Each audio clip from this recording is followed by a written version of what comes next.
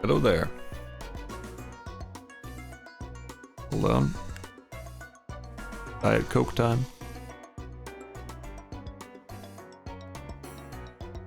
Always gotta start the day with that Diet Coke. We'll start the stream, not the day.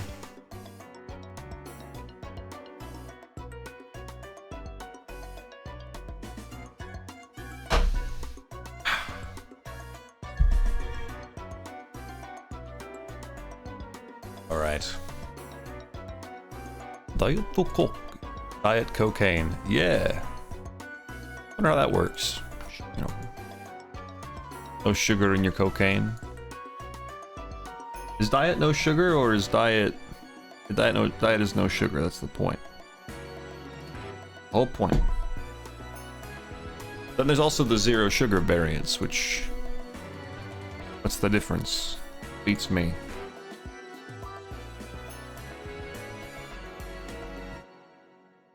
Alright, 1 second. I'm launching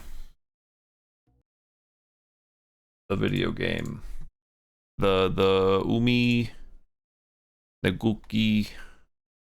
Kokoko. Where is it? Oh, there it is. Ore.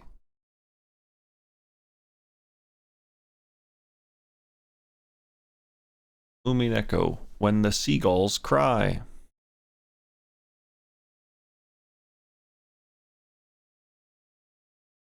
Always beats me up inside when the seagulls are crying, dude.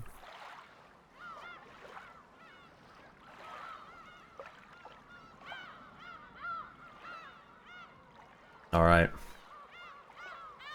Well, I'm expecting good things today, because I got good things yesterday. Now, yesterday I did turn up the volume of the music, but I just actually turned it back down, because I just feel that it can get too loud, and since the game resets the song whenever you change the volume in-game, I just have a handy-dandy thing I can use in OBS to just turn the sound up when I want to. It will turn all of the sound up, including the voices, but whatever, it's fine. It's just sometimes they add like wind effects and rain effects that are really loud too. It just, the volume options that this game has baked into it are pretty abysmal. It'd be nice if they just had some sliders you could adjust whenever you want to, like a normal game, but you know, it's okay. It was made by one guy with duct tape in a cave.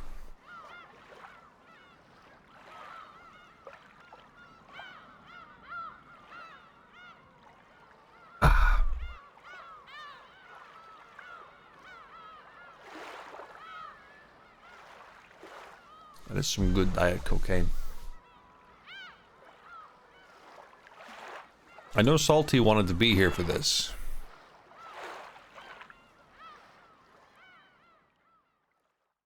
The fancier Umineko project one might have better volume options, but I remember having some glitches for Joe. I'll pass on the glitches. Did Joe do Umineko project? I thought Joe just went like raw old portraits, full black, like full screen text boxes with a dimmed background. Did he fancy things up a bit when he restarted the game? Only the first stream. Oh, okay. I didn't know that he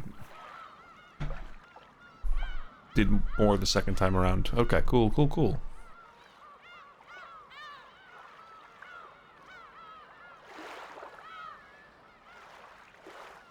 Then they 07th modded questions and Umi projected answers. Oh, cool, okay. I hear you.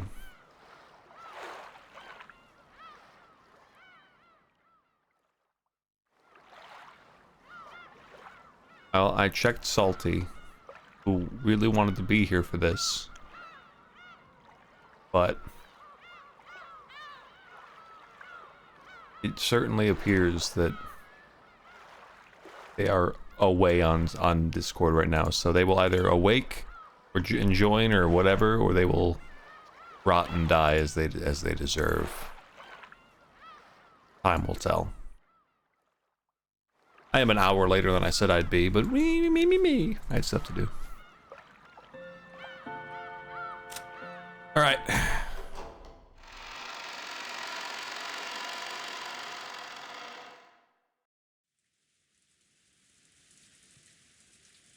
So,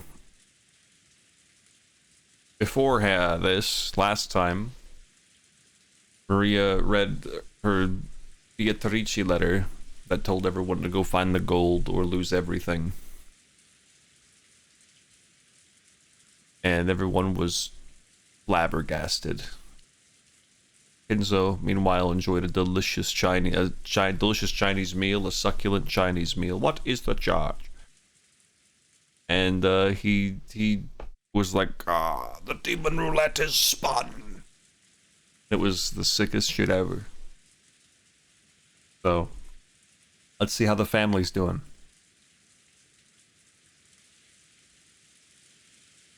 Kenzo was up on the chandelier, like shit, like rocking it back and forth. And Genji was like, Master, please, it's not safe.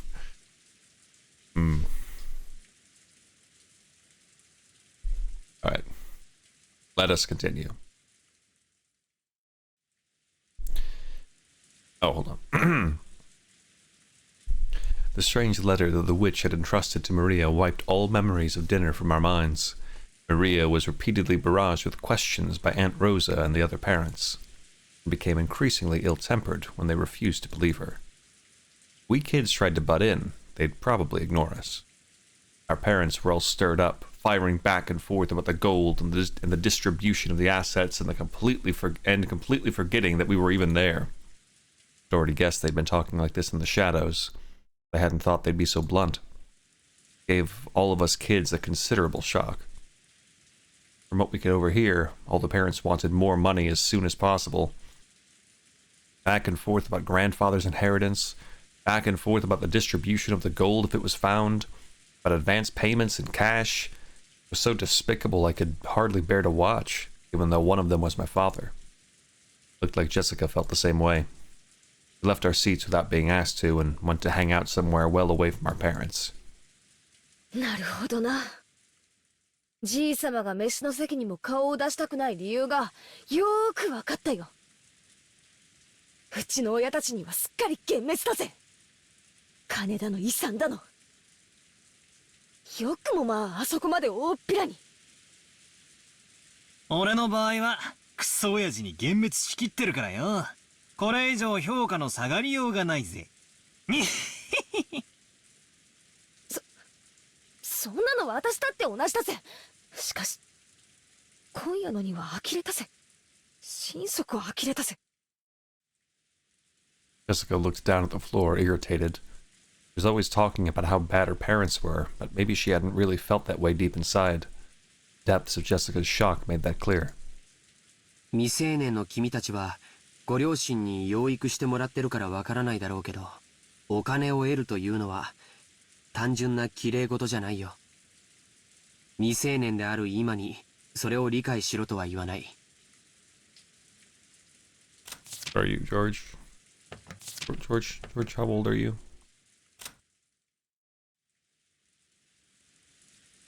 I don't know, but you're allowed to drink. I know that. So. でも、you're adult. ご両親なりに何かの努力をしていることだけは。23. Oh, really? Didn't think he was that much older than them.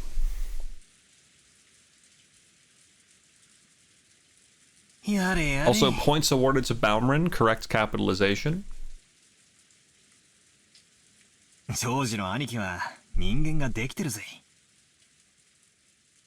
ジョージ兄さんは社会人になってバリバリ働いてるけどよ。金とか財産とかそういう話になったらうちの親父たちみたいに強欲むき出しのハゲタカになれるってのかよ。Kind of question that's gonna fog up his glasses. 自分だけの話だったらそんなことはしたくないよ。でも、家族や社員、部下やその家族の生活を背負ったら戦わなければな。私はそんな戦い嫌だぜ。小さまの遺産がどうのこうのなんて話、ヘドが出るぜ。Jessica pretended to spit violently. That harsh reaction made the depths of her pain very clear. もうこの話はやめようぜ。じいさまの隠し黄金がどうのこうの、財産だ遺産だって話は親たちの問題で俺たちの問題じゃないさ。僕も同感だよ。せめて気を利かせて親たちの話し合いを邪魔しないのが子供の務めだと思うね。 Yeah, or if they're beating their children, then you gotta stay out of their way too. チ That's just the George way. ッなんだか面白くねえぜ。 Everyone knows the phrase adults are filthy, yeah. Obviously. I played Persona 5. We had now seen that for ourselves, and that really did give us a considerable shock. George Anarchy was now pretty much an adult. I'd already been disillusioned with my dad, so the shock wasn't that big for us. Jessica seemed to be taking it hard. Apparently she'd received a bigger blow than I thought. She always talks badly about her parents, but it looks like she hadn't changed at all on the inside. Even now, she's still a pure-hearted, delicate person who can't doubt others. I'm sure she respected her parents as much as anyone else does. And then her parents started raging about, going, money, money, inheritance, inheritance, my money. Money, money. Ain't it funny? Right in front of all the other parents and the children. No surprise she received such a shock from hearing that. ジェシカちゃん、どうかお父さんとお母さんのことを嫌いにならないで。理解しろとまでは言わないから、せめてどうか嫌いにならないであげて。わかってるよ。少し放っておいてくれよ。 6 years ago, I would have kept taunting Jessica even after she got all dejected. I guess I really have grown over the last 6 years. I realized it'd be better to leave Jessica alone right now. Jessica suddenly looked away sulkily and left the parlor. Probably wanted to be alone for a while. I could do nothing but wordlessly watch her back as she left. そういえばマリアちゃんはどこに行ったんだろ Probably getting dessert. Double dessert. 多分まだ肖像画の前でいじけてるんだろうぜ。 Or that, actually. Maria truly looked up to witches, and she'd expected that coming in direct contact with Beatrice and receiving the letter as proof would surprise everyone and make them happy. However, the adults had doubted its authenticity, thoroughly bombarding Maria with questions and refusing to accept her story. Even for me, it wasn't hard to imagine how much that must have hurt Maria. Couldn't speak to Maria or Jessica. In the end, Georgianiki and I just abandoned ourselves to the sound of the falling rain and the dark night. う。台風はどんな感じなんだろうね。 Ah, typhoon stuff. ニュースをやってないかな。 Georgianiki started walking over to the corner of the parlor where the television was. He hadn't called me over, and I really couldn't have cared less where the typhoon was on the sea now. So without going over to the television, I loitered around the window. そんなに風は出てなさそうだけど、海の上はひどいのかしらね。天気予報では暴風警報が聞いてたんだけど。Do not disturb. キリエさんか。 Oh, 大 hey, 人 Shep. たちの積もる話はどんな感じなんすか？ How's it going, bud? Hope your Helldivers is fun.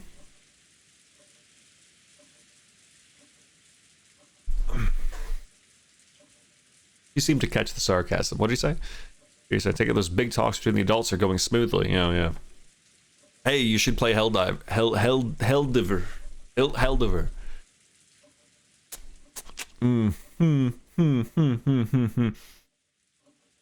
Alright, how about this? I'll load up Helldivers 2 right now if in the next line of dialogue spoken by Battler he says the word banana or bananas. If for some reason Battler in his next spoken line of dialogue says banana or bananas, I will stop playing Umineko right now to download Helldivers 2 and play Helldivers. I don't think he's ever said banana or bananas in this game, so it seems pretty unlikely. So it would be divine intervention. It would be God's righteous decision. This Umineko situation is bananas. Kyrie-san shrugged. この胃の痛くなる話は徹夜で続くのかしら。嫌になるわ。まあせいぜいよろしく。じい様の財産分配についてハゲタカごっこをお楽しみくださいってんだ。最低の気分だぜ。 And end quote. He did not say bananas. Sorry. I won't be playing Helldivers today.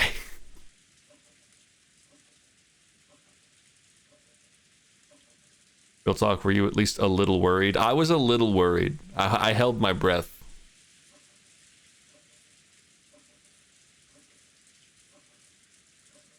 それに関しては同感よ。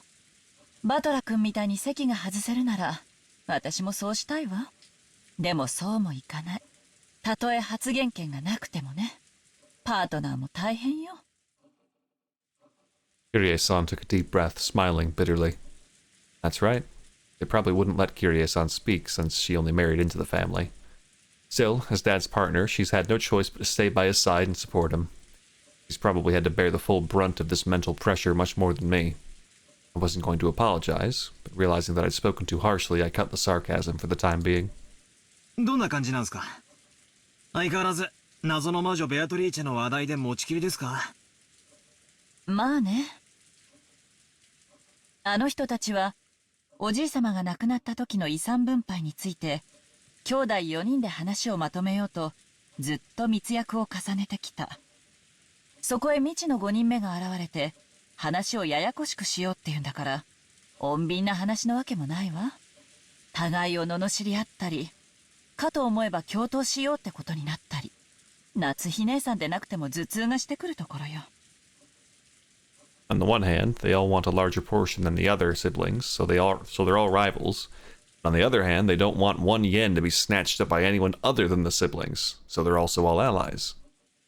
I hadn't been told the details, but the siblings were apparently discussing how to protect their shares under various situations, setting up ceasefire agreements and rules to prevent anyone from getting an unfair advantage, even preparing to resort to legal action if absolutely necessary. But they would go this far to preserve their shares. It was so beyond disgusting that you just had to acknowledge their resilience. ってことは、さしずめ、ベアトリーチェはじいさまからの資格ってとこですかね。自分抜きで遺産の分配なんて話を勝手に進めてた息子たちに、一泡吹かせたかったんだろうぜ。何者かしらね、ベアトリーチェって。自称してることが全て本当なら今日まで誰にも知られずにいた謎の人物で、しかもおじいさまの隠し黄金の存在を知っていて、その上当主の指輪まで委ねられている。相当に信頼された人物ね。さすがにほうきにまたがった魔女だとは思わないっすけど、でも魔女と呼ぶに値する怪人物であることは間違いないっすね。None of you are giving any credit to the fact that Maria just started speaking in a completely perfect and natural manner and tone when she read the letter. That's pretty witch-like to me.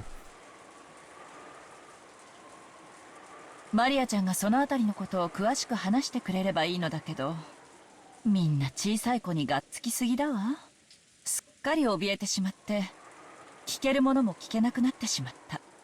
あの人たち北風と太陽とか読んだことないのかしら。 I wonder if those people have ever even read The North Wind and the Sun. Well, yeah, me too. I was wondering the same thing. マリアがベアトリーチェと名乗る人物から手紙を受け取ったこと。自分で現れて直接話せばいいものを、手紙を託して今もどこかに身を潜めているっていうシャイな怪人物ですけどね。ねえバトラ君、ベアトリーチェなんて人物が本当にいると思う？ I don't think there's anyone in the world named Beatrice. さあ、Beatrice. あくまでも偽名じゃないっすかね。じいさまの代理人としてその妄想の中の魔女の名を名乗ることを許されたとか。そうじゃなくて、今この六軒島には全部で18人いるの。19人目が存在すると思う？ Are there really a full 18 people on this island right now?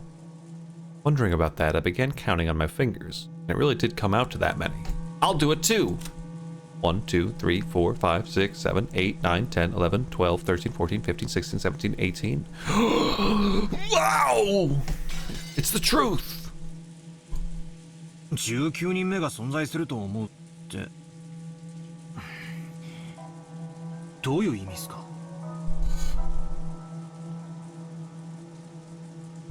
言葉通りの意味よ。マリアちゃんに傘を貸した人物は私たち18人の中にはいないらしい。なら19人目がいて、その人物がマリアちゃんに傘を貸したと思うのが妥当じゃない？まあそうなりますね。ならその人物は今どこにいるの？少なくとも雨が降り出した瞬間には島にいた。そしてその後はどんどん天気は悪化して、とても船なんか出せない状態となれば、その人物はまだ島の中にいて、どこかで雨宿りをしていなくてはならない。私たち誰の目にも触れずね。確かに俺たちは屋敷やゲストハウスの中を勝手にうろつき回ってましたが、誰も19人目なんかには会ってないわ I けですよ love ね。 that everyone still approaches this whole thing from a point of like actual real world logic. Because none of them will acknowledge the potential that there's a magical witch. It's so fun. でもまあこれだけの広さのある島ですし、屋敷やゲストハウス以外に雨宿りできるところだってあるのかも。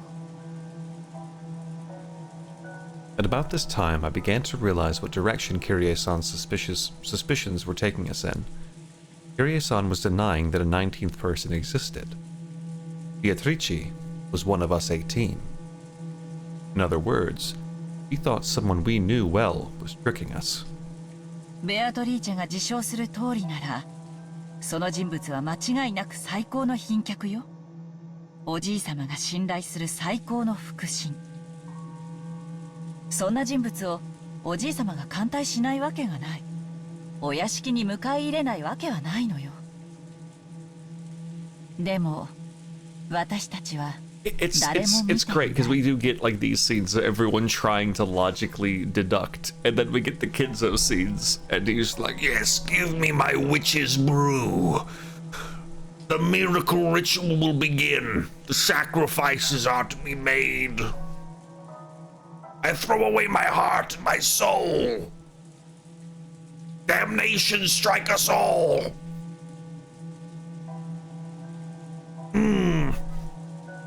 I love chess. And then you get and then we have this, it's like, well, no, logically speaking, it has to be just a sussy imposter.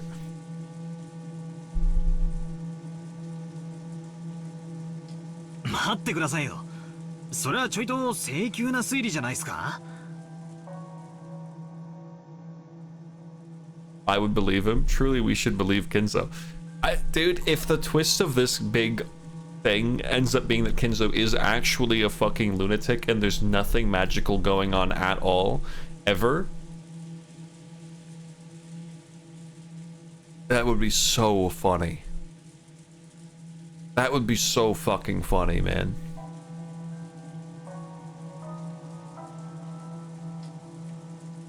Like, I don't think that's the case, because I'd be really surprised if Beatrice or whatever got a Mugen character if she didn't exist, but God, that'd be funny.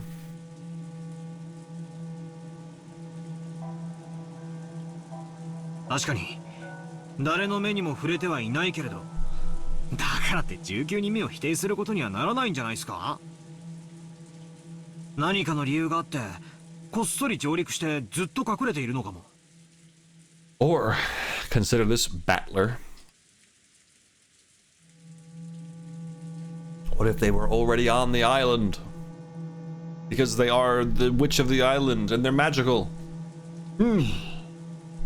悪魔の証明ってやつっすよ。いることを証明するのはたやすい。ベアトリーチェってやつが俺たちの前に現れて挨拶すりゃ解決する。でも19人目がいないことを証明するのは不可能っすよ。バトラ君の推理の仕方は悪くないわ。現在の状況では19人目の存在を認めるにも否定するにも情報が足りない。でもね、チェス盤をひっくり返して考えるとほぼ19人目はありえないって断言できちゃうのよ。Spin the chessboard around was one of Kyrie-san's favorite phrases. I've been influenced by those words and use them myself from time to time. When you get stuck trying to find a move in chess or shogi, and by spinning the board around and looking at everything from your opponent's standpoint, you can often see a strategy that'll give you the upper hand. It means turning things around and putting yourself in your opponent's shoes. Oh, thanks for the explanation. I couldn't figure it out until you told me.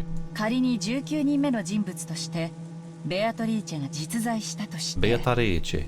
その人物は誰にも知られることなくこっそりとこの島に上陸しずっと隠れていた。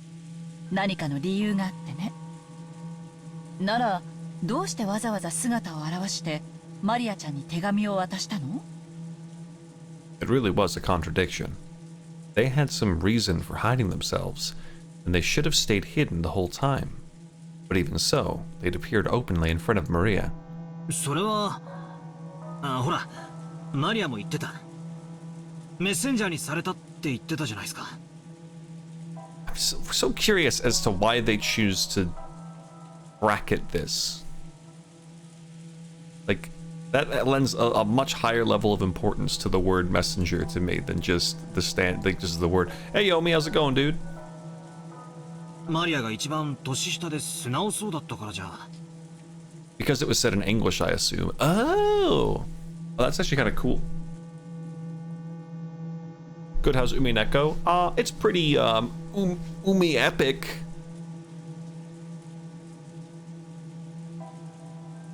Hold on, I have a song for this. Hold on, I have a song for this. Hold on, I have a song for this. Hold on. Hold on, I have a song for this. Hold on, I have a song for this. Hold on. Hold on, I have a song for this.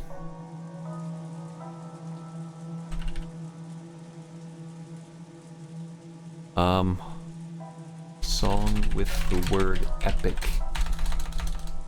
in the lyrics. Ooh. Go.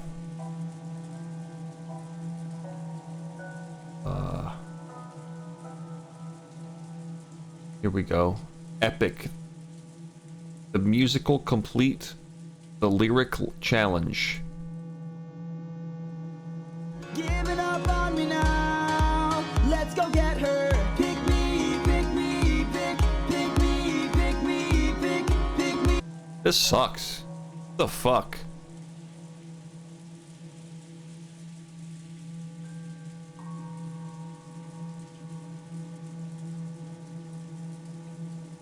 Rip VOD? Nah, it was under 5 seconds. We're chill. I mean, honestly, it'd probably be better for the world if that fucking did get muted, because nobody wants to hear whatever the fuck that was, do they? Anyway. Well, why did I do that? Did anyone remind me why we did that? Hey, Salty! The fuck do you mean I'm late and you didn't yap for 30 minutes before actually gaming? Sorry. I just kind of got into it. Let me run by you what you've missed, Salty, because it's not much. You said Umineko was epic. So true, dude. Oh, I have a song for this. Hold on. No. Salty, you haven't missed much. The gist of it so far is the adults are yelling at each other and pestering Maria for questions. Jessica is distraught because she had to see her parents actually act like people who are greedy and driven by money. George is like, yeah, it's, kind of just how it is. I'm just going to check the weather. And now Kyrie came out to talk to Battler, and basically right now she's like, do you really think there's a 19th person here, aka Beatrice? Because it doesn't seem logical that there's actually a 19th person, so it's probably someone pretending to be her. And that's currently the line of discussion. No child abuse yet, no. Not quite. We'll probably get there. Well, unless you count it like the mental abuse of just bombarding a 9-year-old child with questions that she can't answer because which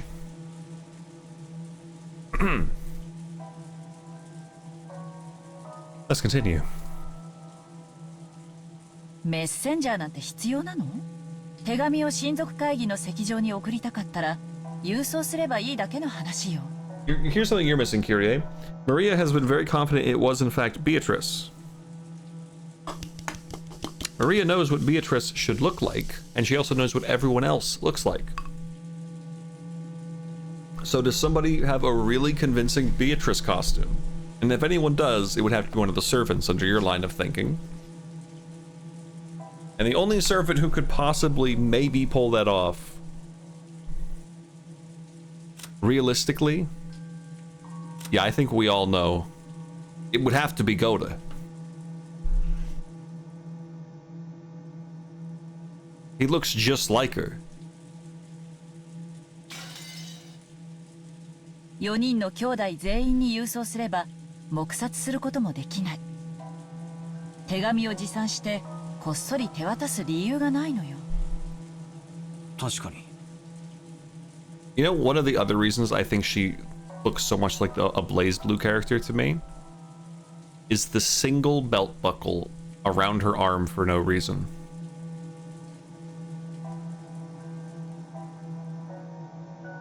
なんだかおかしな話っすね。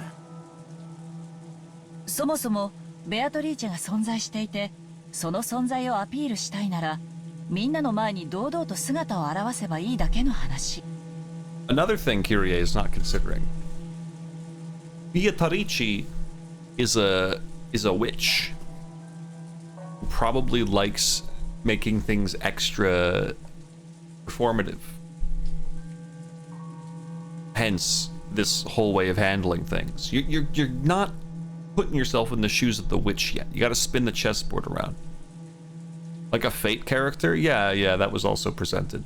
なのに現れず、マリアちゃんという小さな子を通しておぼろげな輪郭だけでその存在を主張しようとする曖昧さ、矛盾。もっと考えて。マリアちゃんの前に姿を現し、19人目の存在を印象づけるという点と、今この瞬間も私たちの前に姿を現さず隠れ続けている点、これらの矛盾、これを念頭に置いた上でチェス盤をひっくり返すの。つまり19人目の人物としてベアトリーチェがいると印象づけたい人物の目論見は何かよ。姿を隠したい人物ならその存在をアピールするわけがない。そして姿を現したい人物なら手紙を託すなんて遠回しをするわけがない。ってことは簡単よ。ベアトリーチェは18人の中にいるのよ。だからこそ18人以外の人物が存在するような幻想を作り出しているのよ。これ見よがしな19人目のアピール。それで得をするのは姿を潜めた19人目じゃない、すでにいる18人の方なのよ。もちろんこの推理は穴だらけ。いくつかの前提がひっくり返るだけですぐに崩れる脆いものだけど、 That's where I'm at, yeah. 私はほぼ間違いないと見てるわ。This is starting to feel pretty creepy. Someone lent Maria the umbrella and handed her the letter. Supposedly none of the 18 did this, and yet Beatrice was hidden among those 18. What was this person planning? Hiding their true form and pretending to be Beatrice? マリアちゃんの自作自演も疑ったんだけど、文章の内容が非常に手が込んでて、マリアちゃんが自前で用意したとは考えがたい。でもマリアちゃんが何者かと共謀している可能性も否定できないわ。おいおい、マリアは9歳のお子様だぜ。誰と何を共謀するってんだよ。しかも愚直で真面目で素直なあの性分だぜ。ええ、私もマリアちゃんの性分はよく理解しているわ。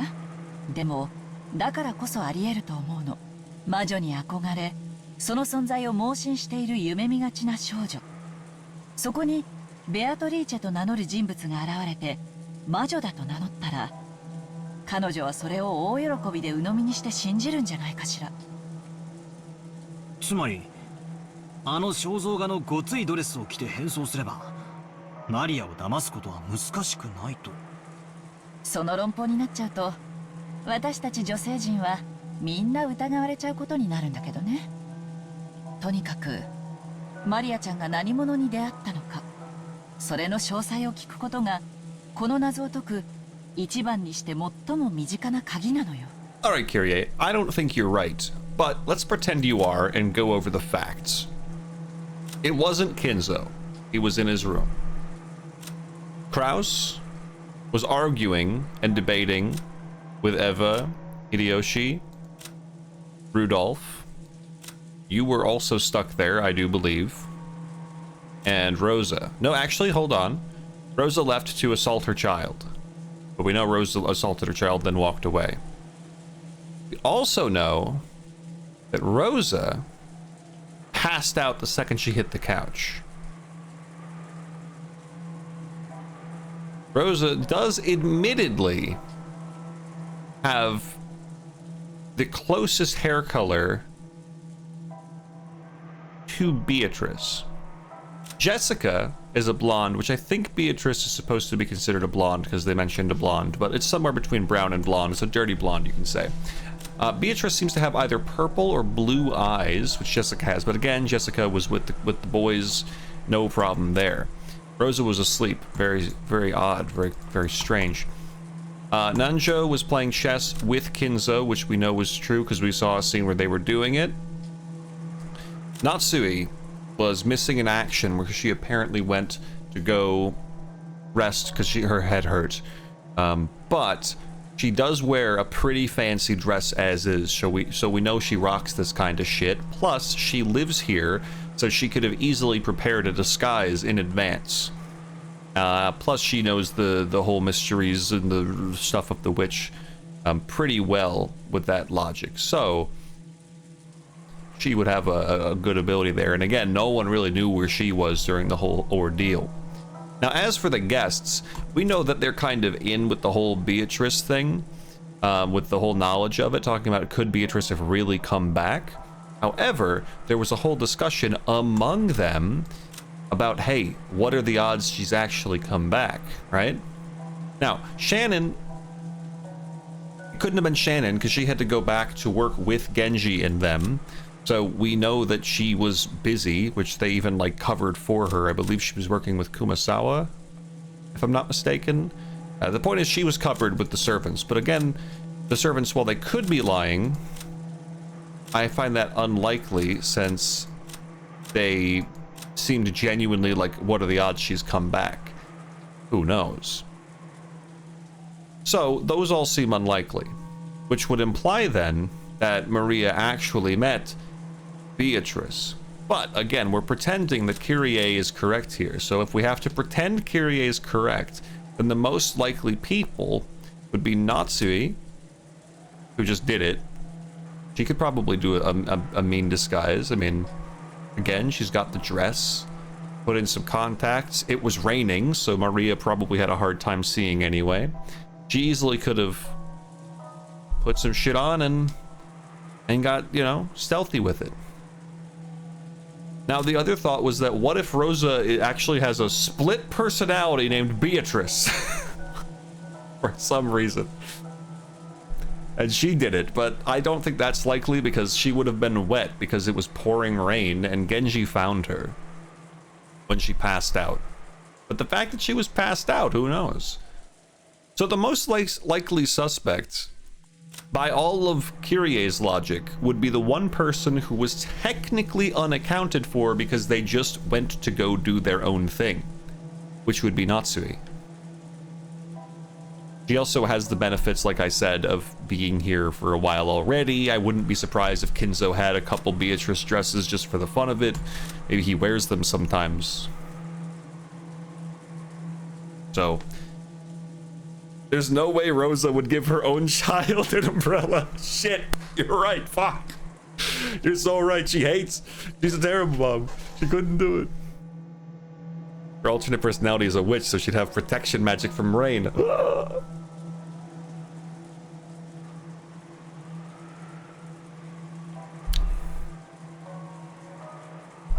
So there you have it, Kyrie.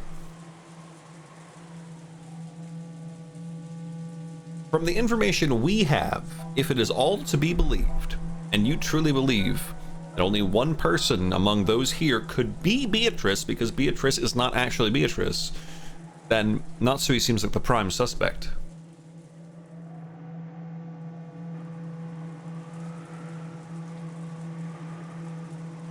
Though I can't remember where Shannon actually said she was, so, you know, it could be Shannon as well. Now explain that to her like you're Battler and not a human with a brain. You know whose tits look similar to Beatrice's? That Natsui. What? What? Yeah, I spun the chessboard around and as soon as I spun it around, I looked down and saw my own tits. What? Yeah. Battler, I don't think you get this at all. Yeah, neither do I.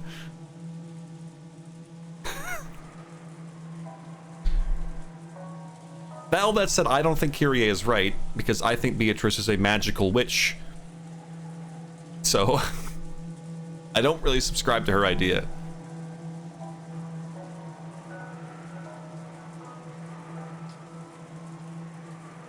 This is also all under the impression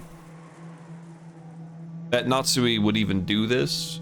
She'd have to be acting pretty hardcore because right now her big thing is all about the honor of the family and all that shit. So she could just be pretending, but you never know.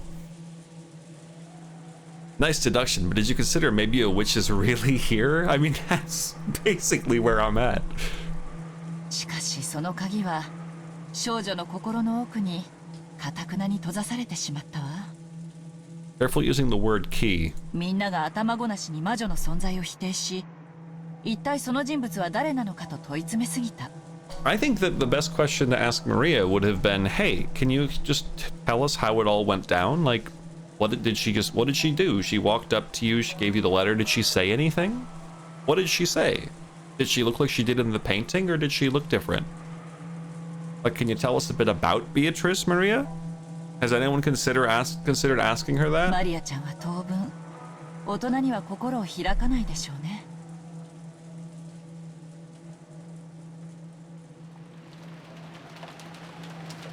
I mean, if you really look at that haircut, though, like, Rose has basically already got the bangs for it, and now that you look at them side by side, I mean, that is like the same hair color, bro. Or quite close. I think she's like brown hair. Her eye color's all wrong, and you'd think Maria would recognize her own mother.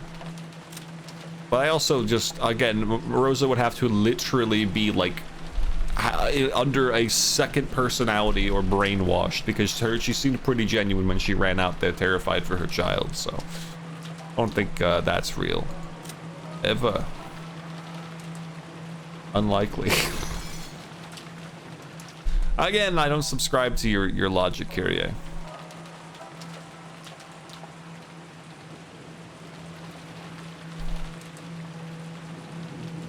Nah, Salty, that wouldn't happen because she loves witches, so she would go really in depth.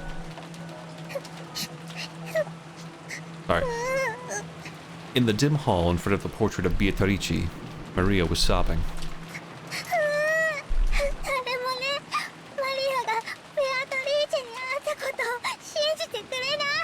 Maria, for what it's worth, I believe you. I think you met her. Oh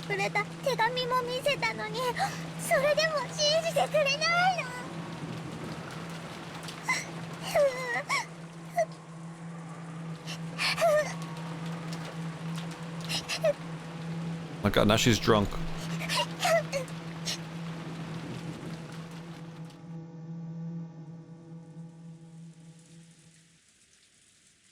とにかく Go to Triche, must be caught. ベアトリーチェが18人の中にいるのか、19人目なのか、それを知る鍵をね。I think George can talk to her about it because George is pretty good about never saying he doesn't believe. あいつ、へそを曲げるとなかなか機嫌を直さないからな。大人の私より子供のバトラ君の方が機嫌を直せる確率は高そうよ。彼女の機嫌が治ったら聞いてみて。遺産分配がどうのこうのって話には関心ないけど、こんな王道洋館ミステリーみたいなシチュエーションにはワクワクしちゃわない？マリアちゃんに手紙を渡した人物は一体誰なのか。知的好奇心がうずくわ。うんざりするような金の話に付き合わされてもワクワクとは実にタフなことだぜ。大人はすげえや。I shrugged exasperatedly. I did notice something. Kyrie noticed how dejected I was after overhearing our parents' turbulent discussion, and was probably trying to clear the air. At the very least, I'd recovered enough to voice my complaints. She wasn't my real mother, so I've never felt like calling her mom. Yeah, she wasn't my real mother, so I've never felt like calling her mom. But it did make me think she's a real adult. おうガキども、ここにいたのか。Oh, hey, how you doing? キリエも長え化粧直しじゃねえか。俺も次からは化粧をしてくることにするぜ。ごめんなさい。女の化粧は長いのよ。どう？兄弟水入らずの話し合いは。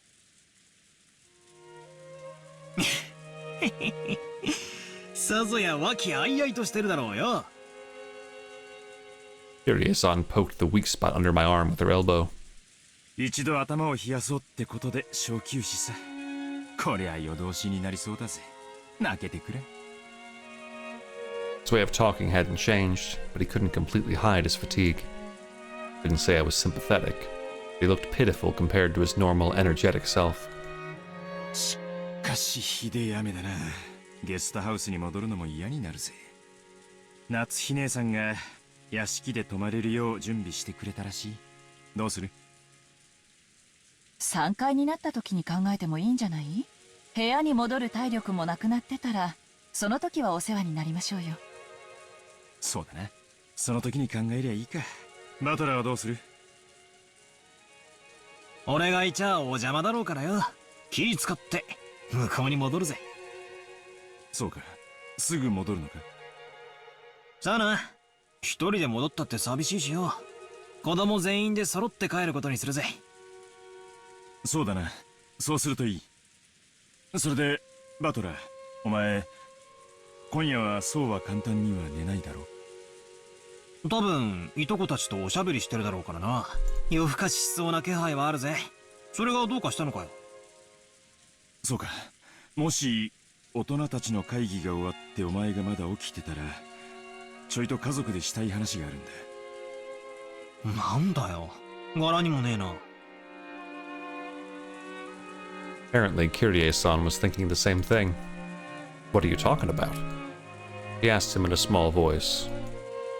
Looked like Kyrie-san didn't have a clue what Dad meant either. キリエにも聞いてもらいたい話だ。後で話すから、今は聞くな。頼む。I don't know anyone who neglects the concept of family as much as this old bastard. Now he's saying we're gonna have a talk as a family? Well, Kyrie-san and I couldn't help but get wide-eyed. そうビビった顔すんなよ。ビビりてえのは俺の方なんだ。何しろ。At that point, he swallowed his words for an instant, even though putting on airs of importance wasn't much like my dad. 気持ち悪いぜ、親父。今、家族は全員揃ってるじゃねえかよ。もったいぶらずに言えよ。俺は多分、今夜、殺されるだろうな。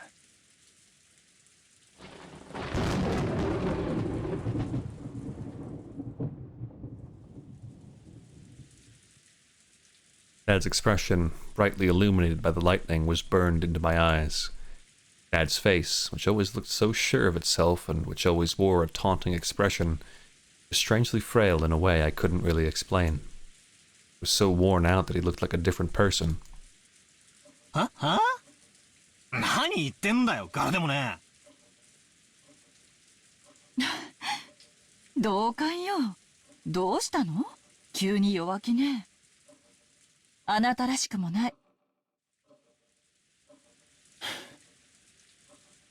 俺も化粧直しに行ってくる。ついてくんなよ。Dad turned away weakly. After that, only Kyrie and I were left, still wide-eyed.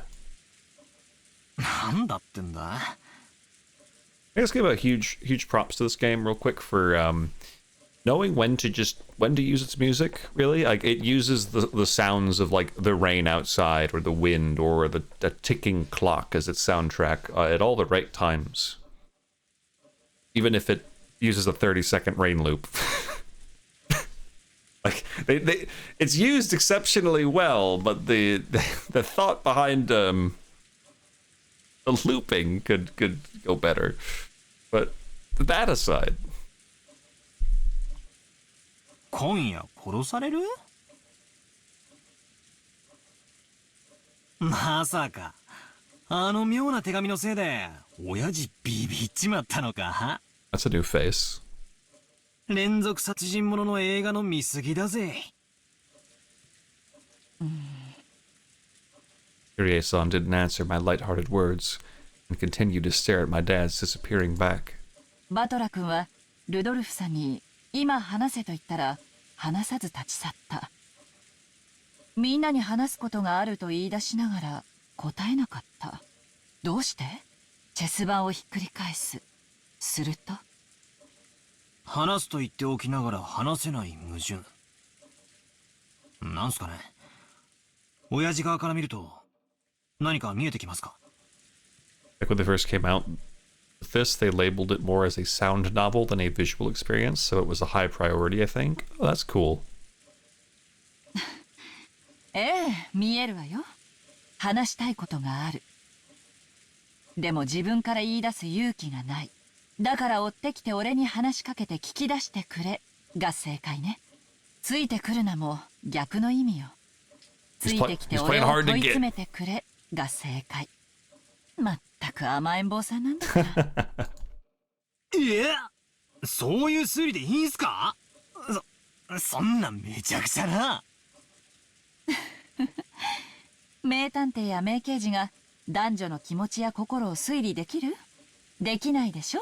異性の気持ちを探るのは何次元のトリックを暴くよりはるかに高度な技術なのよ。私に言わせれば名作推理小説より恋愛小説の方がよっぽど難解なミステリーなんだから。はあ、そういうもんすかね。私はあの甘えん坊さんと一緒にいるわ。普段は虚勢を張ってるけど今夜はかなりの激論で疲れ切ってる。誰かに寄りかかりたい気持ちなんでしょうね。それに応えるのがパートナーの役目よ。はあ、そりゃお熱いことで。じゃあうちのクソ親父の世話をよろしく頼みますよ。ええ、任せておいて。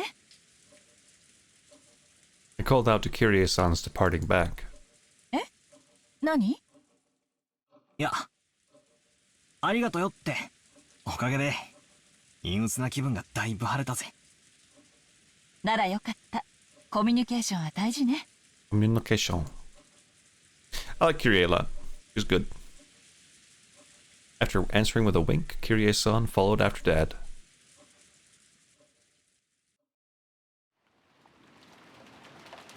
Natsui could be found in a dimly lit hallway. Now and then the thunder would crash. This had no effect on Natsui's expression. He was completely worn out. The discussion that had just taken place between the relatives in the dining hall was repeating itself inside Natsui's mind.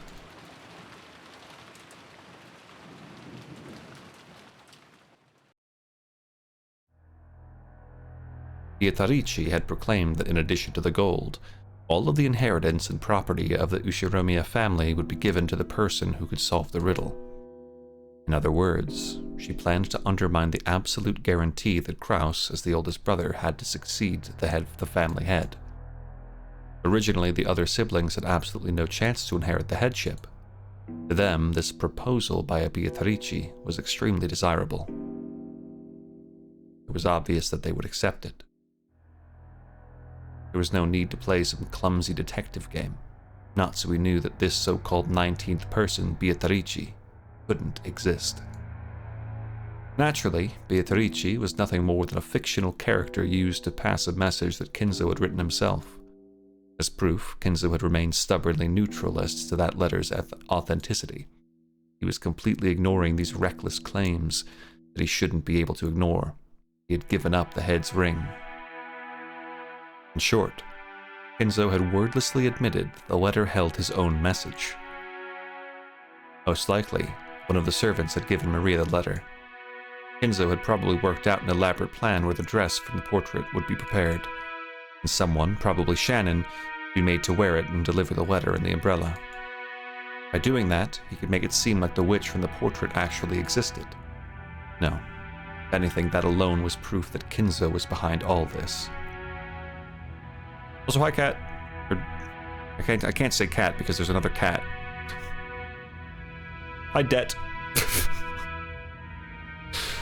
Yes, this is Golden Witch Umineko Witch Golden.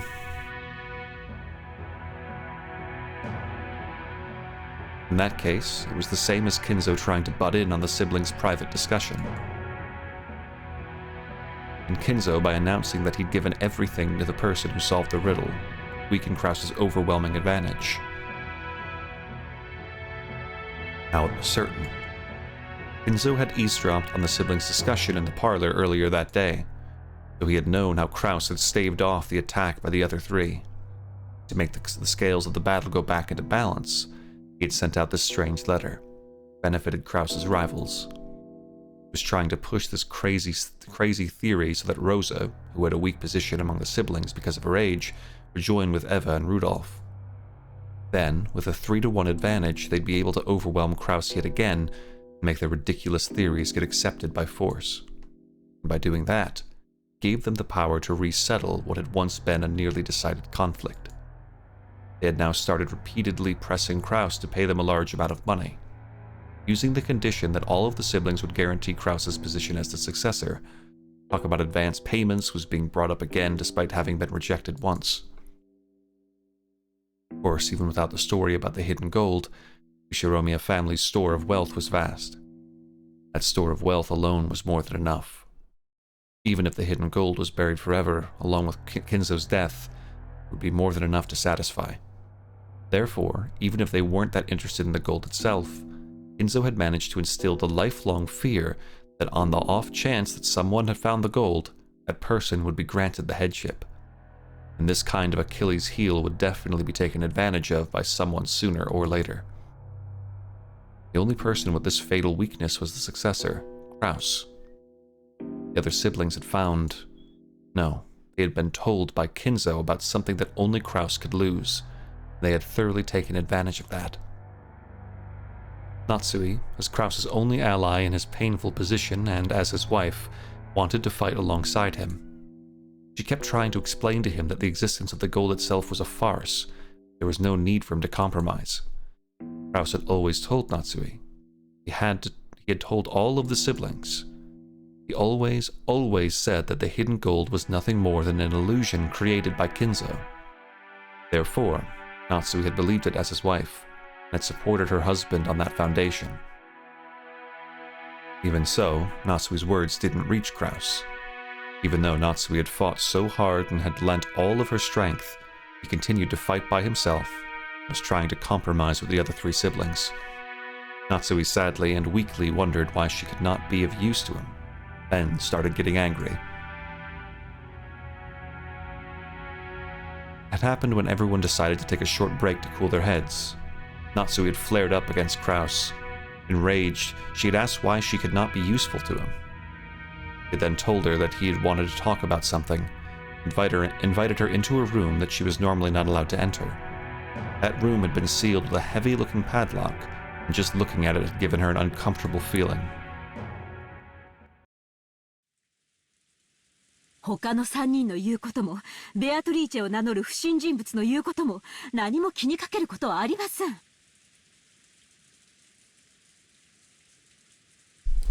I'm sipping my Diet Coke and contemplating things.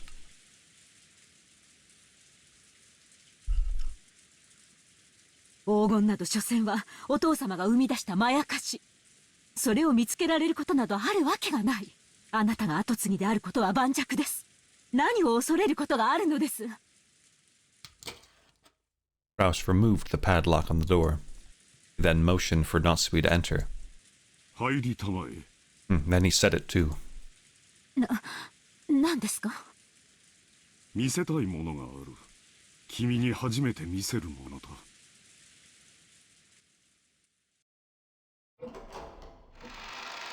Natsui timidly opened the door with a dubious expression on her face. It was pitch black. She searched for a switch to turn on the lights, but since this was her first time in the room, she didn't know where it was. Kraus entered behind her, pushing her in. When he closed the door before turning on the lights, the two were swallowed up by the darkness. Only the sound of Kraus's locking the door rang out through the dark. これは何？明かりは？今つける。待ちたまえ。 Oh, thank God. I was worried it wouldn't be a chandelier. それは？ Natsui had her breath taken away. The room had no windows. At a glance, it appeared to be empty. In the middle of the room, a small round table had been set. The lights brightened only that table, as if it were the leading part in a play. On top of the table, a red tablecloth of elaborate design had been set out, covered with dust. And on top of that, something about the size of a grown man's arm had been set down. That something took Natsui's breath away. 凄まじい純度を持つ黄金のインゴットだよ。こいつがなければ誰も黄金伝説を信じはしなかった。 It was an ingot of solid gold. Even in the faint light, it sparkled with a noble and dignified glint. こいつはまともなインゴットじゃない。このインゴットを鋳造したのが国内なのか国外なのか、それすらも私にはわからないんだ。 Took a high level of skill to make the purest of solid gold ingots, and in order to verify that purity, it was standard to have the original foundry and the name of the bank that guaranteed it imprinted on the gold. However, this ingot did not have that kind of seal. This mysterious gold bar had come from an unknown foundry. ここを見たまえ。折り得ることはない。こいつはただの金塊だ。 Natsui, following Kraus's words, timidly approached the ingot. そこだ。 Kraus pointed at the surface. Natsui concentrated on that section. Right there was the thin imprint of the one-winged eagle crest. Natsui's breath was taken away once again. そうだよ。これこそが、親父がベアトリーチェに与えられたといい、保証人のマルソーの会長に任意で一つを抜き取らせて持ち帰らせ、財界のフィクサーたちを信用させたという伝説のインゴットなのだよ。方々に手を尽くして私が見つけた。他の兄弟たちより早くね。そんな。じゃあお父様の黄金伝説は？実在する。後ろ宮金蔵が授けられたベアトリーチェの黄金は実在するのだよ。そんな。本当にあるなんて。 Natsui was shocked. Kraus had always said that Kinzo's gold was just a fabrication. She had believed it, as his wife. However, the reality was different. Since he held the definite proof, he had been more certain than any of the other siblings that the legend of the gold was true. Because of this, Kraus was deeply frightened at the possibility that someone other than himself would find the gold he'd failed to find, costing him everything. But to Natsui, this truth was more than enough to split open her heart. She had thought that, as Kraus's wife, she should be his closest confidant, which was why she had selflessly supported him. And yet, he had hid this fact from her until today. Why? そこまでに私はあなたの信頼に足りないというのですか？そういうつもりはない。話す必要がなかっただけだ。あなたにとっては妻は？その程度のものなのですか。落ち着きたまえ。劇場にすぐ駆られるのは君の悪い癖だ。あなたがそうさせてるんじゃないですか。私は後宮家に嫁ぎ、今日まであなたの妻として仕えてきました。あなたのために生まれた家を捨て、身も心も捧げてお仕えしてきました。その報いがこれなんですか。そんなことって。 Kraus grimaced, looking annoyed. His expression effectively communicated how much he disliked this part of Natsui, even if he didn't say it out loud. 私はもうあなたの力になれそうもありません。うん、それでいい。兄弟のトラブルを私が自分の力で解決する。君の力は借りんよ。 Kraus, buddy, you are not a wife guy. 違います。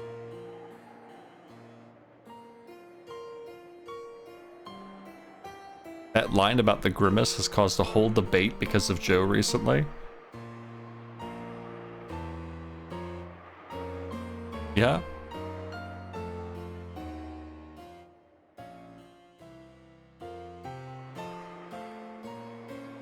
Someone posted a clip of him saying that it should all be cut down to just the grimace.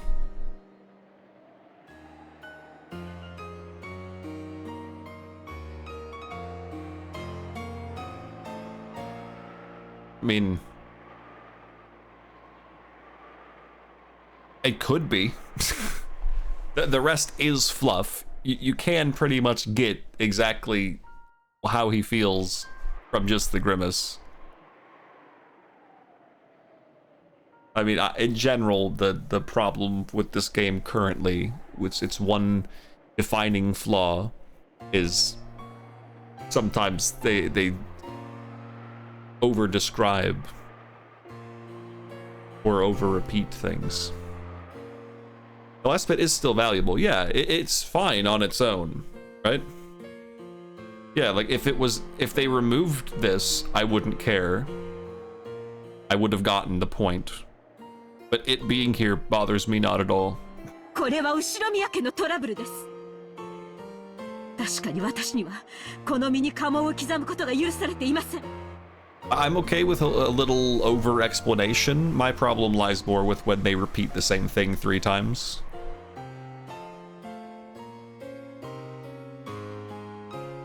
でもあなたの妻です。なのに私には力添えする資格もないのですか。あなた。君を思えばこそあえて関わらせなかったのだ。これ以上は頭痛に障るだろう。君は今夜はこれで休みたまえ。兄弟の話は兄弟でつける。君は関係ない。それだけだ。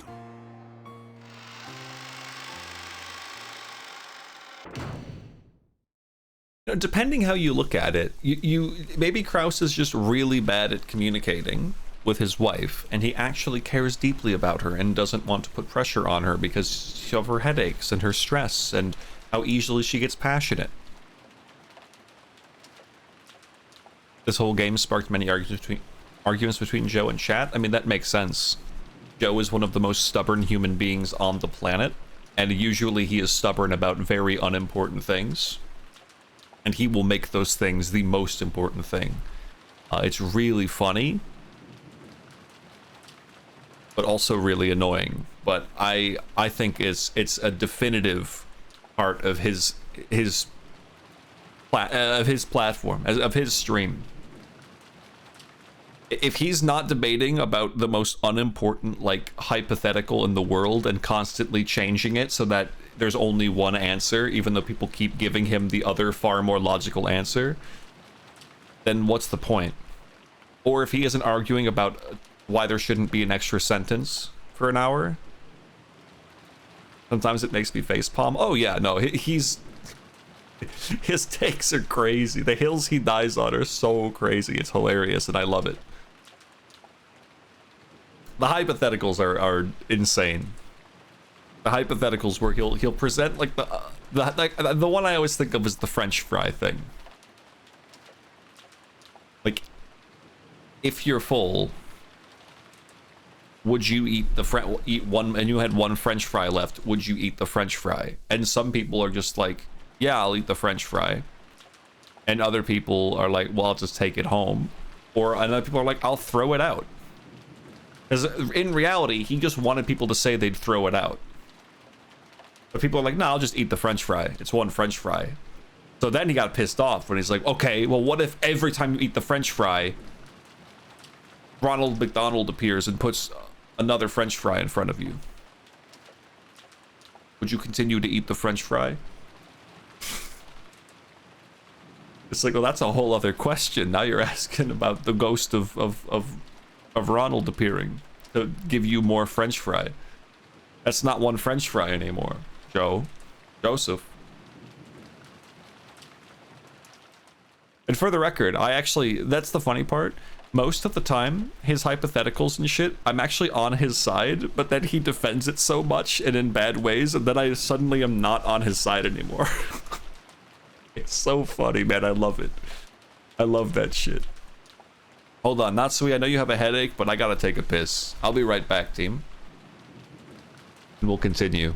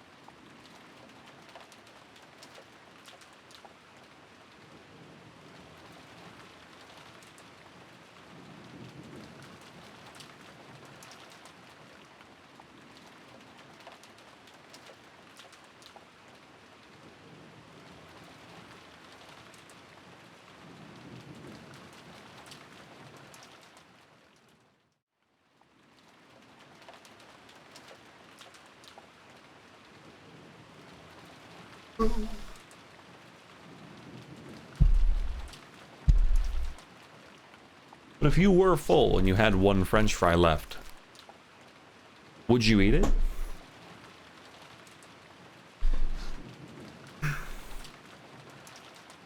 Because I subscribe to the simple philosophy of once I'm full, I just stop eating. And I will either wrap up the food for leftovers or throw it out. And money has already been spent. There is no reason to make myself uncomfortable because I just feel the need to take full advantage of the thing that I spent the money on, because I buy games and I don't finish them.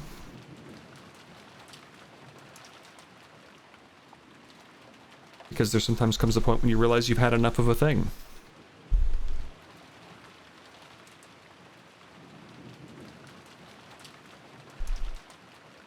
And if you spent the money on the quantity, and then don't finish the full quantity of the thing, well, good job, you fucked up. Don't need to make it worse by also becoming physically unwell. So no, I will not eat the French fry. A dull headache tormented Natsui.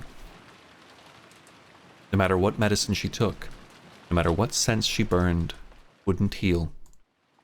In fact, simply wandering alone through the dark corridors and listening to the sound of the rain seemed to be a better cure.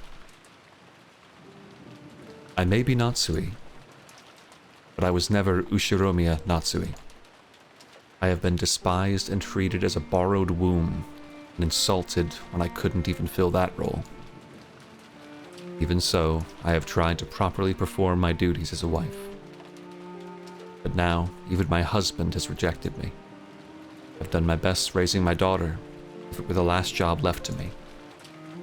However, I've had no release for my anger and sadness, and it caused me to subconsciously strain that relationship too. Because I have been excessively strict in Jessica's education, he dislikes me thoroughly. He despises me for having no interest in anything but grades. There is no longer anything I can do for the Ushiromiya family. No. That's no good. Despite it all, I must help my husband and beat back the schemes of the other greedy siblings. The family head won't be around much longer. Eventually, Kraus will succeed the head, and the next successor will be Jessica. Strictly speaking, the man who enters the family by marrying Jessica will become the next head, but it all comes to the same thing. I have to make Jessica an excellent successor whom everyone will accept as worthy to take over the Ushiromiya family. In the days to come, that greedy Ushiromiya Eva will probably be plotting to find some fault with the main family, and if all goes as she plans, Jessica will be dragged down from the succession George set up in her place. It is regrettable. George is a man, and even more, has matured as a person. Compared to Jessica, who is right in the middle of a rebellious period, and whose grades are slightly below average, it can be seen at a glance who is more fit to succeed the head. In order to secure Jessica's position, I need to turn her into an excellent person. After doing that, I want to find her an excellent husband worthy of the excellent person she will have become. A wonderful man who will truly accept Jessica and stay with her through all of life's joys and sorrows. Was Natsui trying to entrust her daughter with fulfilling some desire of her own? Natsui thought back to the days when she'd had no choice but to marry into the Ushiromiya family because of that unavoidable fate.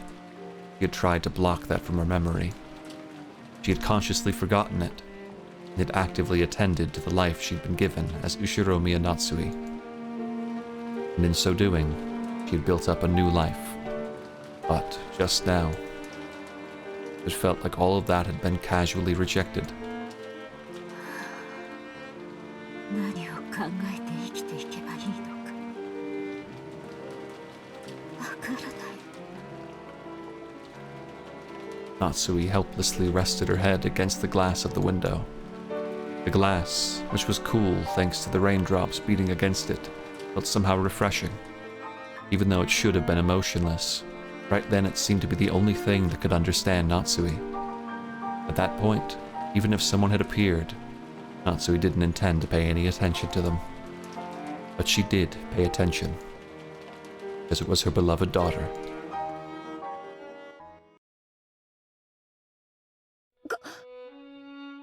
母さんか。なんだよ、こんなところに。幽霊かと思ったぜ。Just like always, her words were rough and not at all like a girl's. Instinctively, words of rebuke rose to Natsui's throat. However, their strength gave out, and they didn't escape her lips. ジェシカ、ごめんね。母さんは頭痛がひどいの。そっとしといてくれる？そう。Jessica was seeing her mother in a position of feebleness for the first time, so she was considerably disconcerted. Till just now, she'd been filled with contempt for all of the parents, including her mother. Now, those feelings had been completely swept away. Her mother's utterly exhausted face had wiped them all out. In its place, the words George had told her floated back up in her mind. Our parents are doing their best in their own way. Because their families are counting on them, they can't afford to keep everything pleasant, and have a heavy responsibility to fight. Maybe her mother had been standing around in this dimly lit hallway because no one had tried to understand that in her. Jessica hated her mother, but she had no intention of speaking kindly to Natsui just because she was looking a bit frail. When she attempted to speak kindly to her mother anyway, she had to clench her fists and gather up the words from deep in her heart. ずいぶん立て込んだ話をしてるようじゃん。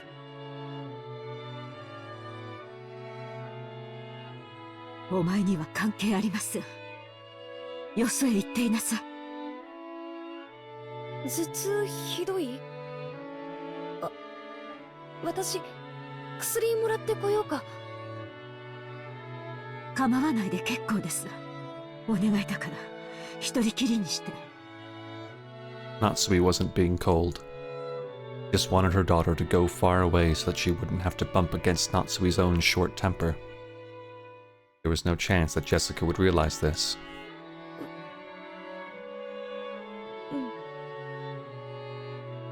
Jessica hung her head, looking sad. Seeing that expression, Natsui recognized the kindness that Jessica was trying to muster. Gave her head a small shake to drive away her own unkind feelings. じゃあ私行くよ。大人の邪魔にならないようにいとこたちと一緒にいるから。じゃあ。お待ちなさい。 She called Jessica, who was trying to leave and looked lonely, to a stop. 何？気遣いをありがとう。お前を残して寝込むわけにはいきません。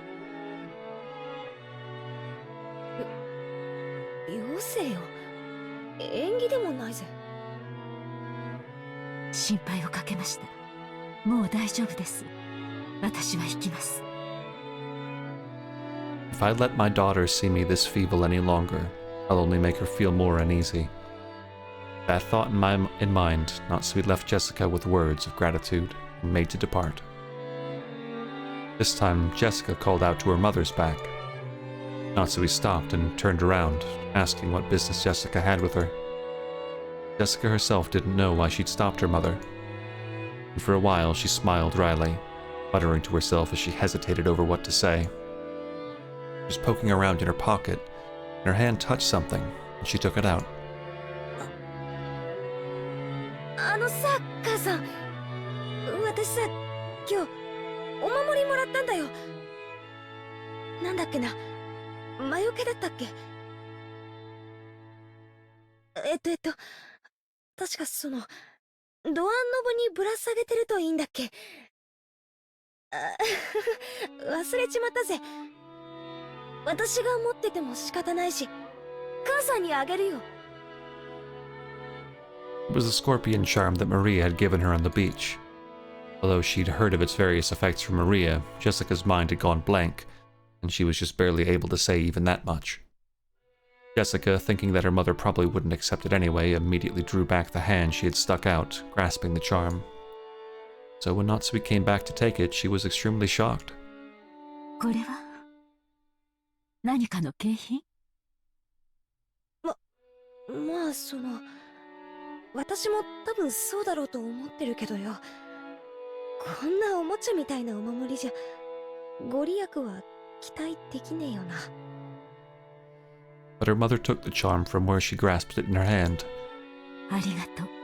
大切にします。ジェシカには今度、私が子供の頃大切にしていたお守りを代わりにあげましょう。別にそんなつもりで渡すんじゃないぜ。でもな、どうしてもって言うなら。では、私はもう休みます。頭痛がひどいので、ジェシカもあまり夜更かしをしすぎないように。うん。Natsui put the charm in her pocket and turned away.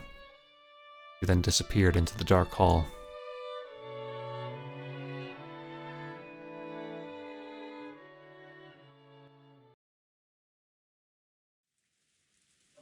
やっぱり明日も丸一日こんな天気みたいだね。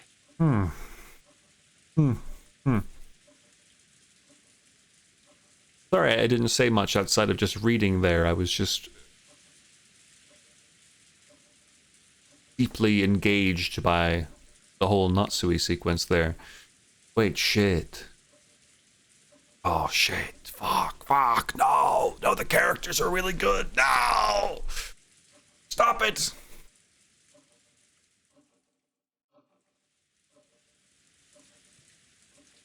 I was kind of under this impression that this was just going to be a game where every single character is actually an awful person. But it turns out they're all just really flawed people who will probably do terrible, awful things, but not exactly because they're really awful people. At least one of them will probably be a really awful person, but I'm getting this distinct flavor that maybe these characters will have great amounts of depth to them that will not be just brought to a level of simply being a pure evil piece of shit. What a thought, right? Nuance. Yeah.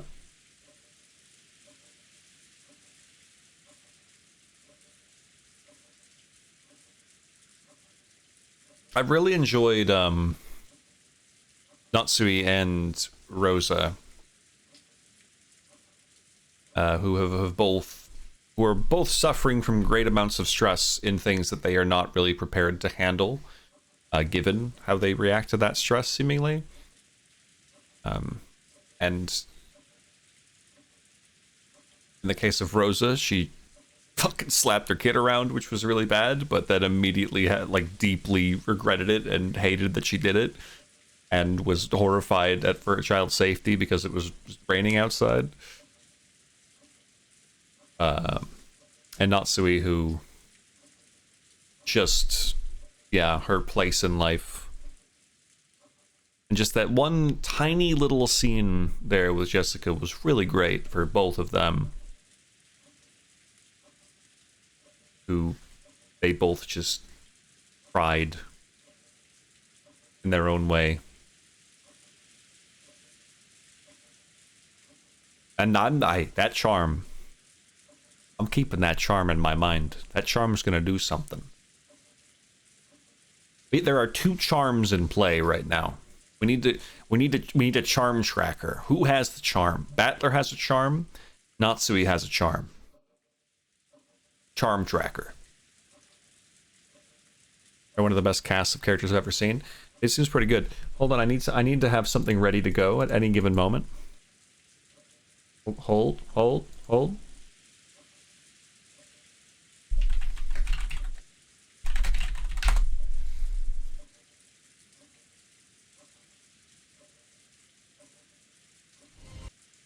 Is this what I'm thinking of? Hold on.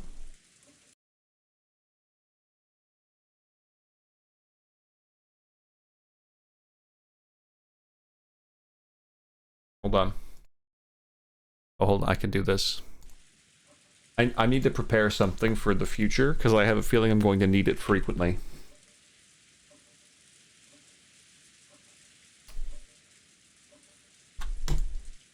The fuck is this? They've changed this website. Oh, fuck you. I'm gonna remove my ad block for you, fuckface. Not in a million years. Oh man, I'm excited to do the tier lists at the end of episodes where I talk about the characters.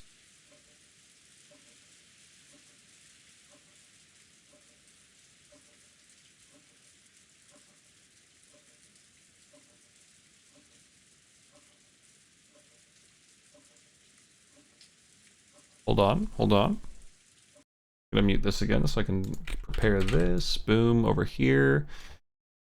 Take this, wait for that to launch. The story is very uniquely suited to character tier lists, yeah. Hold on. Almost done here.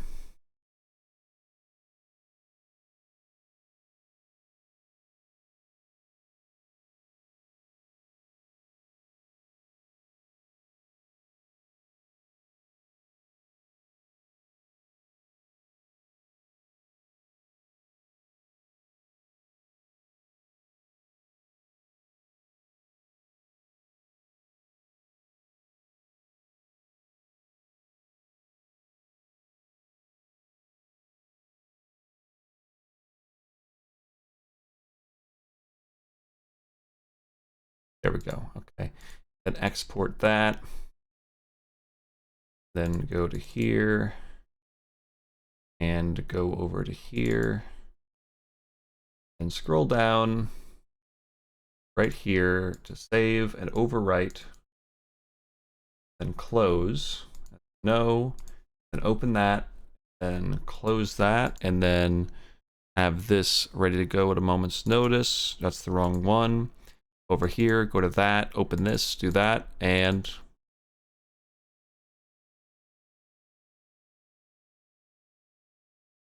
then to make sure it doesn't do that.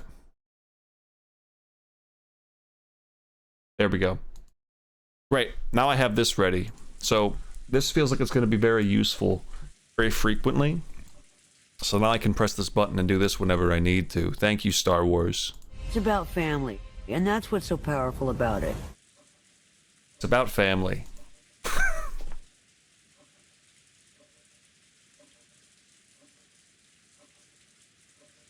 It's about family, and that's what's so powerful about it. It'll just be so versatile. Anyway. The weather will be like this all day tomorrow, after all.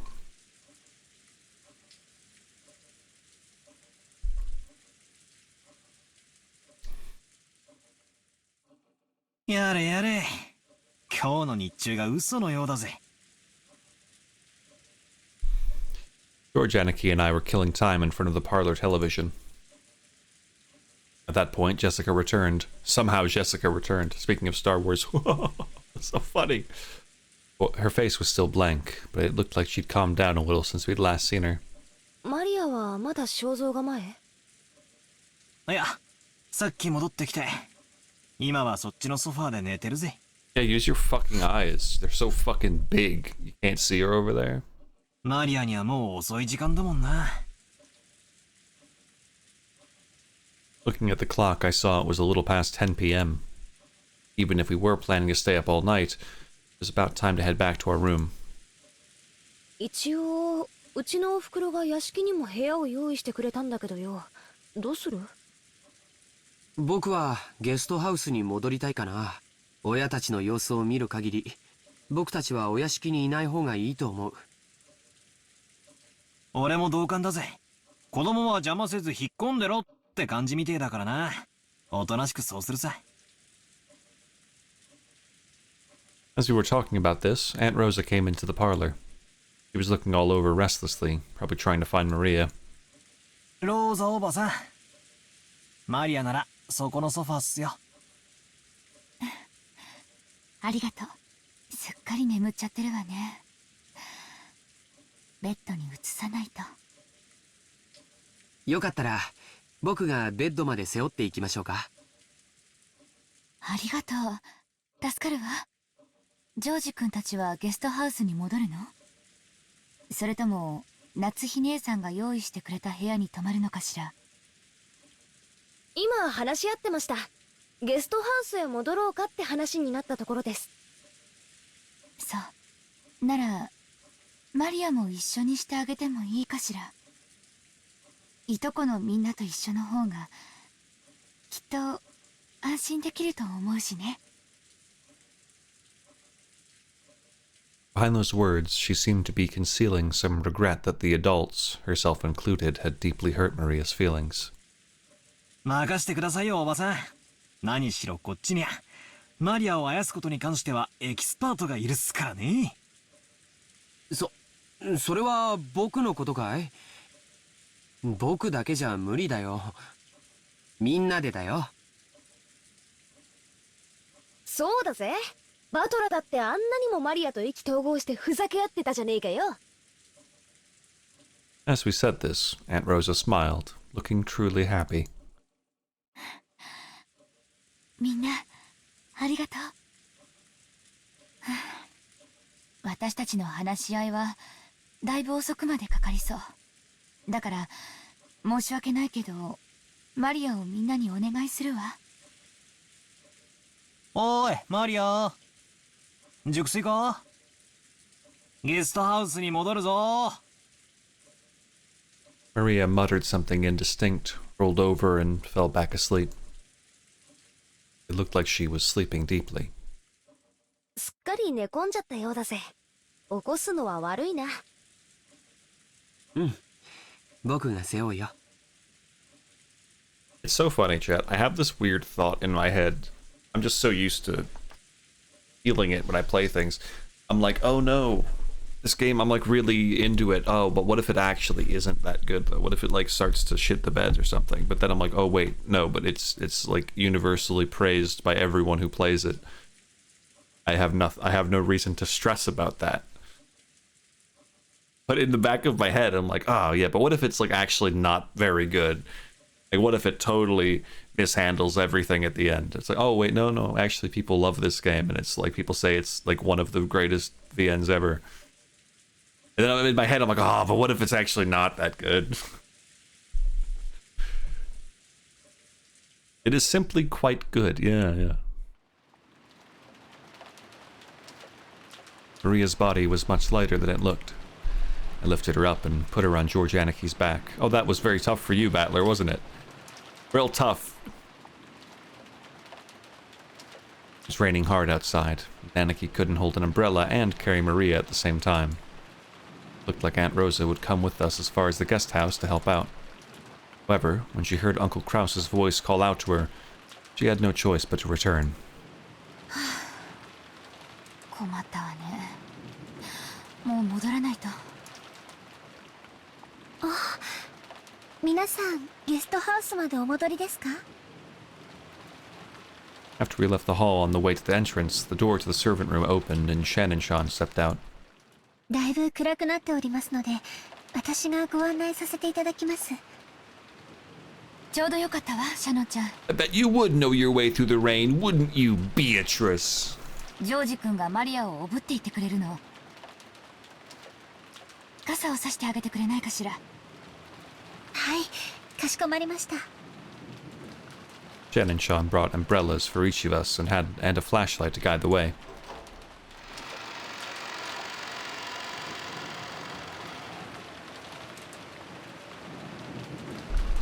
Shannon Sean gotta have a pretty sore back. Shep, you can't say that.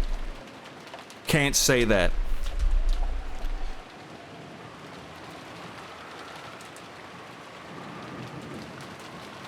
As we opened the front door, the downpour was quite terrific. It looked like we wouldn't have any spare time to take a pleasant walk and enjoy the nighttime rose garden. 兄貴、重くねえか? You know, Beatrice was so cool. Why didn't she find the flower? 俺が背負うぜ。 I mean, she's carrying the narrative. Oh, for sure. Yeah.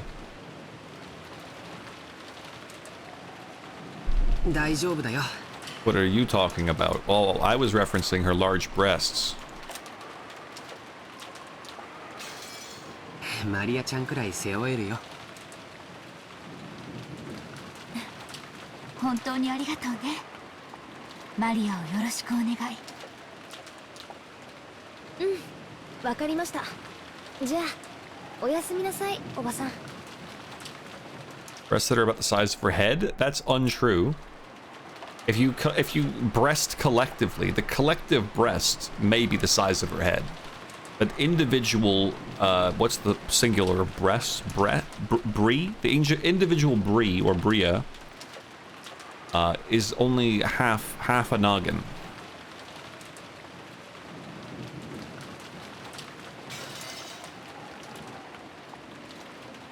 それではお送りしてまいります。ええ、よろしく。 Aunt Rosa watched us leave. マリア、いつもごめんね。 Rosa's mumbling voice didn't reach the person in question, nor any of the kids. It disappeared beneath the sound of the rain.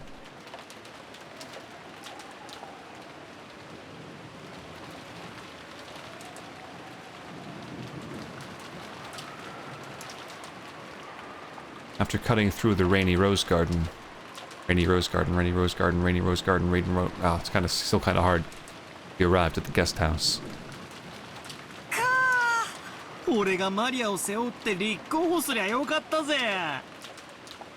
I'm so used to the rain being animated. Yeah, I'm pretty cool with it not being animated. I feel like it might, like, depending on how it's animated, it might hurt my eyes.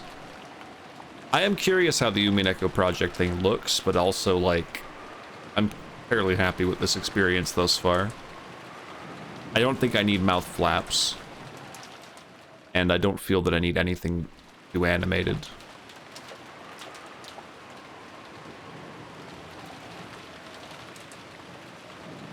Quite frankly, the visual stuff of this is not too important, seemingly. It gets the job done, but...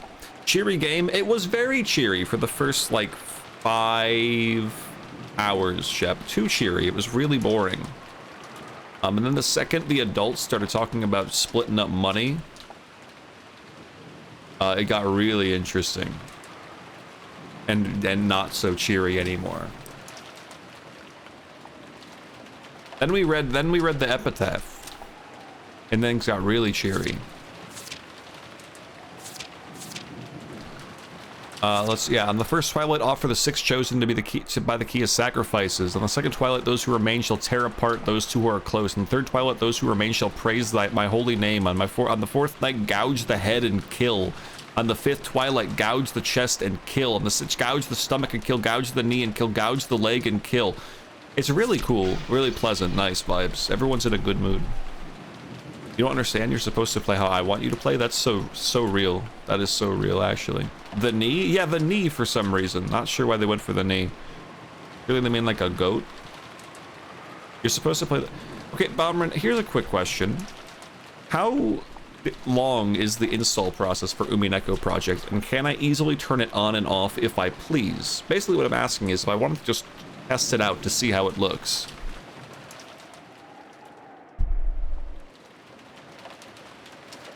He was cooking with the head and chest, ran out of steam, sitting back, tapping the pencil on his lips, like, The knee is kind of down there next. Guess we can go for the knee. It takes like 15 minutes to download. There are tutorials. The fact that it requires a tutorial is already too much.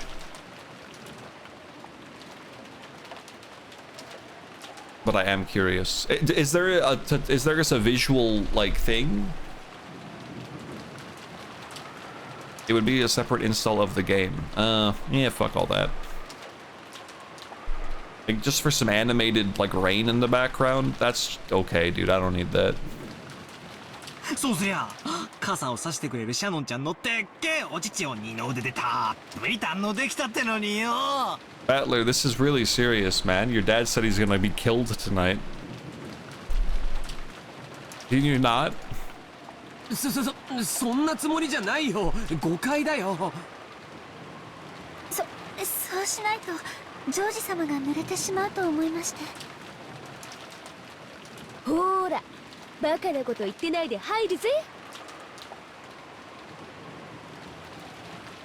After being urged on by Jessica, we folded up our umbrellas and went into the guest house. お召し物を濡らしてしまった方はいらっしゃいませんか？ Are there any spoiler-free comparison videos to like stuff really early on that I've already seen? That I can like open up in my heavily modified Google Chrome that hides everything on YouTube except the video I'm watching?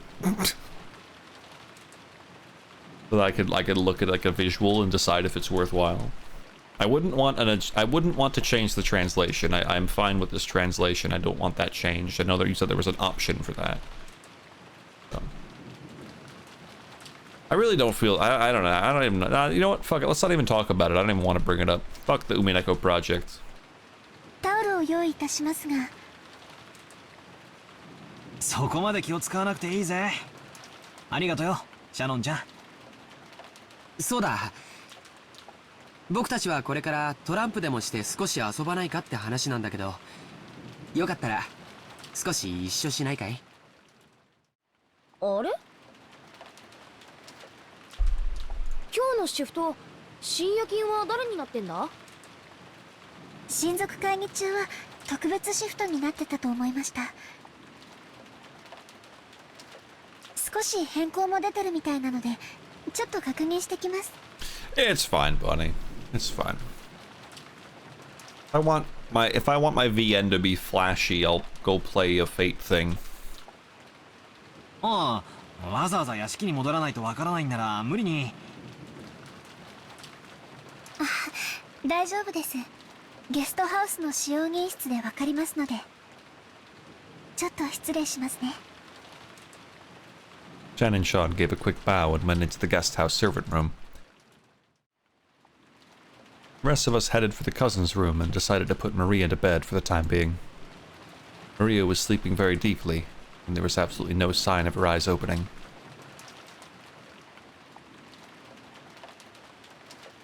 What was this weird ass thing? Plot relevant picture for sure, right? For now, we'd get some soft drinks of choice. A sandwich. Any kind you like. Out of the room's refrigerator and drink those while playing cards or something.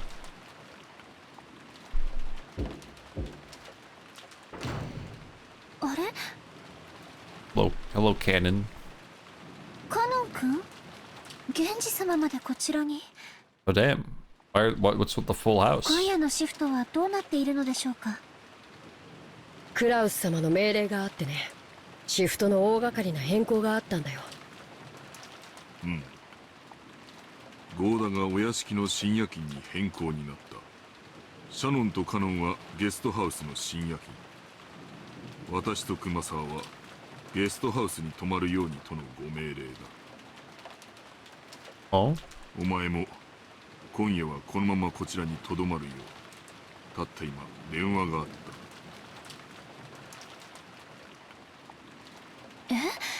た。Why would you want to keep Goda around? ずいぶん大掛かりな変更ですね。お屋敷とゲストハウスの当番がまるっきり逆になってるじゃないですか。Originally, Shannon and Cannon had been assigned to the night shift in the mansion, while the night shift in the guest house, where all of their relatives were staying, had been assigned to Goda, who had an abundance of experience in entertaining. Oh, okay, of course. That does actually make sense. Kumasawa should have been sleeping at the guest house, while Genji should have been sleeping in the mansion. However, it seemed that Kraus had suddenly ordered that the schedule be modified. Shifts at the guest house and the mansion had all been reversed, and Genji was spending the night at the guest house. 多分ベアトリーチェ様の手紙のせいだろうね。多分ってどうして？あんな怪しげな手紙が現れたらクラウス様が僕たちを疑うのは当然だからね。親方様直属の僕たちを極力親族会議の席から遠ざけたかったんだろうよ。Genji, Shannon, and Cannon were all permitted to wear the Ushiromiya family crest, the one-winged eagle, as the servants who served directly under Kinzo. Of course, since they were working for the Ushiromiya family, they had to obey anyone's orders, but their only boss was Kinzo. Since only Kinzo held the right to employ them, even Kraus could not have them dismissed of his own accord. Because of this, Kraus and the others often viewed these servants as Kinzo's underlings and shunned them. And in fact, Kinzo seldom let anyone other than them enter his study. This sudden shift change was probably a clear expression of the sense of mistrust that it caused. Considering the time Kinzo had left to live, this would definitely be the last family conference before the problem of the inheritance came up. On top of that, the mysterious letter that claimed to be from Beatrice had dropped in out of the blue. Kraus definitely wanted to keep Kinzo's loyal subjects away from the table of such a delicate and important discussion. ではすまんが、私は向こうでくつろがせてもらう。もし何かあったらすぐに呼ぶように。I'm glad that I did my little clothing investigation because I determined the whole wing thing and the important servants before the game mentioned it. Wow. Our guest tonight is a special case after all. はい、かしこまりました。源氏様。Genji nodded back, went behind a screen, took off his jacket, and slowly began to relax after a day's worth of tension. 今お戻りになられたのはお子様方？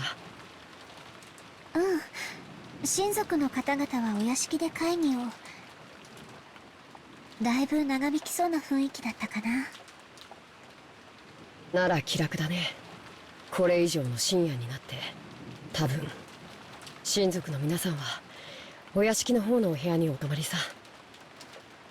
多分ね。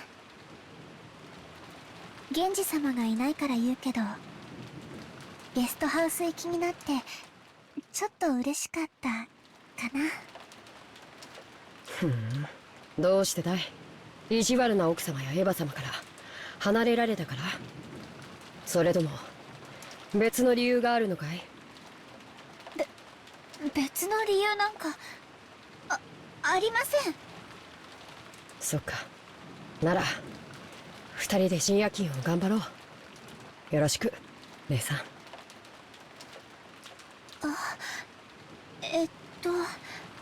私ついさっきお子様方にお部屋で遊ばないかとお呼ばれしてて。 Shannon hung her head apologetically, gazing at Cannon uncertainly. Cannon didn't try to meet her eyes and spoke curtly as he sighed. Looked like he didn't plan on indulging his sister. ダメだよ。深夜勤を仰せつかってる。それに僕たち家具には遊びのお誘いは必要ない。わかるね。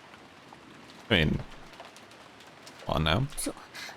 そんなこと分かってます。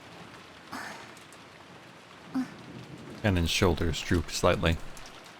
He had already expected that Cannon, a stickler for rules, would say something like that. He still seemed a little discouraged. Cannon flipped through a logbook. He spoke without facing Shannon. ならお子様方お待たせしてしまってるね。深夜勤に当たってしまったからご一緒できないと謝ってこなきゃ。行ってきなよ。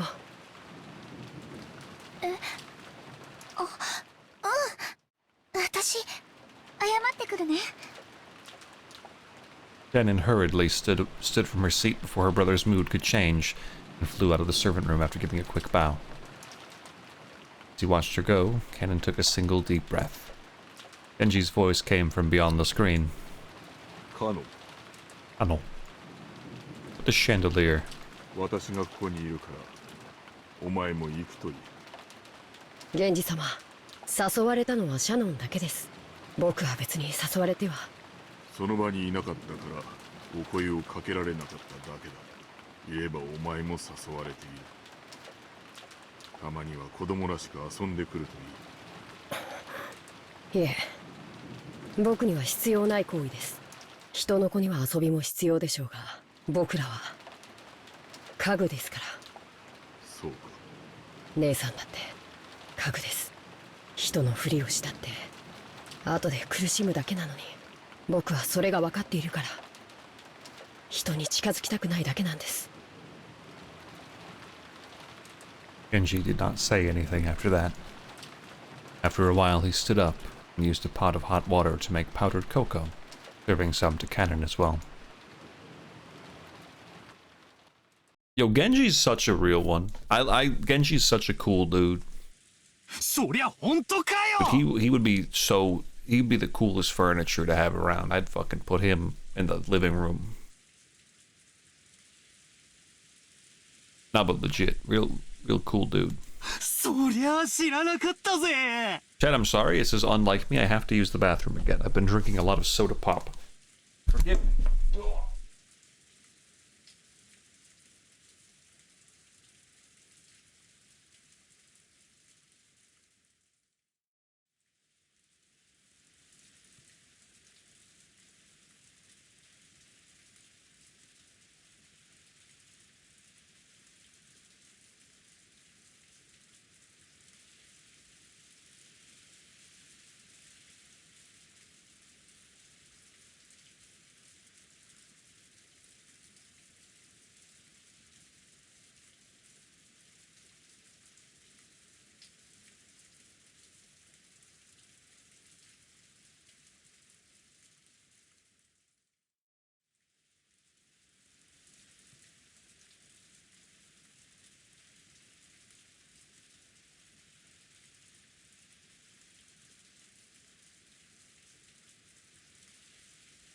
Turning into Feb.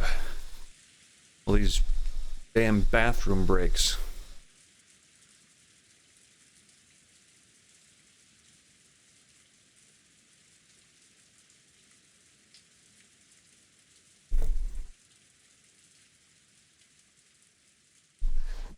Okay. Is that for real? マリアが起きちゃうだろ。 Butler was so surprised that he yelled obnoxiously and scattered his cards everywhere. His voice caused Maria to turn over once, but she soon fell back into a deep sleep. Jessica gave him a jab. He lowered his voice. いや、しかし、言われてみれば、確かにそれっぽい雰囲気はあったんだよな。なるほどな。ジョージの兄貴がな。George couldn't be seen anywhere in the room. A short while ago, when Shannon came into the room, George suddenly said that he'd forgotten something in the mansion and needed to go back and get it. Shannon said she would guide him, just like she had on the way to the guest house, and the two of them departed together. いや、昔からそれっぽい気配はあったんだぜ。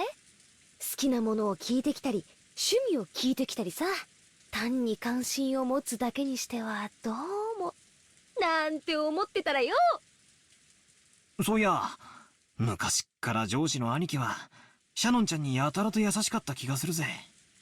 なるほどな。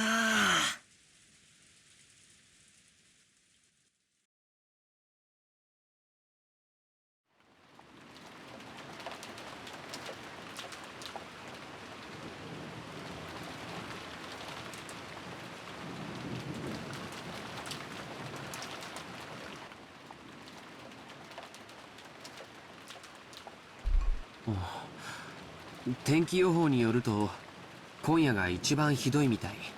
明日いっぱいも止まないらしいけど、もう少しマシになるそうだよ。そうですか。では明後日までは船は来られないかもしれませんね。ジョージ様の月曜日のお勤めに差し支えが出ないか心配です。台風が来ていることは知っていたからね。万一に備えて月曜日には予定を入れなかったから大丈夫さ。Holy shit, someone pay the forecast, man. I promise you, every conversation he starts talks about the weather being shitty for the rest of the day. He does talk about it a lot. It is George's favorite thing to talk about right now. こう見えてもスケジュールは先読みできるタイプなんだ。George puffed out his chest, acting proud.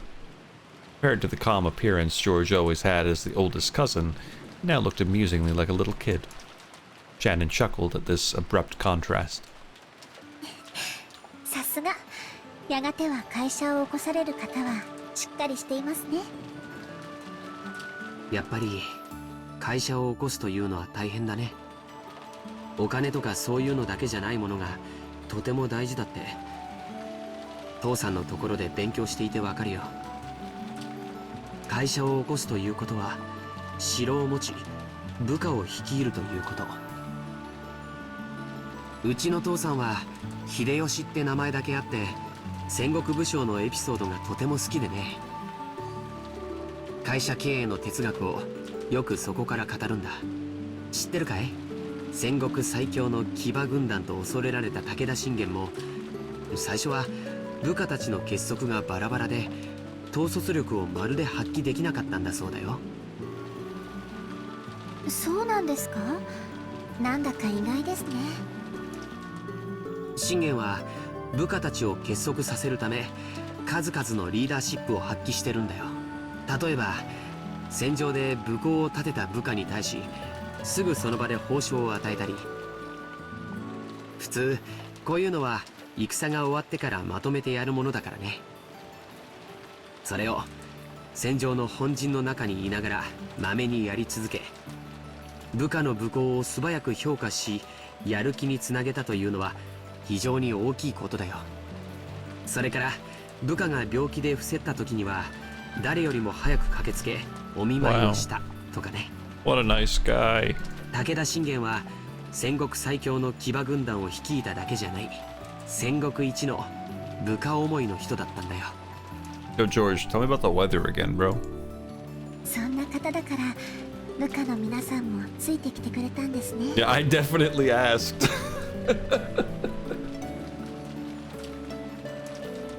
The truth was, Shannon had already heard this story several years ago.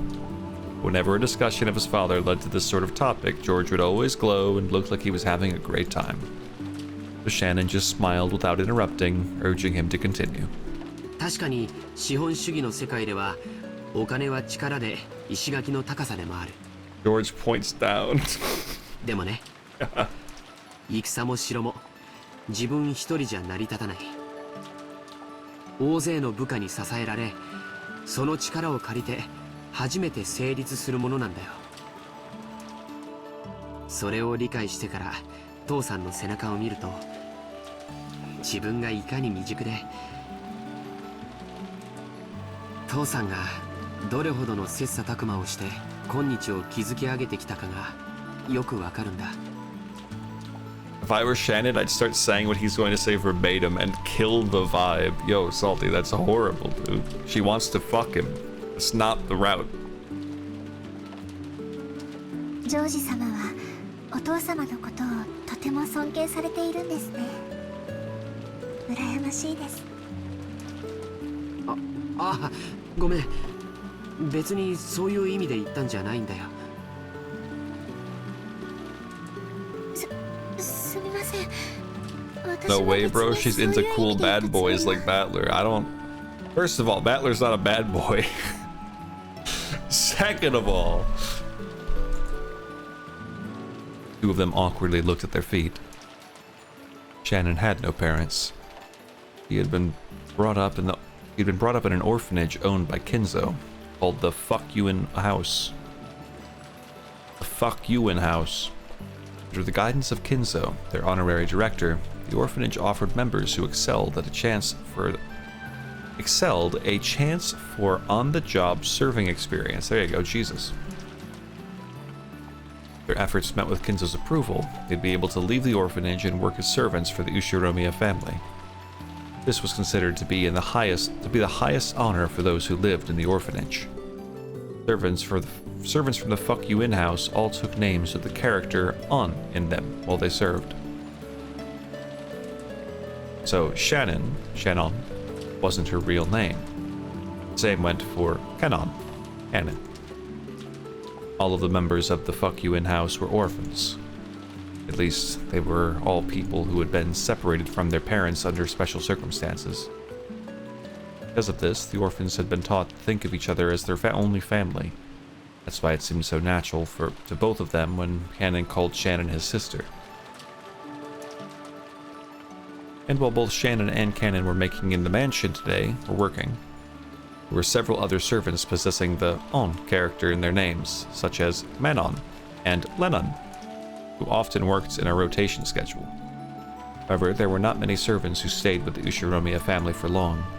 It was standard for them to quit after 3 years, so you could probably say that Shannon, who had been working for 10 years, was a notable exception to the rule. Working as a servant for the Ushiromiya family was a heavy burden to bear, but the pay wasn't bad at all. Working for a full 3 years would earn more than what was needed to enter mainstream society. That was why, even though the orphans realized what a harsh task working for the Ushiromiya family was, they still hoped to be accepted. What goes on in the Fuck You In house stays in the Fuck You In house, yeah. Maybe the fact that Shannon managed to continue working for 10 years wasn't because she had more willpower than the other servants. Maybe she'd gotten stuck working for 10 years because she didn't have the courage to say she wanted to quit. Kinzo couldn't even trust his own blood relatives. Those excellent servants sent from the Fuck You In house were the only ones he could rely on. Because of that, Kinzo would sometimes allow them to wear the family crest, servants under his direct control, and have them work close to him. もう勤めて10年近くになるんだっけ？だいぶお金も貯まったんじゃないかい？どうでしょう。別に私買いたいものも特にありませんし、ほんの何百万かあったってそれで残りの人生を過ごせるわけもありませんし。目標の額があってお勤めを続けてるわけじゃないのかい？そうですね。私はこのお屋敷以外に行くあてもありませんし、お嬢様とも他の使用人の子たちとも仲良くやれてますし、奥様には時折お叱りを受けますけど、バラの世話やお屋敷のお掃除も楽しいですし。でもそれはシャノンちゃんのサヨちゃんの人生じゃない。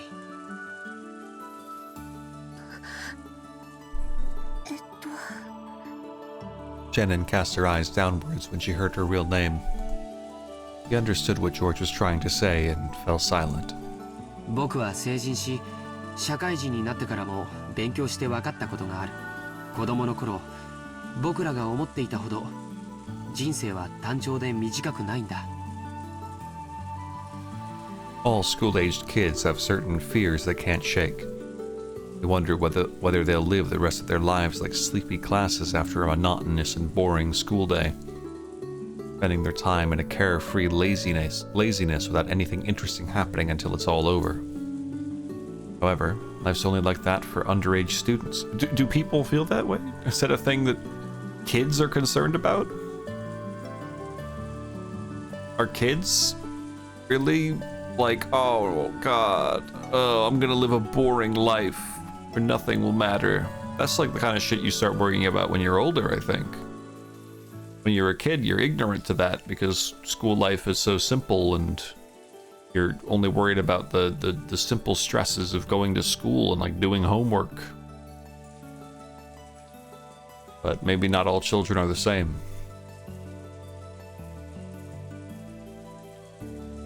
Compared to a human's life, the time they spend as students is nothing more than a blink of an eye, a period where they break through the shells of their immaturity. The inside of the shell might be a hot, suffocating, and boring world. The world beyond that shell is vast and filled with limitless possibilities. 君の人生はまだシャノンという殻の中でしかないんだ。It's just George projecting. Okay, yeah, exactly. Like, she doesn't know what the fuck he's talking about. Like, look at her. She's like, I don't even know what you're talking about. And yeah, Nickel, it's, you know, it's rich boy's talking, okay? Rich boy's talking like he knows how humans work. 君は自分の人生がこの生活のままずっと続いていくと勘違いしてるんじゃないかな。それは。Shannon couldn't deny those words. She'd been unable to harbor any clear doubts about her lifestyle. And since she never had any hope or goals for changing herself, she'd lazily continued living the way she always had. And if asked whether this life was satisfying, wouldn't have been able to nod. She may have been intentionally averting her eyes from the truth. Without George's admonishments, she would have continued pretending not to notice as her real life slipped away bit by bit, neglected. ジョージ様、私はこのままでいてはいけないのでしょうか。いけないよ。Yeah, it is. あ、それから今、ルール違反が一つあったね。George immediately gave a strict answer, then broke out into a mischievous smile. Shannon already knew what she was being chided for, and she hung her head again, apparently embarrassed. 僕たちしかいないときは、様はなしの約束だよ。約束では聞けません。ですが、ご命令でしたら聞かないわけにはいきません。私は家具ですから。じゃあ命令だよ。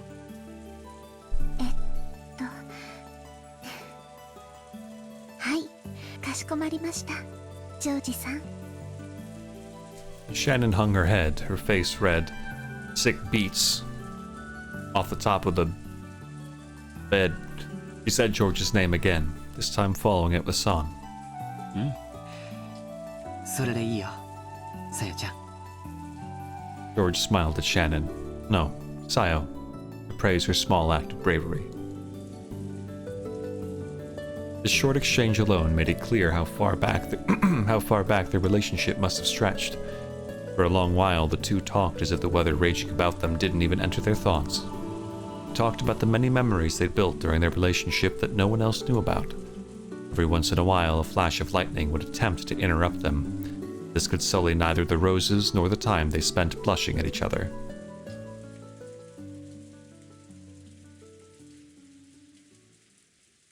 Cringe.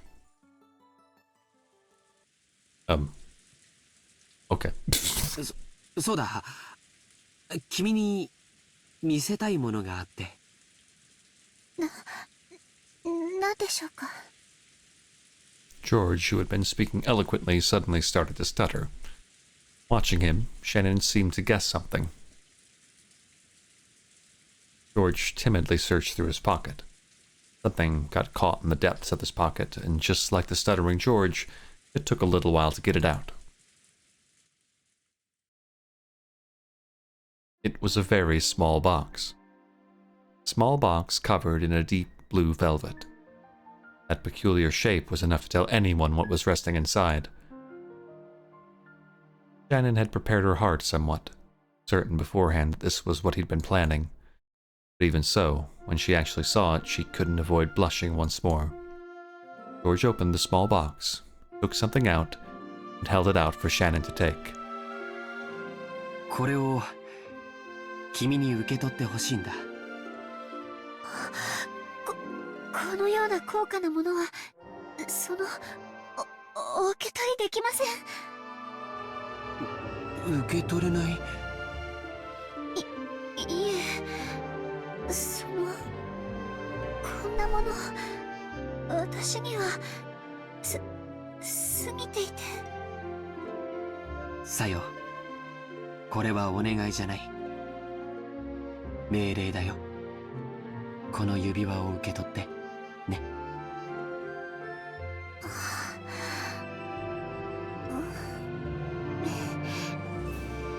命令では従わなくてはなりません。This is undeniably going to lead to some interesting fetishes and kinks in their love life. If it hasn't already. いい子だよ。Shannon, not wanting to show her bright red face, timidly accepted the ring from George's hand, while still staring at the ground. That ring wasn't a simple accessory. It was a noble object, meant since ancient times to be offered to a special woman under special circumstances. Therefore, while George could order her to take it, he could not order anything beyond that. Anything beyond that would depend not on an order, but on Shannon's, no, Sayo's own will.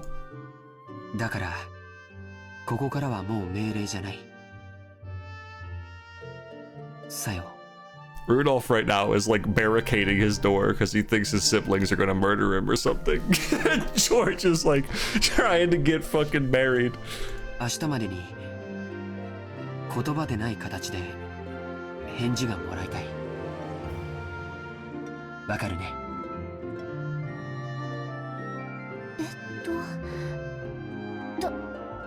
どうすれば。 Hey, the rain stopped. もうこれ以上は命令じゃないから、僕は君に命令はしない。でも、指輪は指にするものだからね。気に入ってくれたなら、好きな指につけてくれればいい。Shannon had only pretended not to know.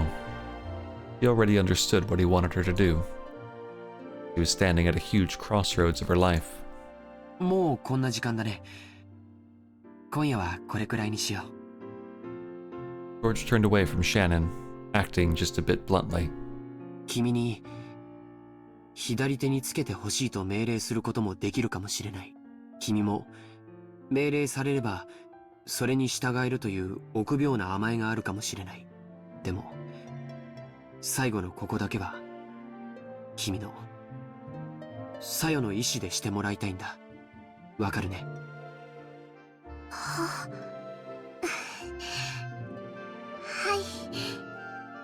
い。だからそれが命令。今夜よく考えて明日その返事を見せてほしい。Shannon nodded back. Today was the culmination of their many days spent together. This moment certainly hadn't come as a surprise to Shannon. そろそろゲストハウスに戻ろうか。これ以上遅いとみんなを心配させちゃうよ。すみません。私、その、お屋敷にいようを思い出しまして。お屋敷へ行かねばなりません。こんな時間に本当かな。George stared into Shannon's face as he laughed mischievously. Definitely saw through Shannon's lie. However, when he saw how she felt, he'd sort of understand that she might be so embarrassed that she'd want to be alone. So, because George realized the meaning behind Shannon's lie, he accepted it.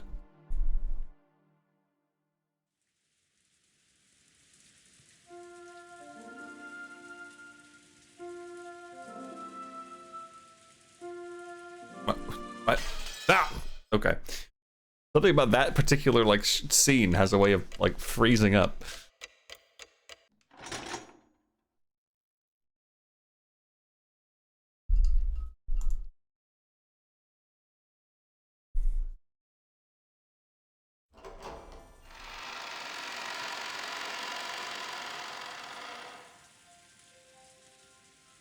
Shannon entered the entrance hall to the mansion with a tottering gait.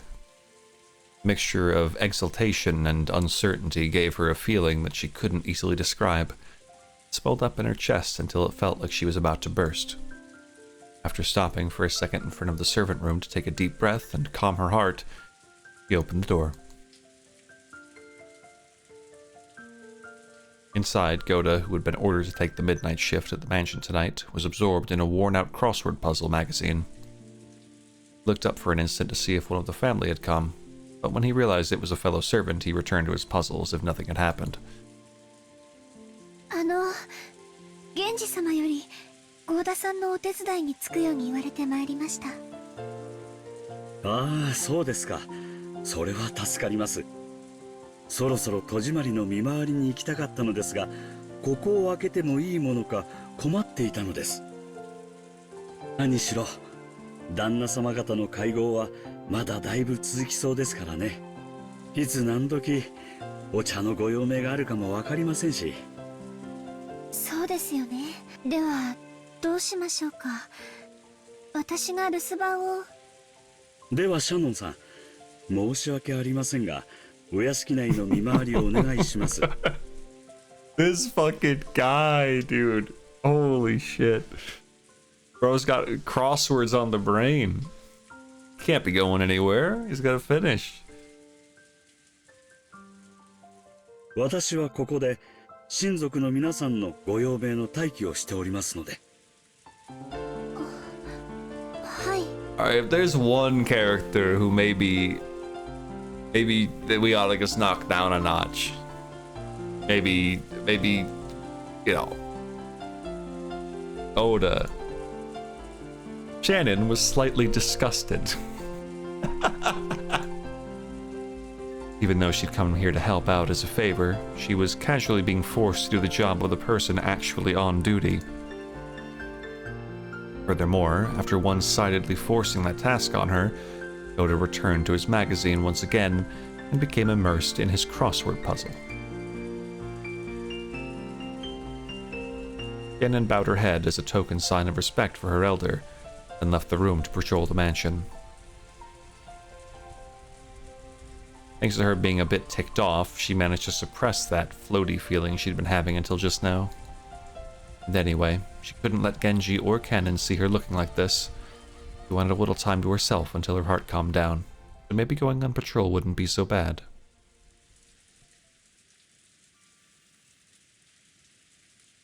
She began to hear the tumultuous voices of the family discussion coming from the dining hall.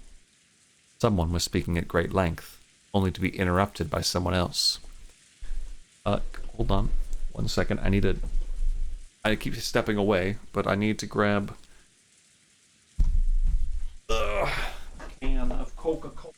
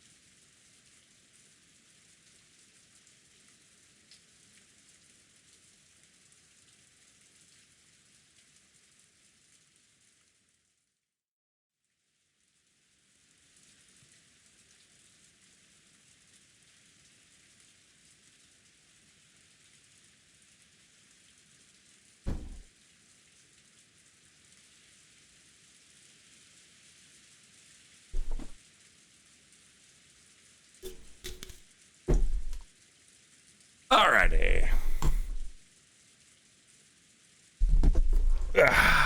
They're yapping. They kept on repeating. It was as though their displeasure was seeping out through their voices. She'd been told to go to the guest house, so it would be bad if Kraus discovered her. Thinking this, Shannon dashed past the dining hall. Then she went along a prearranged route through the dark mansion, checking that all the locks were secure.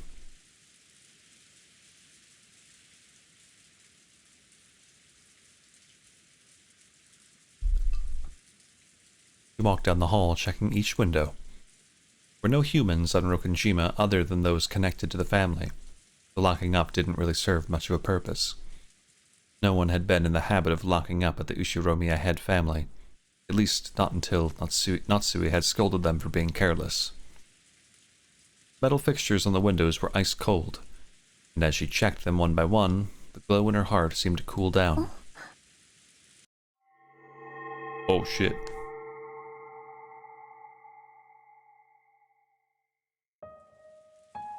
At that time, she thought she saw something twinkling across the hall. Twinkling? How could anything be twinkling through the darkness of the hall? She figured she must have been imagining it. She still held her breath. Grasping at a curtain, she fearfully gazed down the hall. However, other than the occasional crack of thunder brightening the hallway, she was unable to glimpse any flicker again. It must have been her imagination after all. Maybe her heart was so agitated that she'd seen something that didn't even exist. Shannon went back to checking the windows. However, a certain unnerving memory was resurrected in the back of her mind. It was that ghost story that had been passed down amongst the servants who had served the Ushiromiya head family. The mansion had two different masters, one of the day and one of the night. Beatarici, the master of the night, sometimes fly around the mansion in the form of sparkling butterflies. That was the story. Come to think of it, didn't Canon-kun once say he'd seen it with his own eyes? Though he got sulky when I said he must have imagined it and refused to believe him. Could it possibly be true? The roar of the thunder gave no answer.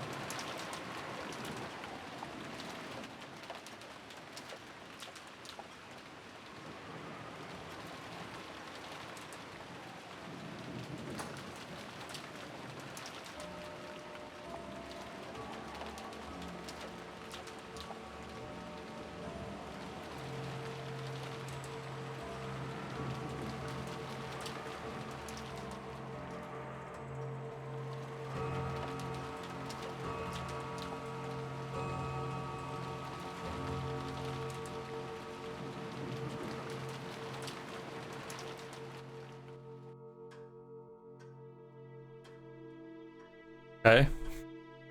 Freaking me out.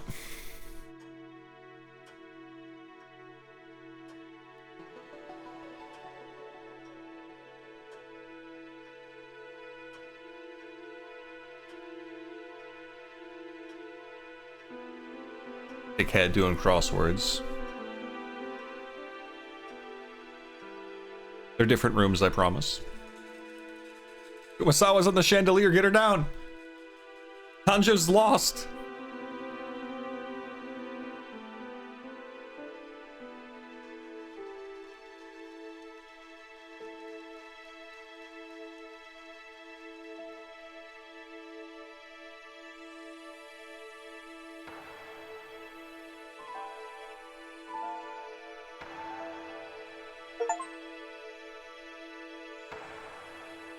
Okay. Hey, achievement.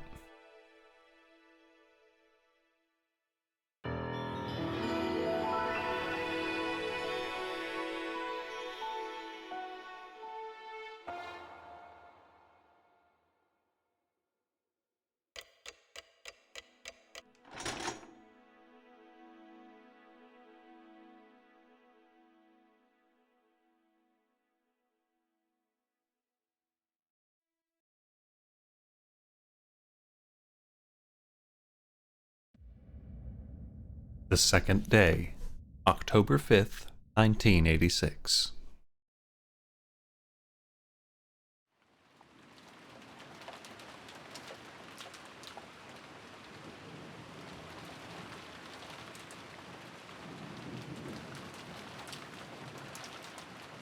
Kind of assumed that episode 1 would end on the, at midnight. I suppose not. Genji tightened his bow tie and looked outside through a crack in the curtains. Maybe the rain had died down a tiny bit since the previous night. The thick rain clouds didn't seem like they'd be letting any trace of the morning sun get by. Morning was dim and far from refreshing. やはり今日いっぱいはやみそうにないか。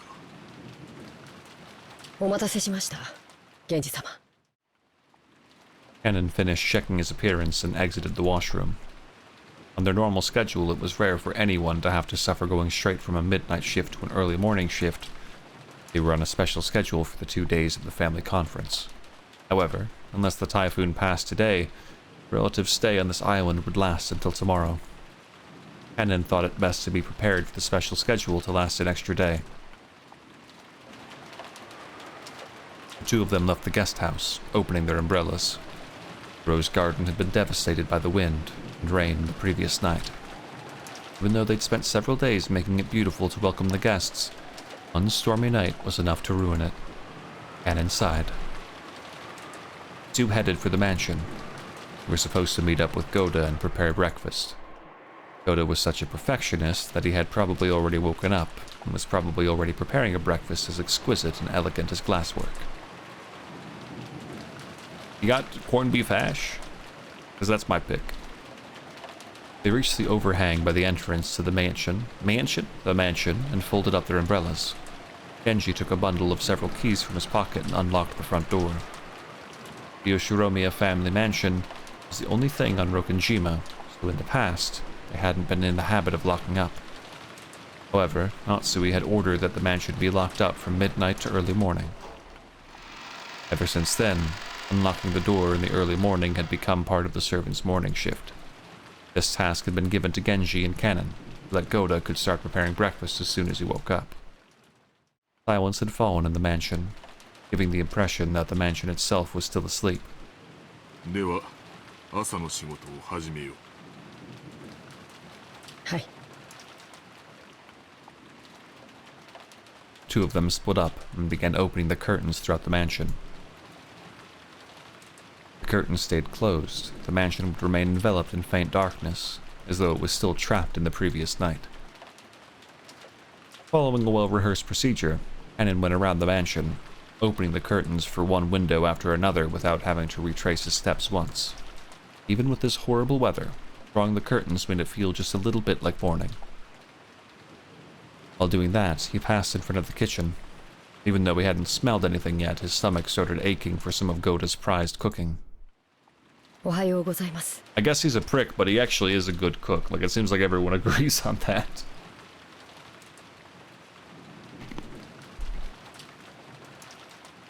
He tried to greet Goda, who should have been getting breakfast ready, but Goda was nowhere to be seen.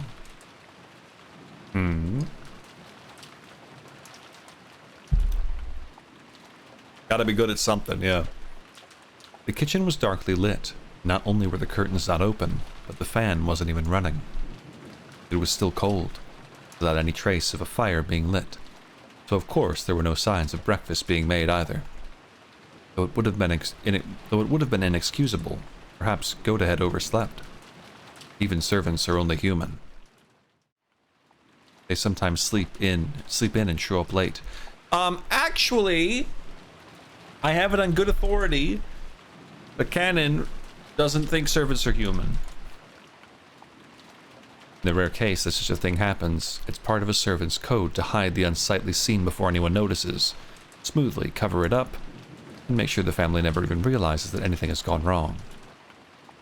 Cannon took the receiver of the phone that had been fitted to the wall and dialed the number for the extension line in the servants' sleeping room. He couldn't hear that characteristic sound of a dial tone. Kenan tried picking up the receiver again, but even so, he couldn't hear the usual dial tone. He tried dialing again, but it had no apparent effect. Could the lightning last night have damaged some machine, breaking the extension line? The equipment in this mansion was all worn out.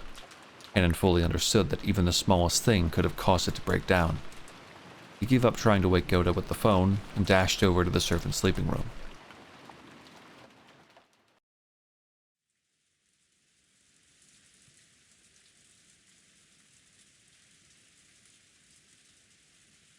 How long has it been since I stopped sleeping and started lazily staring up at the ceiling?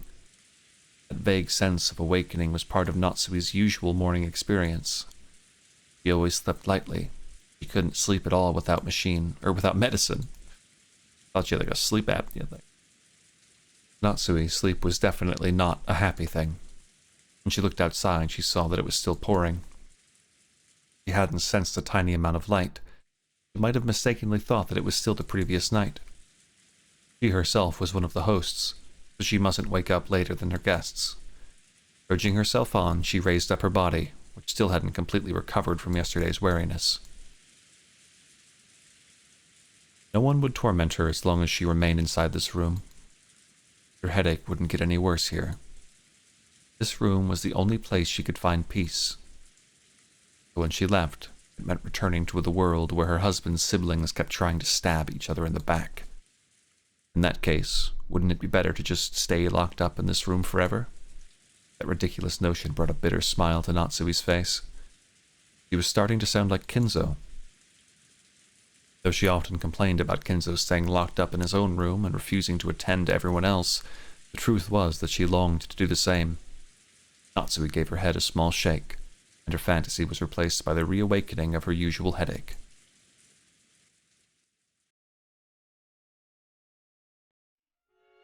When she reached for the doorknob, trying to leave the room, her hand touched the scorpion charm that she had hung from it before going to sleep the previous night.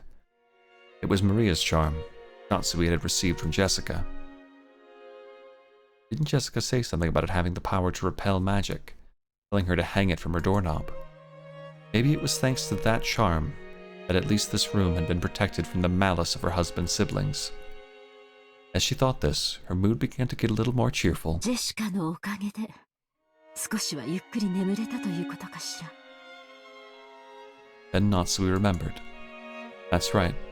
Last night, I promised Jessica that I'd give her a charm of my own in exchange for this one, didn't I? Natsui opened a drawer on her dresser and took out an antique accessory case that she had treasured when she was a child. Inside, there were many small objects that Natsui had thought were valuable at the time. Amidst those, she pulled out a red pouch. Inside was a small round mirror, about 10 centimeters across. It looked quite old, but the design on the back of the mirror was very ornate, and it felt like something with a historical value. At the very least, it seemed much more authentic than the other charm, which looked like a plastic scorpion keychain. He had heard that this was a spiritual mirror for warding off evil spirits. She'd been given it specially by her grandmother when her grandfather's mementos had been distributed. It had been believed since long ago that a strange power resided in this mirror. Perhaps people thought it could reflect calamity and malice in the same way it reflected light. Natsui returned the mirror to its pouch. It would probably be a fitting object to hand over to Jessica. Just as she was placing it in her pocket, the sound of someone knocking on the door suddenly echoed throughout the room.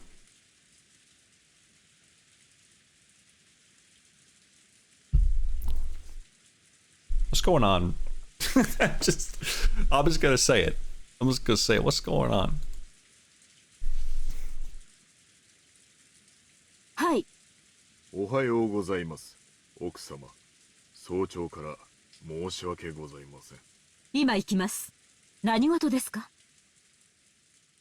No servant had ever come to her this early in the morning, nor had they come to wake her in person. Perhaps something bad had happened. Maybe some fatal oversight had been made while preparing breakfast, something that would shame the household in front of their guests. Natsui took a deep breath in anticipation for whatever troubles she was about to hear of.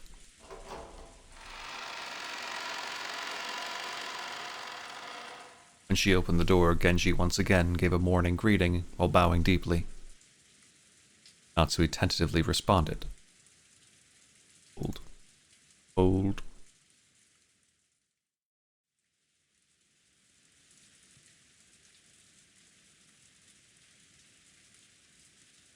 おはようございます。何かありましたか？申し訳ございません。昨夜の落雷で電話機器に故障が出たようです。内線電話が普通になっておりますもので、直接のお伺いになってしまったことをお許しください。内線電話が普通？それは面倒になりましたね。修理は可能ですか？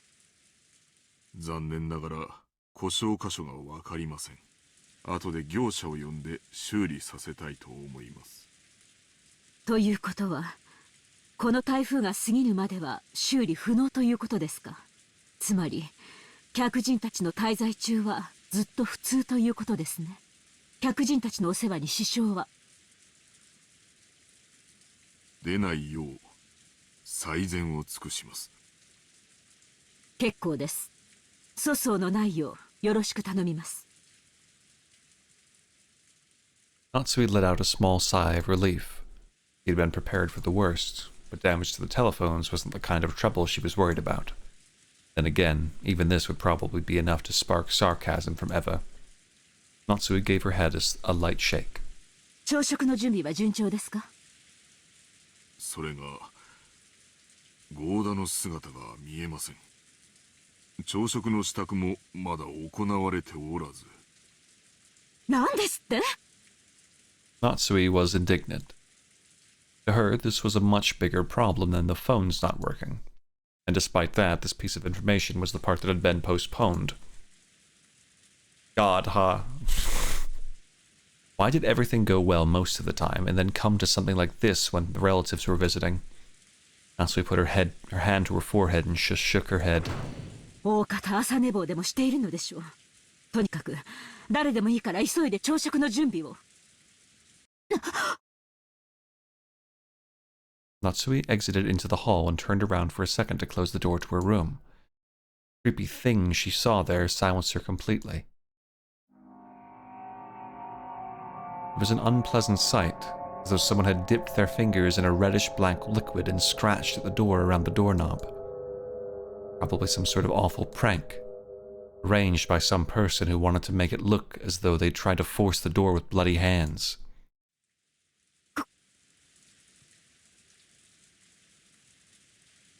Natsui, you should really appreciate your daughter. That's all I'm saying. これは悪趣味な。私も今ここにお伺いして初めて気づきました。後ほど清掃いたします。大方、趣味の悪い客人の冗談でしょう。不愉快です。実に不愉快です。Who in the world would pull such a childish and disgusting prank? Natsui had a pretty good idea, but of course there was no proof. So even if she pushed the issue, it would just seem as though she was making a fuss about nothing. In fact, it would surely be better to act as though she hadn't even realized that such a prank had been played on her. Natsui gave the order to have it cleaned, headed off to the parlor with a squeak of her heels.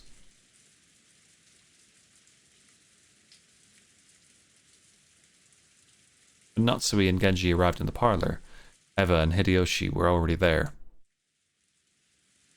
おはようございます、皆さん。おはよう、夏日さん。朝食も合田さんが作るっちゅう話やないか。朝から胃袋が大喜びで騒ぎっぱなしなんや。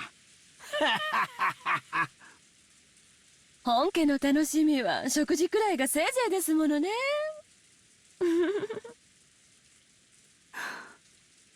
エヴァさんも朝からご機嫌がよろしいようで何よりです。With a weary expression, Natsui returned Eva's gaze, which was fiercely competitive despite the early hour. Then Cannon jogged in. After bowing an apology to the relatives for running inside the mansion, he noticed Genji and told him something in a small voice.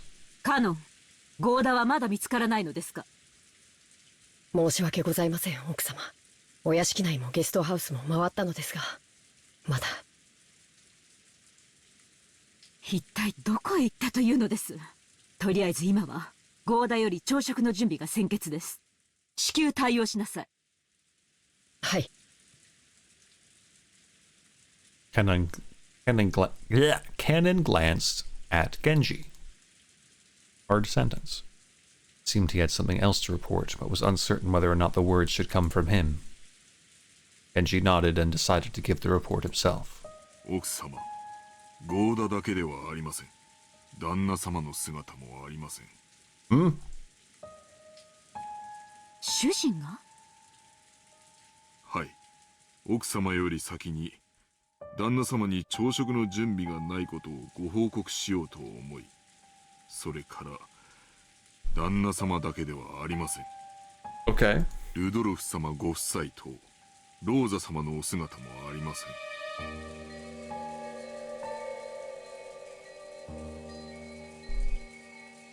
ゲストハウスにも屋敷にもですか？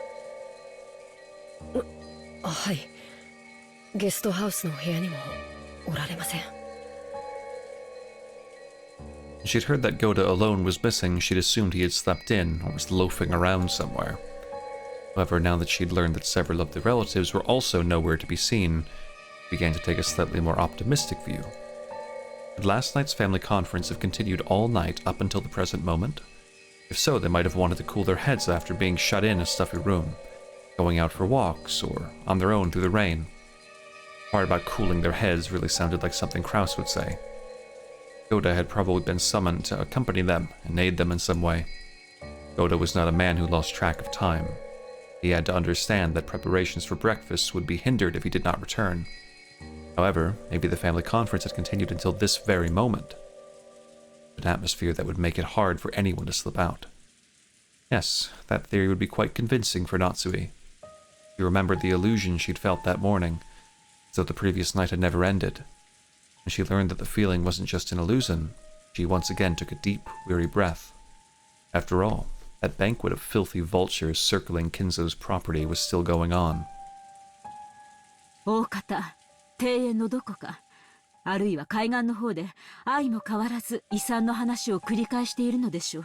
とにかくゴーダを呼び戻さなくてはいつまでも朝食の準備が整いません。ってことはなんや、兄さんたちの話し合いはまだ続いとるんか。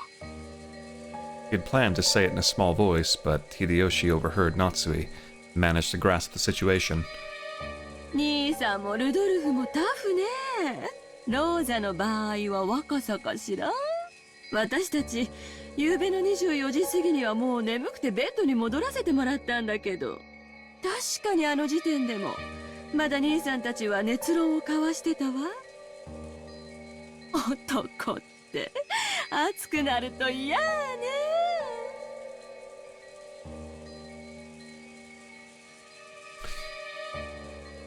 Why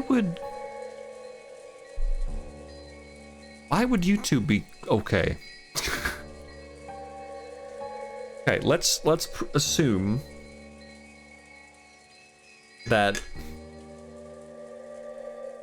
everybody in the mansion that wasn't in their rooms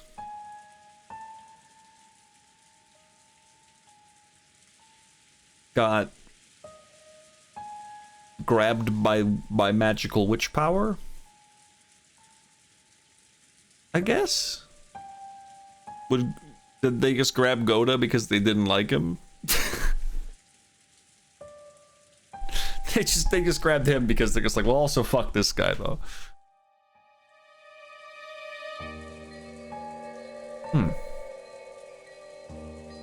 Natsui snorted, her face still blank.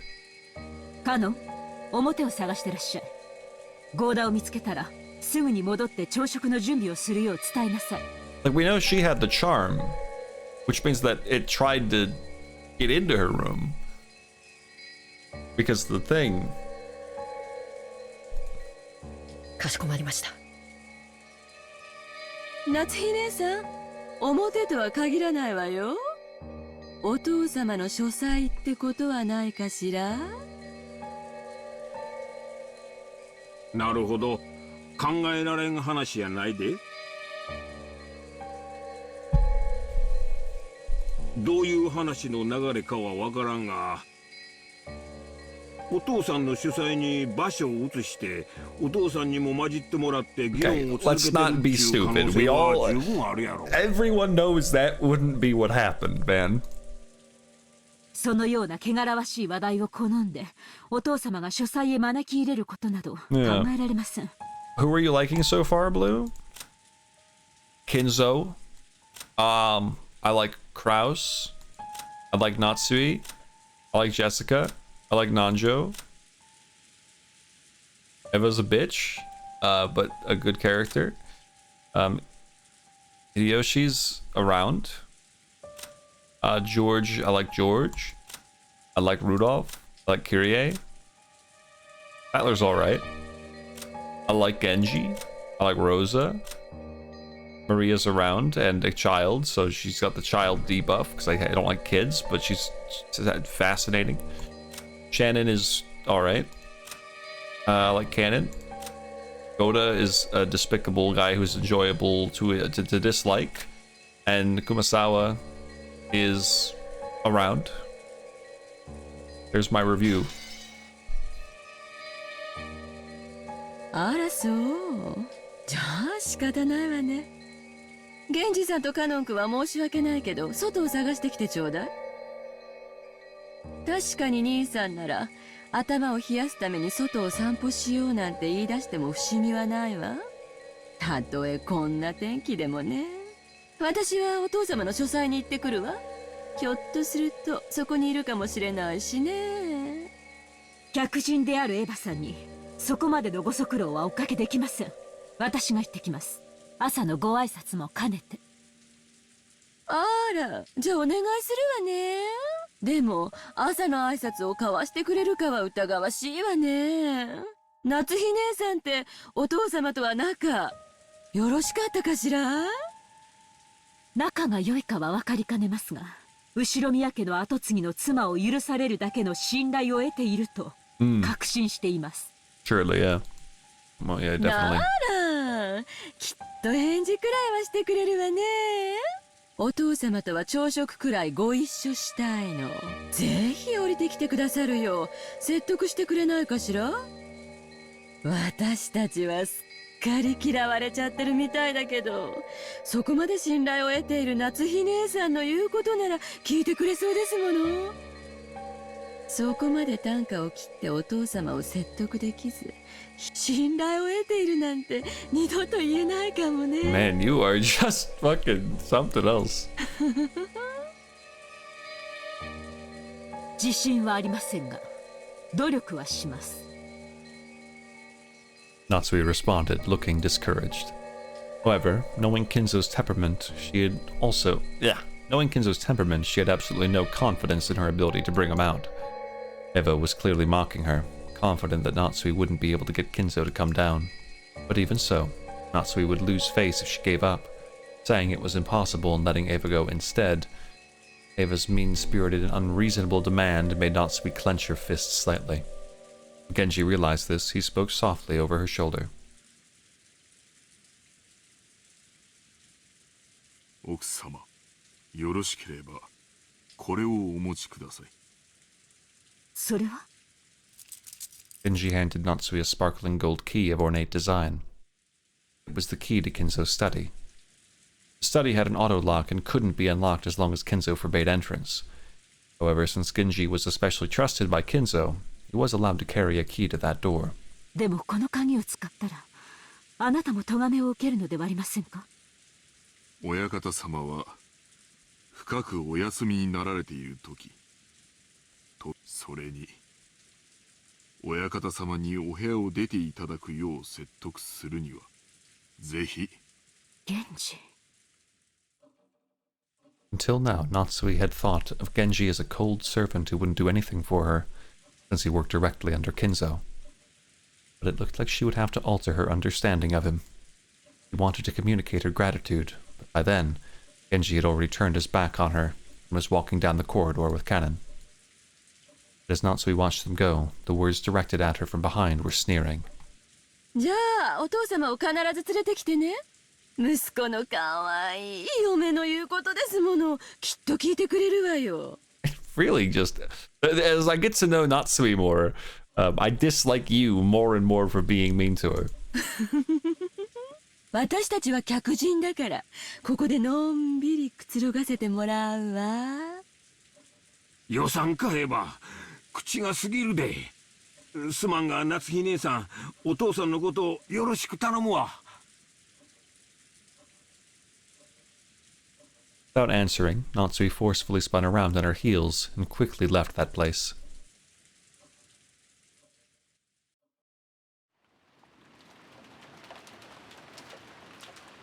After all that excitement the previous night, there was no way anyone was going to wake up early. George, Aniki, Jessica, and I were snoring loudly on the beds in the cousins' room, but Maria, who had gone straight to bed without joining in, was completely awake. As she rubbed her sleepy eyes and looked around, she was met with the loud snoring of the other three cousins. For a while, Maria had to think about what had happened. After that, she realized that her mother wasn't with her. She quickly got lonely. Maria left the cousins' room, trying to head to the other room that had been arranged for her and her mother. Paying no heed to the three who were sleeping soundly, she slammed the door shut. In response, Battler mumbled and rolled over in his sleep. It wasn't enough to wake him up. Okay, I'm confused by the prose here. Or the perspective, I should say. George, Aniki, Jessica, and I were snoring loudly on the beds in the cousins' room, but Maria, who had gone straight to bed without joining in, was completely awake. Okay, and then we basically switch to third... Weird. Very strange that it opened Battler's perspective? I don't know. After a while, Maria returned, once again opening the door with a lively bang. When she had left the room, her face had been sleepy. Now that she was back, she looked irritated. After that, she climbed up on Battler's bed, which happened to be the closest, and started yelling and jumping on it like it was a trampoline.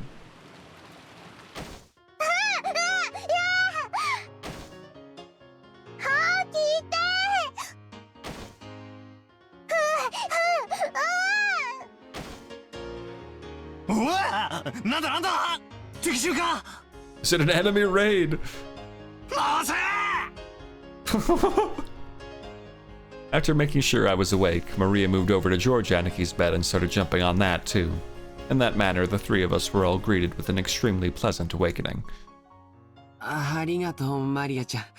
僕たちは夕べが遅かったから寝坊しちゃったのを起こしてくれたんだね。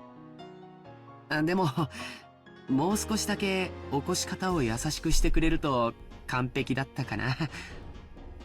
ジョージ兄さんは本当に大人だよ。尊敬するぜ。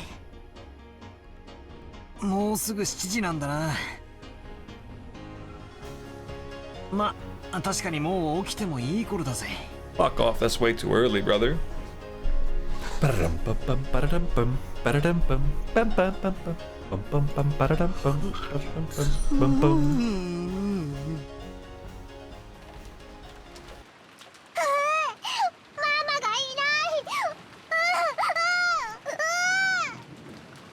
Rosa おばさんが部屋にいなかったの？もう起きてお屋敷の方に行っちゃったのかな。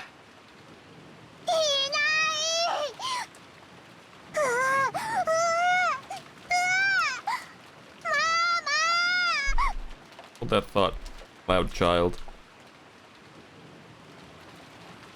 I have text message.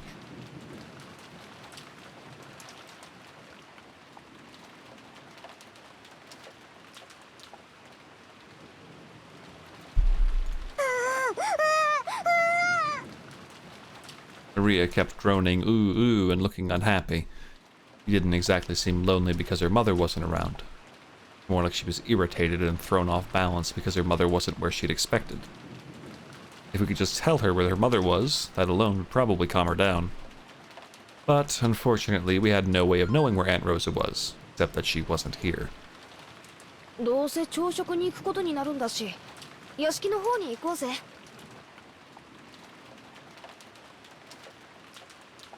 そうだな。マリア、一緒に屋敷へ行こうぜ。きっとローザおばさんもそこさ。おお、ママはお屋敷なら行く。おお。そうだね。親し、多分、 Oops, shit, sorry. 親たちはもう向こうに行ってるんだよ。Maria regained her usual composure so completely. Earlier tantrum now seemed like a lie. We got dressed, left the room, and headed for the mansion.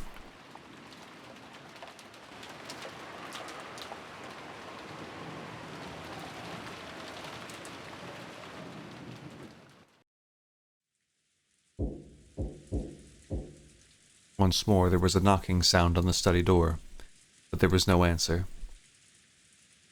He seemed to be sleeping still, and I could not wake him. She went back downstairs and said something like that. Eva would probably be amused and triumphant. Even putting Eva aside, it was problematic that Kinzo had stayed shut away during this entire once-a-year conference, not even coming down to greet anyone. The family head, no, especially the family head, couldn't fail to make an appearance. Wonder if I can convince him myself. Natsui readied herself and used the key that she'd borrowed from Genji to open the door.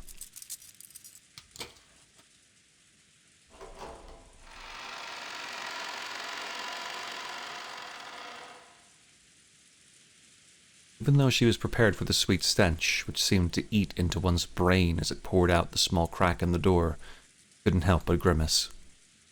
Thinking that he might still be sleeping, Natsui entered the room quietly.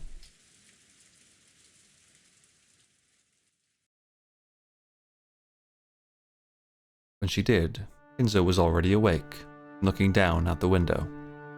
I'll be real, I thought he was dead, bro. Thought for sure he was dead in here. Somehow, for some reason, I don't know why he'd be dead, but... one makes assumptions about these things. お目覚めでしたか。おはようございます。どうやって入ったのか。Kinzo spoke with his back still facing her. His voice was not harsh, but calm, and Natsui was slightly reassured. However, though he was awake, he wouldn't have ignored all that knocking if he was in a good mood. Yes, I was worried. I don't want to lose my man Kinzo. Natsui wasn't able to relax. 申し訳ございませんでした。源氏さんにお願いして、書斎の鍵をお借りさせていただきました。ほう、源氏がか。我が友がそれに足ると思ったならば、話を聞かぬわけにもいくまい。Damn, he really respects his boy. You gotta love a guy like Kinzo who knows his fucking homie like that. して、私に何用か。はい。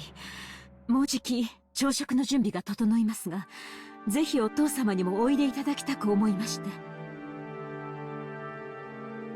Maybe also bring up that you don't know where anyone is. Because I don't think that Kinzo's gonna be like, ah, yes, breakfast. That was important. You're so right. 朝食はここで取る。いつものように運ばせるがいい。しかしお父様、年に一度の親族会議です。せめてお顔をお見せになってください。下に降りて、私の死後、遺産をどのように食いちぎるのかを決める議論に加われというのか。バカらしい。そのような話は私を抜きで好きに進めるがいい。そしてそれが親族会議だというなら、私がこの部屋を出るほどの価値はない。私は忙しいのだ。構うでない。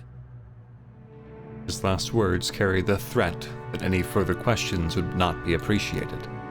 Natsui realized that adding any further pleas would finally bring his wrath down upon her.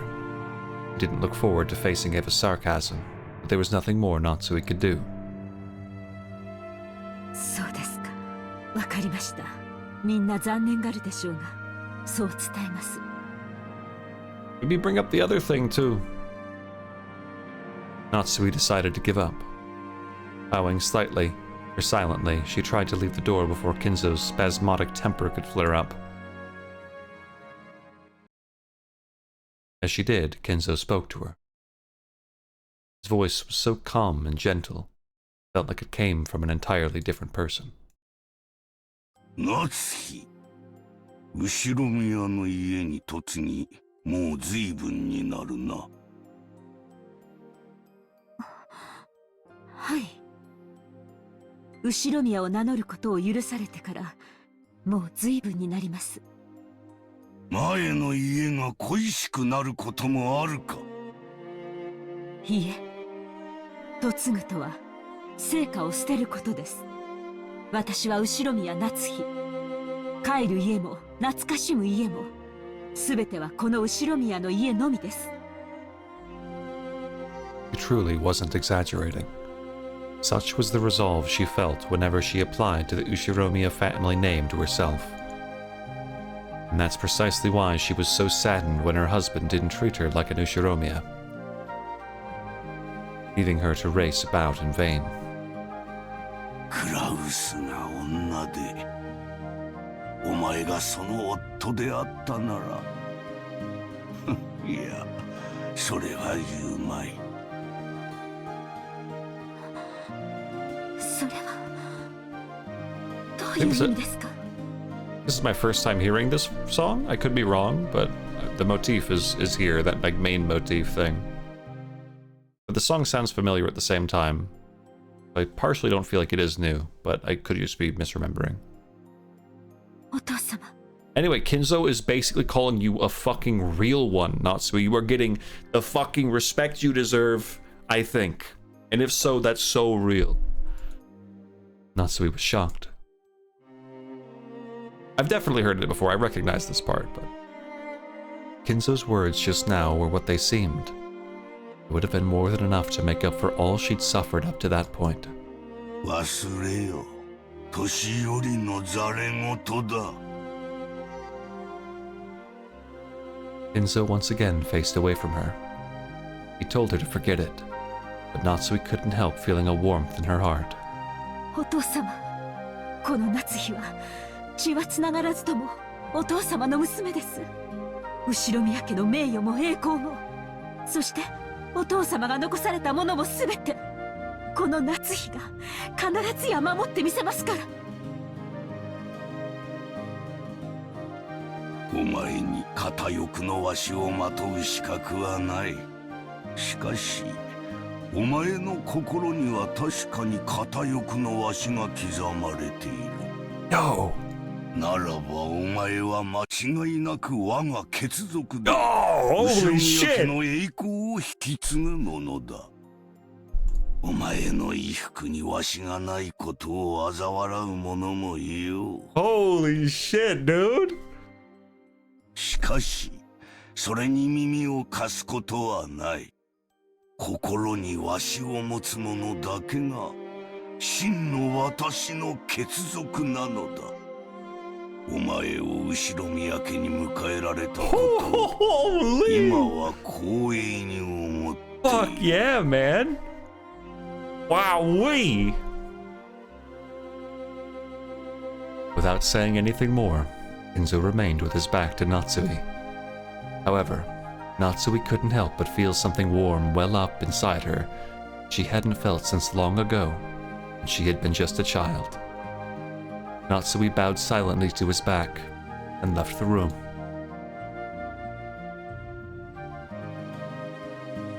あら、ちょうどいいタイミングだったわね。お父様の様子はどう? Holy shit, man. Wow.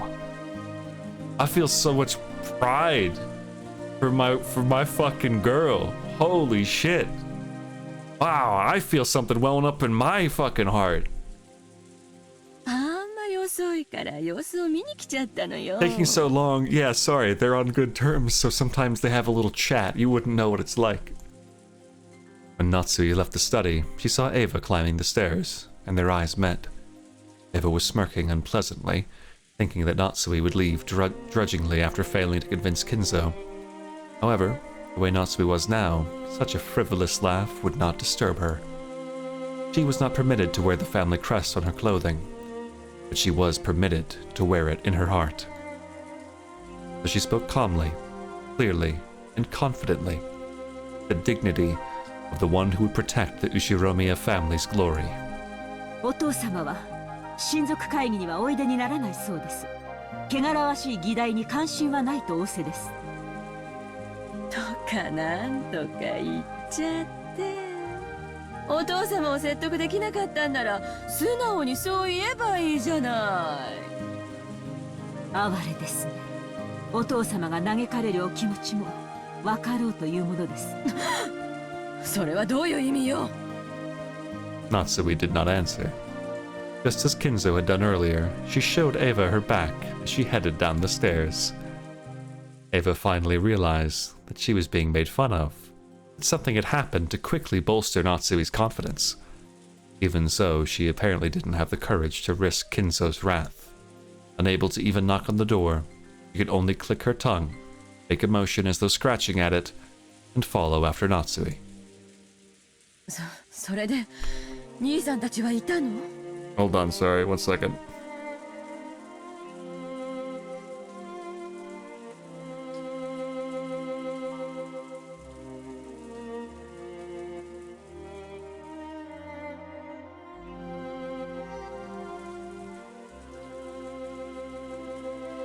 Hold on, sorry.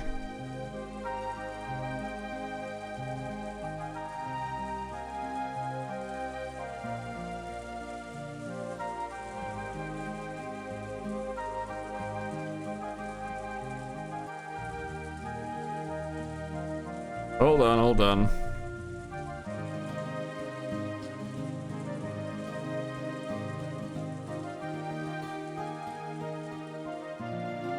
All right.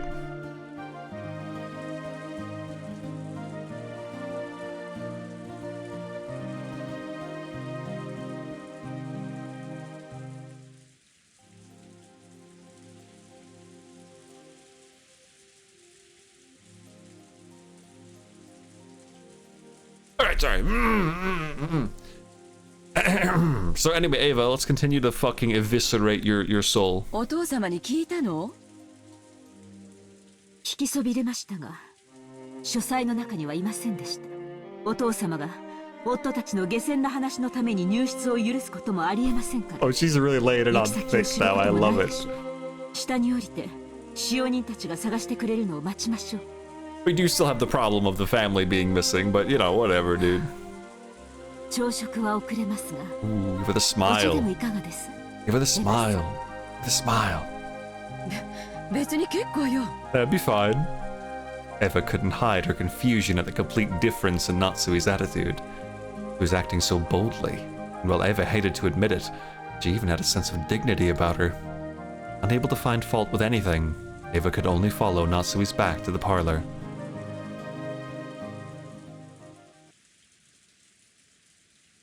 When the two of them returned to the parlor, Hideyoshi had been joined by the 4 children and Nanjo.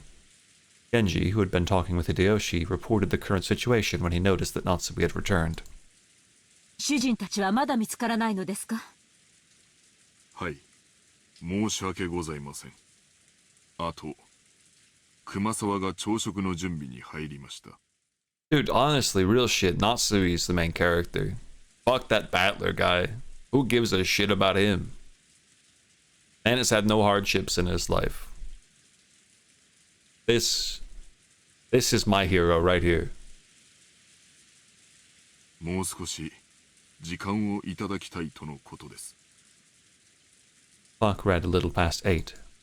8 should have been the time to start. 8 should have been the time to start breakfast. Normally, going over that time limit would be a disgrace to the host. 今、カノンが表を探しています。それから、シャノンの姿も見えません。シャノンまで？まったく。主人は何人を従えて散歩に出かけたのですか？ Just how many people had gone missing by now? Now that the number was this large, it was starting to feel truly unpleasant. Though the people... Excuse me. As though the people here were the only ones being left out of something interesting. At least, that seemed to reflect the feelings of the children, Maria in particular. She was indignant, her stomach grumbling, almost as though her mother and the others had left her alone to go off and eat something delicious without her. The other children were flipping through the channels of the television, trying to find a program that might interest Maria and cheer her up again. Nanjo was sitting on the sofa, gazing blissfully at the children while reading a book. Must have been a book about chess. The sound of footsteps came rushing towards them with a pitter-patter. Pitter-patter, pitter-patter. Opening of Fury? Anyone? There was only one set, so they realized before seeing who it belonged to that it was probably Cannon, not Kraus and the rest. 奥様、失礼します。その様子では見つけられなかったようですね。申し訳ございません。まだ。もう十分です。ご苦労をかけました。She didn't know where they were. They had to be somewhere on this island. They hadn't had a thing to eat since the previous night, so their stomachs must be growling about now. They'd probably come plodding back of their own accord before long. By now, Natsui was thoroughly exasperated, started to feel that there was no reason for them to go out of their way in search. 私はお客様方にお茶のご用意をしに厨房へ行きます。二人とも早朝からご苦労様でした。Natsui left the parlor, acting as though the release in tension had caused a new surge in her headache. Cannon tried to call her back, but Natsui left swiftly. どうした？まだ何かあるのか？はい。旦那様方のお姿を見つけることはできませんでしたが、その。Cannon sounded evasive. It looked as though he didn't know where they were, but had spotted something that might be connected to their disappearance. Eva and Hideyoshi noticed this exchange of words and came over. They'd probably picked up on something strange in Cannon's behavior. どうしたんや、カノン君。クラウス兄さんたちは見つかったんか？実は、バラ庭園の倉庫の様子がおかしいのです。様子がおかしいというのはどういう意味だ？それが、何と説明すればいいのか。Cannon hesitated once more. His tone wasn't at all what you'd expect from his usually fearless boy. Seeing this, Eva and Hideyoshi looked at each other dubiously. どういうこと？倉庫の中に兄さんたちがいたんじゃないの？いえ、中はこれから調べます。その鍵を取りに戻ったところなのですが、ようわからんが、とにかく中を調べればいいだけの話じゃないか。その倉庫の鍵はどこにあるんや？使用人室にあります。すぐに中を確かめましょう。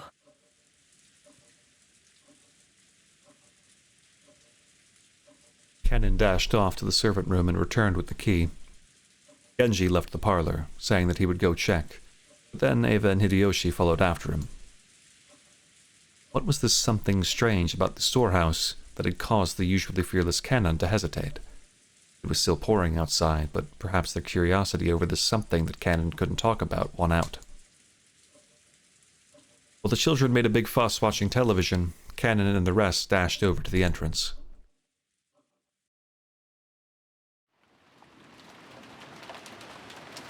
The Rose Garden storehouse was a place that housed various tools used to manage the garden.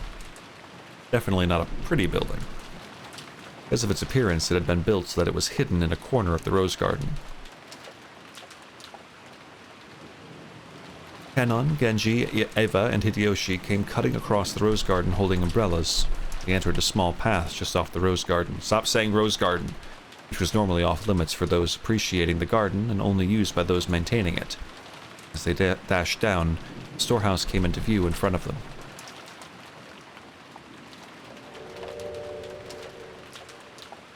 What? Wrong. It was quite an old shed. Oh, was that like a tip? No, what was that? It was just a spooky noise. And compared to the flawlessly perfect beauty of the Rose Garden, it was pretty seedy looking. It was easy to understand why it had been built in a hard-to-see place. Eva and Hideyoshi arrived at the storehouse long after Kannon and Genji. カノン君たちは早いな。 Yeah, they walk all day. 心臓が爆発しそうや。こんなところに倉庫なんか建ててたのね。What? What? 何よそれ。 It looks fine. When Ava looked down where Kanan was pointing, Kanan, she was at a loss for words. Noticing this, Hideyoshi also followed Kanan's finger, and was likewise too shocked to speak. The entrance to the storehouse was a kind of shutter, and there, everyone suddenly realized why Kanan had been unable to find words to describe what they now saw. On the shutter, which was completely filthy from being exposed to wind and rain for so long, stuck right on it, was something that looked like a strange, dark red liquid. Mucus. Or maybe it was some sickly, sticky paint. An indescribably eerie shape was drawn on the shutter with some kind of ghastly substance. The rain had caused it to drip down like fresh blood leaking from an open wound. No more beating around the bush. Some kind of mark was drawn there. A ghastly substance that looked like blood. In a shape that seemed to suggest something ominous. 2 circles were drawn there, and inside them was a design that looked like a cross. 4 ends of the cross were widely exaggerated, and it looked like some kind of crest from somewhere around Europe. And in the cracks between these shapes, written closely, packed together, were some unfamiliar characters, or possibly symbols. なんちゅう悪趣味な落書きや。これ、あれか？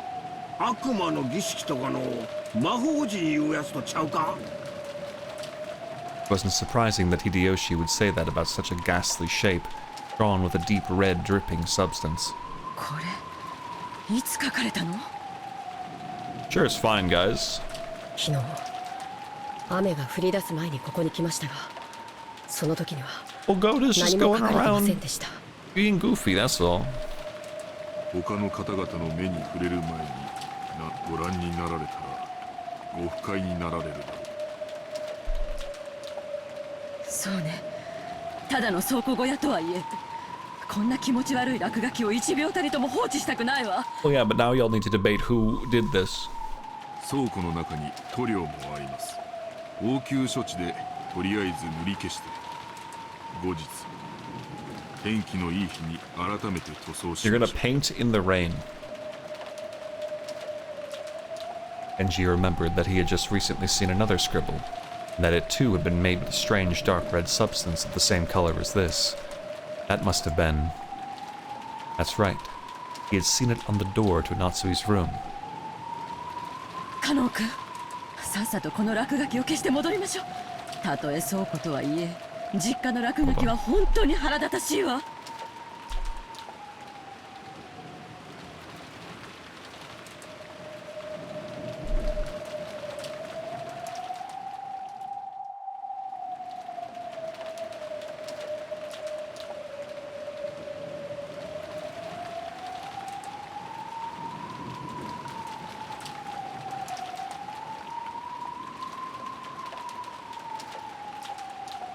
Sorry, I'm texting. I'm sorry, I'm ruining the mood. It's a really cool moment.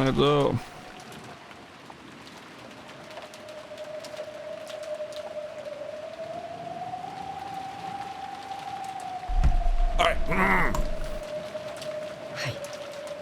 すぐに済ませますので。 Cannon squatted in front of the shutter and unlocked it, then lifted it up with all of his strength. A boisterous noise resounded. The eerie shape drawn on the shutter began to get sucked in through the top as the shutter was raised.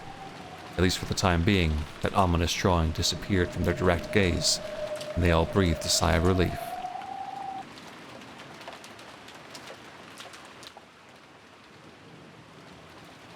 Thanks to a kids program they came across, Maria was feeling much better. Battler and Jessica were poking fun at the kids show at every turn, cackling together. George was enjoying the program with Maria from her perspective.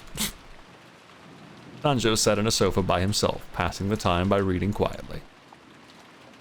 They heard hurried footsteps coming from the hallway. They were the footsteps of a single person. Did that mean it wasn't the group of 4 that had just left? It was Genji.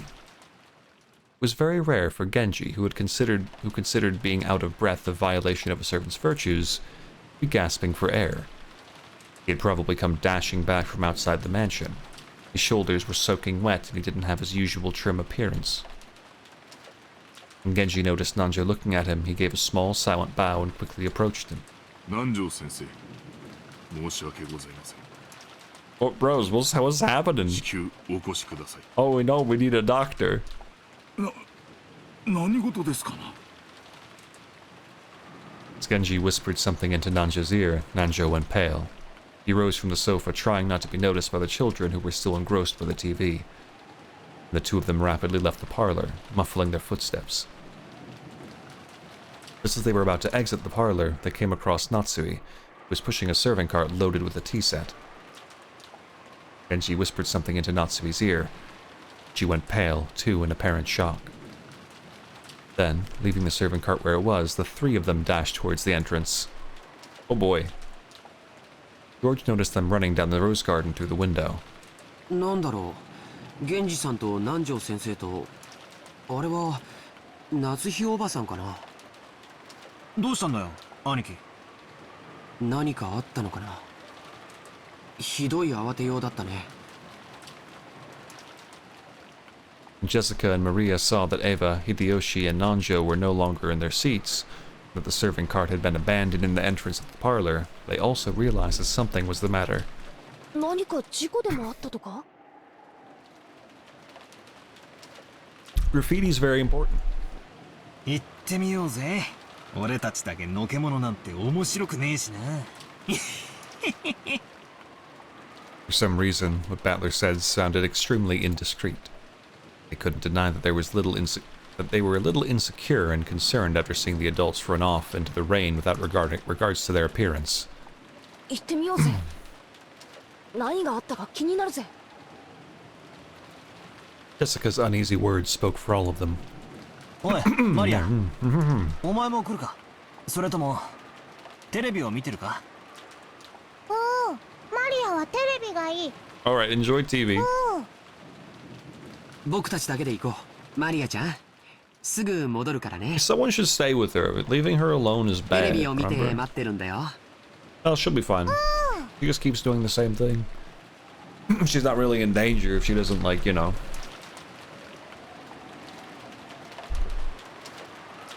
By the time the kids made it outside, the adults were no longer in sight. But Jessica seemed to have a pretty good idea where they'd gone, judging by the direction they'd been running. Following Jessica, we ran through the rain-soaked rose garden. The wind seemed to suddenly get stronger. The malicious sound of thunder began to ring out like it had the previous night. It felt like an eerie something had surrounded the island and was trying to stop us from moving forward. Jessica, この先には何があるんだ？確か園芸道具なんかの倉庫があったはずだぜ。そんなところに一体何があるんだろうね。Just as Jessica had said, they began to see a storehouse in front of them. They could also see the adults there. The shutter to the storehouse was open. Several adults looked as though they were searching for something. For some reason, only Natsui was outside the storehouse. Without even holding an umbrella, she looked like she was hanging her head. Her back was facing them. There was Genji, Nanjo, and Natsui, who had just left the mansion. The ones who'd left earlier, Ken, Eva and Hideyoshi, were also there, making for a small crowd of people. There was absolutely no bustle of activity.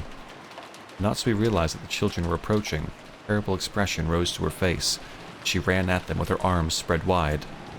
来てはいけません。お屋敷へ戻っていなさい。 But despite that, no. Because of that, the kids saw the scene Natsui was trying to keep them away from.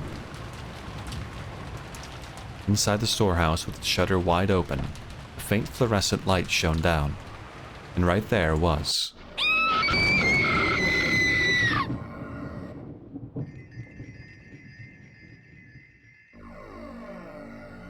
Jessica's piercing shriek rang out, but that was just because Jessica's scream was the loudest.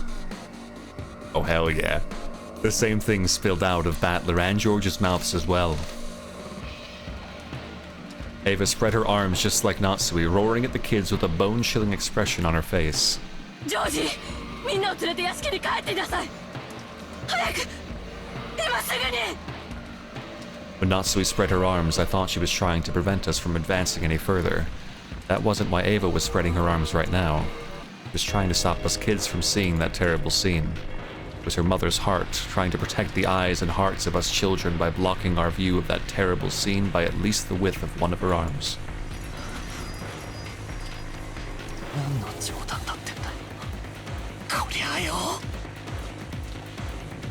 I'd seen this kind of cheap scene all too often.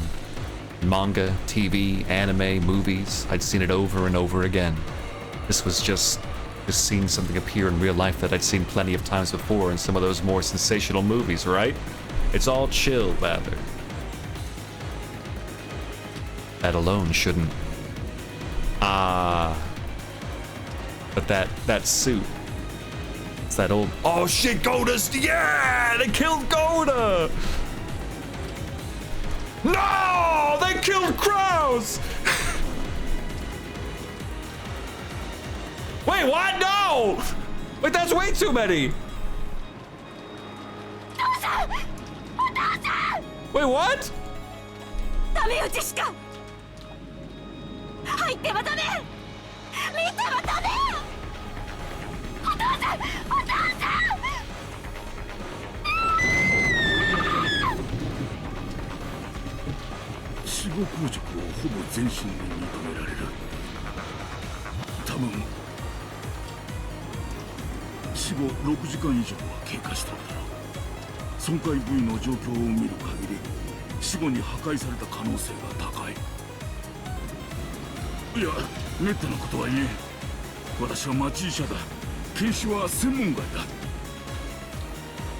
Oh, dude, I can't be jamming right now. I'm fucked up. ちゅうことはなんや。殺しただけじゃ飽き足らず、さらにこんな無体なことをしたん言うんか。悪魔や、悪魔の所業や。Aunt Natsui caught Jessica in her arms, and Aunt Ava caught George. So I was the only one who could approach the entrance to the storehouse. If only there had been someone there to catch me, too. I wouldn't have needed to have this horrible evil scene burned into my eyes. No, that's not it. Oh shit, dude. There's no one here to catch me. People who should catch me, they're right there, aren't they? Just as Jessica said, it did look like a storehouse for gardening tools. A lawnmower with extra blades, a grass sickle and a hammer, some carpentry tools such as a saw, piled up potted plants and bags of fertilizer, all treated just the same. The corpses of several people had been laid to rest there. No, had been tossed there. I could tell them by their clothes. That old bastard and Kyrie-san, Uncle Kraus and Aunt Rosa. Beyond that, Goda-san and... Are there still more of them? How many people died? You're fucking kidding me. Can't even count them on one hand. I didn't know whether it had been one of these gardening tools which it used for something other than intended. Yeah, okay, that's a one way to say it, yeah. Or whether some horrible tool had been brought in here specifically for this. Anyway, each one of their bodies jammed in there had been given an atrocious makeup. It wasn't makeup, it was more like their faces had been plowed. Whoa! Their faces were smashed, forced into expressions that normal people couldn't even make after death. I couldn't tell where the eyes or the noses were, but I could find their mouths because they were gaping wide, their gums exposed. Their front teeth were missing, and even the cheeks that should have covered all this were all torn up and laid bare. That trendy makeup you always spent so much time on even though you're a man isn't doing a thing now.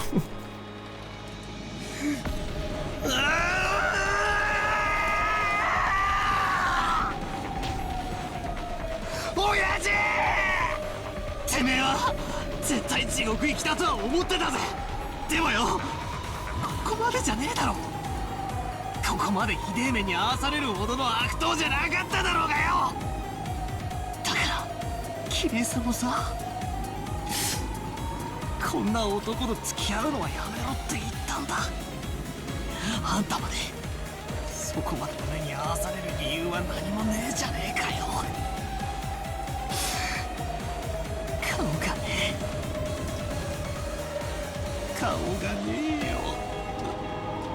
くそくそくそくそ。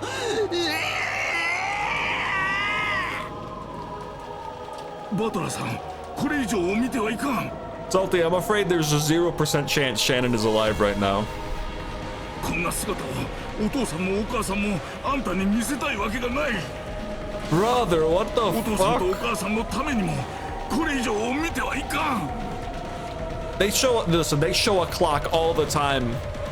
We gotta rewind, baby. We gotta rewind, bro. 死者ってのは安らかに眠る顔ってやつを拝ませてくれるんじゃねえのかよ。顔がねえんだよ。俺の親父とキリエさんの顔がねえんだよ。どういう顔して死んじまったのかそれすらもわかんねえんだよ。なんだよ俺は。 I'm kind of cool with there not being a CG for this, to be honest.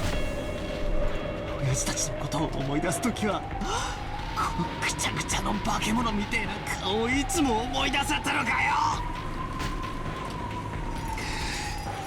そいつは最高だぜ。クソ親父のニヤニヤとした顔を思い出さなくていいんだからよ。最高だぜ最高だぜ。でもよ、キリエさんの顔くらいはいいだろ。キリエさんの悪党じゃねえ。たまにはムカつくと思ったけどよ。ちょいとかっこいい俺の姉気分だったお人じゃねえかよ。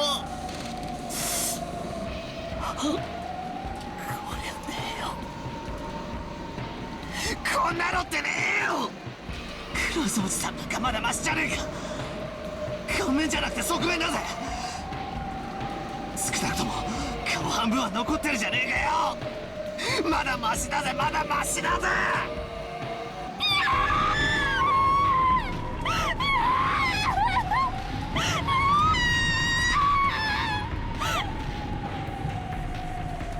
Jessica filled her ears with the sound of her own screaming, trying to shut out my reckless words. よすんだバタラ君。もうよすんだ。もうよすんだ。兄貴兄貴。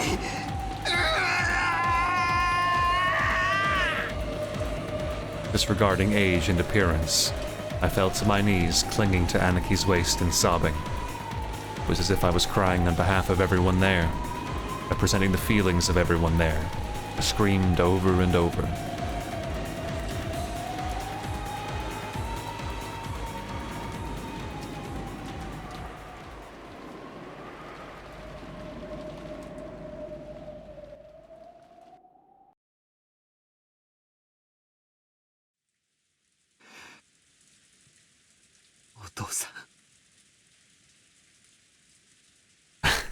At least the inheritance thing got a lot easier. Yeah. It's pretty easy now.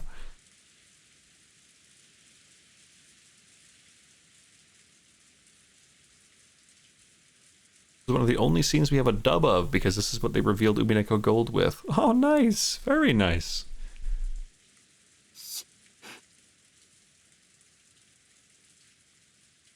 倒れているのはクラウスおじさん、ルドルフおじさん、キリエおばさんにローザおばさん、 Okay, ゴーダさんで Shannon's not there? 5人。いや、 Oh, well, no, she's there. 6人や。ここにもう一人おる。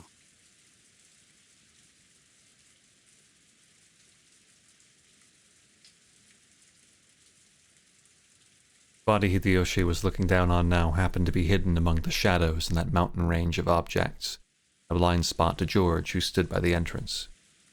George couldn't tell whose body it was, though George cursed himself. Cursed the fact that his worst guess always turned out to be right. じゃあ、お父さんの足元に倒れているのはシャノンなんだね。ああ、シャノンちゃんや。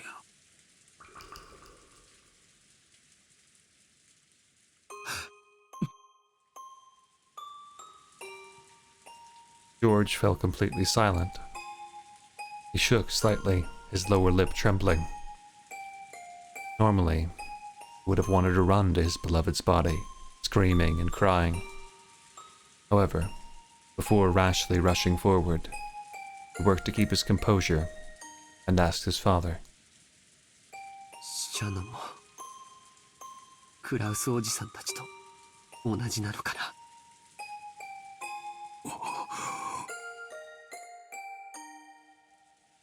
Hideyoshi deeply understood the meaning of those words. Couldn't give George an immediate answer. Or rather, felt that silence was the only sincere and loving response he could give George right now. When George asked if Shannon was the same, he meant to ask whether her corpse was in the same condition. Hideyoshi hadn't denied it. It meant her corpse was in the same brutal state. シャノンを見てもいいかな。いや、あかん。どうして？だって、もう二度とシャノンの顔を見られないんだよ。その、最後の顔、どうして見たらいけないんだよ。お前が最後にシャノンちゃんに会ったのは昨日か。うん。そうか。そのシャノンちゃんは、別れ際にお前にどんな顔を見せたんや。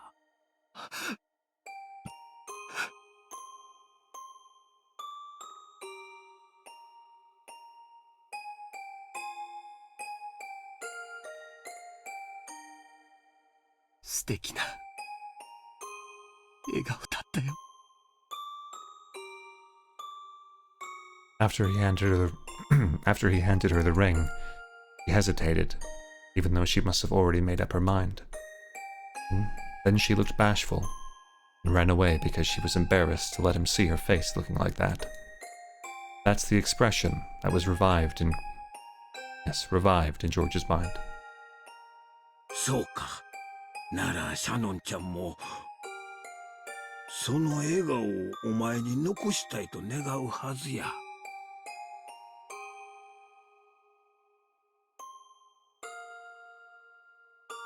Hideyoshi looked down upon Shannon's body lying at his feet. Just like the other bodies, it was in such a horrible state that it'd make anyone want to cover their eyes. Her head had been smashed in front from the side. No more than half of her expression remained. Remaining blood-soaked half of her expression had been wiped clean. That graceful smile of hers had peeked out, but only half of it. Without thinking, Hideyoshi slapped his hands over his eyes. How brutal. Her face was going to be crushed anyway. If only all of it had been crushed. I would have been able to temporarily distract George from his pain by making the pathetic suggestion that it was someone else wearing Shannon's clothes. Half of her face had been left untouched.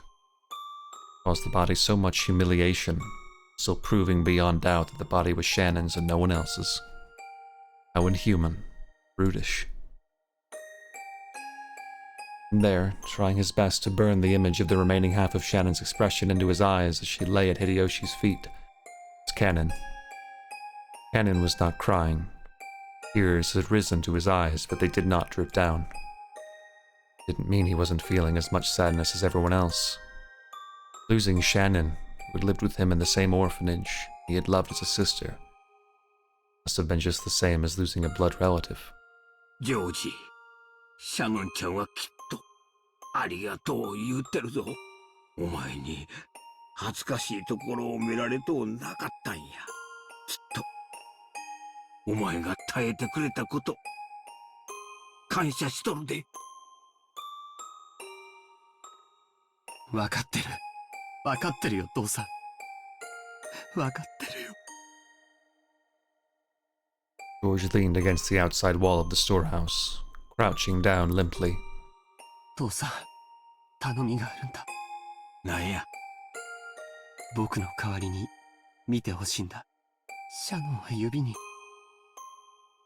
指輪をつけてるかな。指輪？ちょいと見てみる。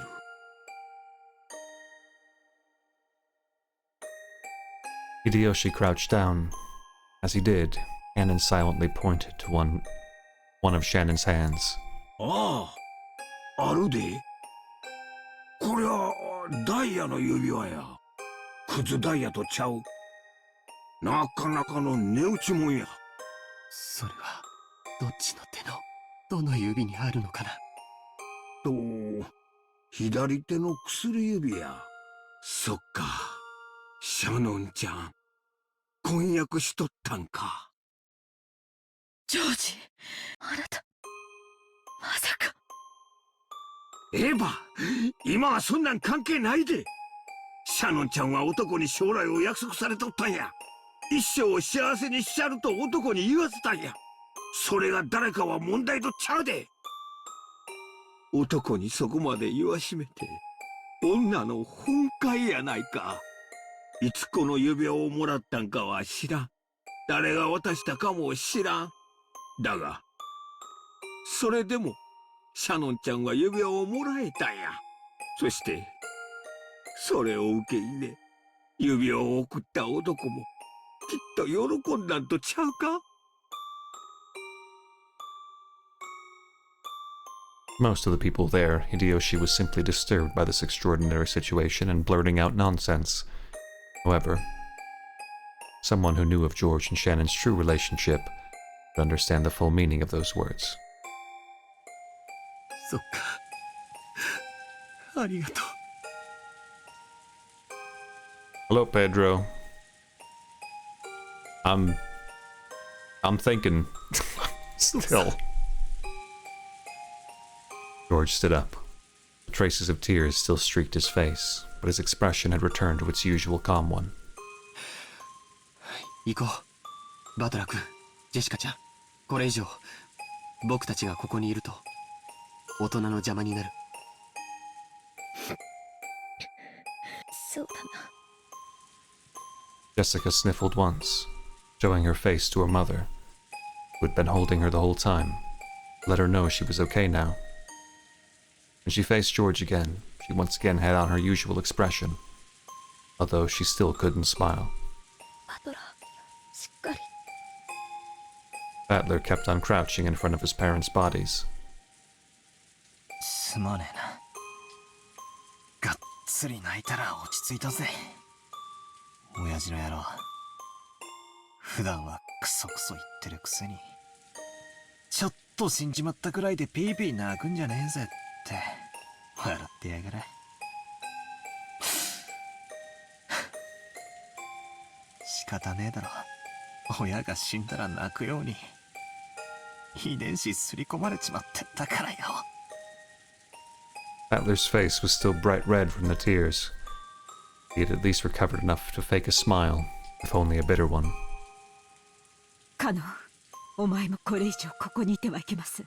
子供たちを連れて、お屋敷に戻っていなさい。Matsui had been standing under the rain this whole time, unable to take a step into the storehouse. Maybe she had her own way of grieving, different from Battler's. Realizing that she had to take on a role of responsibility now that her husband was dead, she gave Cannon those orders. はい、奥様。Cannon rose silently and turned to face me, or in first person again. His face was pure white, almost as though his own heart had died along with Shannon. There was no life in his expression. On an ordinary day, he had been told to guide the children through the beautiful rose garden. Cannon might have led the way. Now there was no distinction between Cannon and the children. They were now just kids of about the same age, suffering the pain of losing those close to them. After making sure that the children were leaving, Matsui started giving orders to Genji. 現地、すぐに警察に連絡しなさい。台風が通り過ぎるまでは来られないでしょうが、どうすればいいか指示を与えてくれるはずです。Aren't the phones broken? わかりました。防災用の無線機がありますので、それ That で連 makes 絡 sense. します。When she heard that, Matsui remembered. That's right. The phones were out today, weren't they? However, they also had a radio, since they couldn't necessarily rely on phones all the time while living on an isolated island. At any rate, You should start by contacting the police and receiving their instructions. Everything else could wait. ナチョ先生、もうこの場はどうしようもありませんか。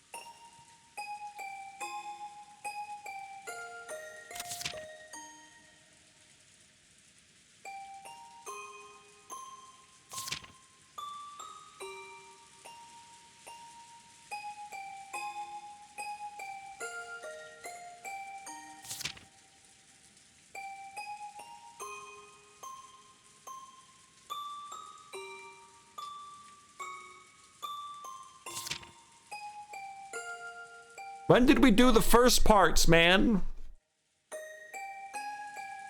When did we do all this shit? Who are the two? When did we get all this shit done? We jumped to this stuff real quick.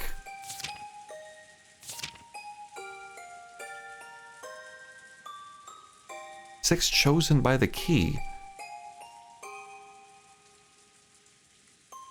Like, wait a minute. Hey, Maria. How did? Whatever. Just continue. I don't understand. I didn't think I didn't think the ball was already rolling. I guess it makes sense that it was, but. 残念ながら私には何もできませんな。わ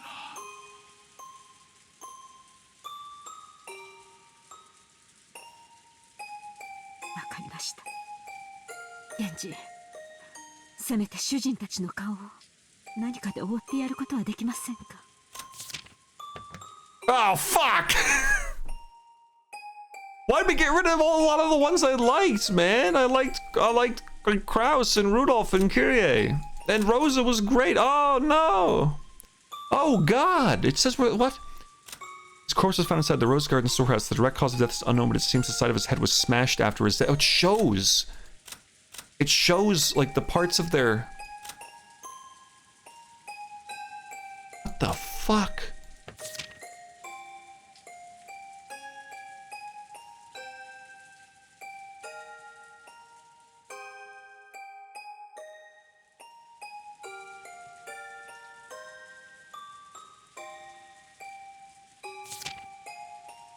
Okay, hold on.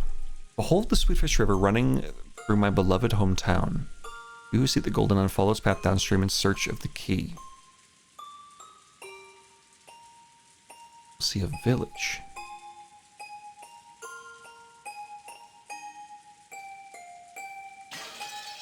I mean, Sweetfish River. Because it seems like we obviously arrived. Follow its path downstream in search of the key. Sure. Travel down it, you will see a village. The shore the two will tell you of. It's the key to the Golden Land.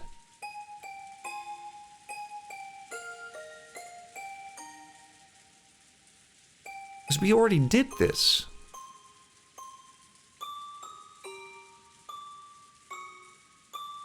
We did go to a shore.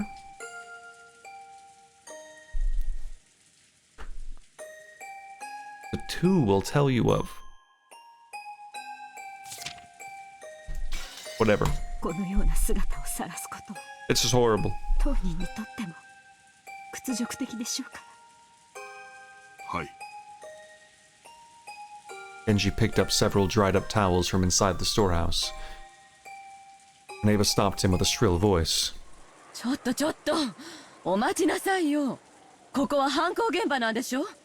なら変に手を加えちゃダメよ。私たちは混乱してて現場に土足で踏み入っちゃったけど、それはきっと警察の捜査の邪魔になったわよ。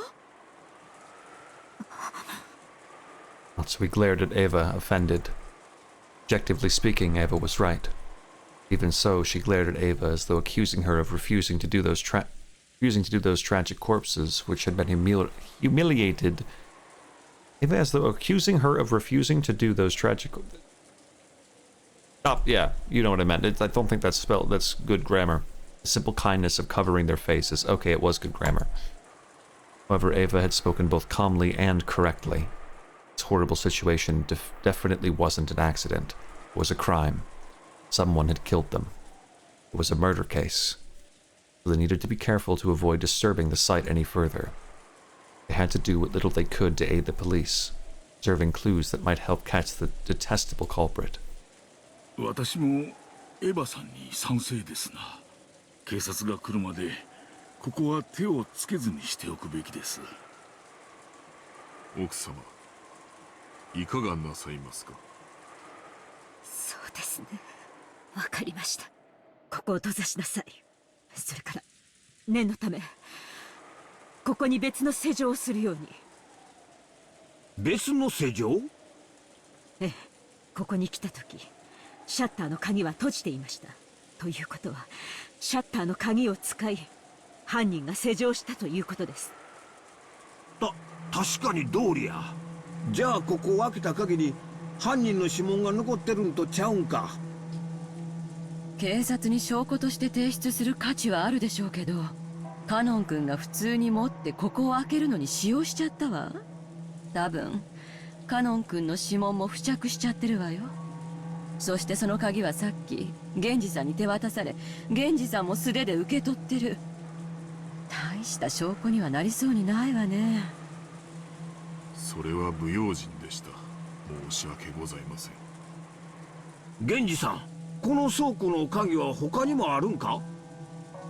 いいえ、この一つだけです。ということは犯人はその鍵を使用人室から持ち出し、そして律儀に元の場所に戻したちゅうことになるな。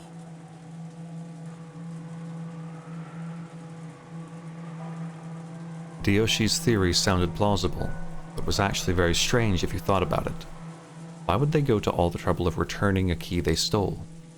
No, if you think about it even more deeply, there are some points that are even more bizarre. When a criminal hides a body, they're usually trying to delay the point at which it'll be found. They can use that time to escape. The six weren't necessarily killed here. It was reasonable to assume that they were killed somewhere on this island, carried to this storehouse and hidden to delay the discovery of the crime. And yet, the eerie magic circle scribbled on the storehouse shutter had eloquently indicated the location of the hidden corpses. Sure, it didn't explicitly mention the corpses, but 6 people had gone missing. In that situation, someone had made such an obvious piece of graffiti and even returned the key to the shutter, almost as though they wanted the corpses here to be discovered. とにかく一度は犯人が開け閉めをした施錠だけでは信用できません。犯人の手からもこの場所を保護する意味で施錠を新たにしたいと言っているのです。いい案だと思います。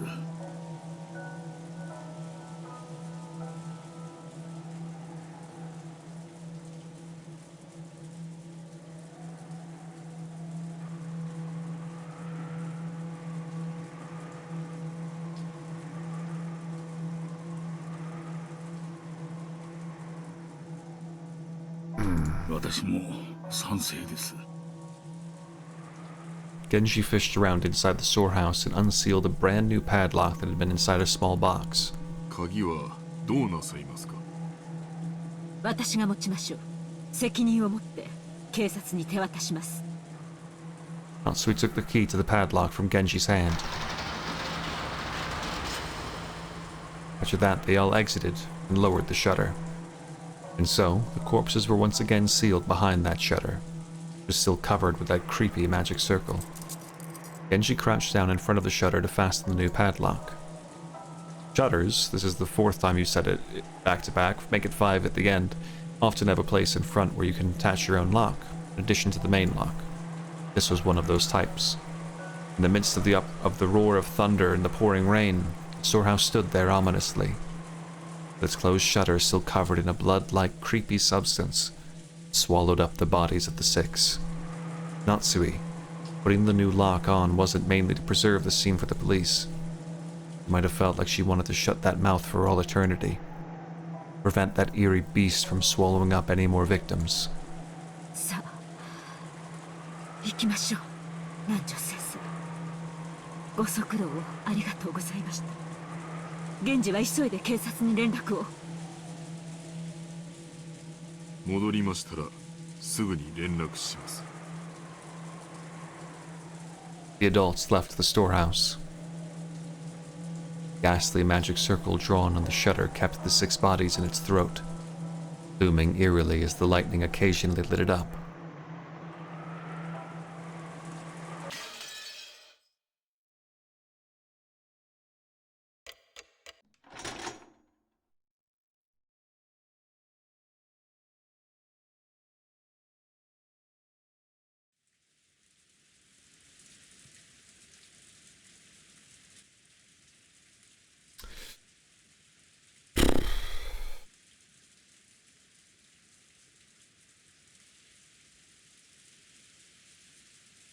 It's mainly the narration prose, which is rough, luckily. Yeah, I've noticed that. Some of the repetition is more of a Japanese thing, since they can get away with it easier. Yeah. Well, sometimes it does repetition intentionally in, like, an effective way. And then other times it just keeps saying the same word, like Rose Garden or Shutter. I have to check again. I guess I'll save real quick. Very good. Still episode 1. Hold the Sweetfish River running through my beloved hometown. You who seek the Golden Land, follow its path downstream in search of the key. One could argue that was everyone coming to Rokkenjima.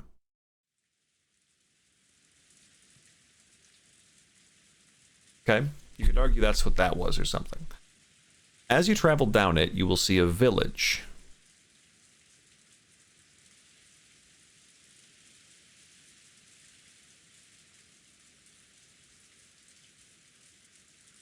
I remember when we were coming in, there was something that they said is usually there that isn't there anymore. I don't think that's in relation to this. But the village could be the mansion and the guest house and all that stuff. I mean, it is a couple buildings, so like a little village. People live there.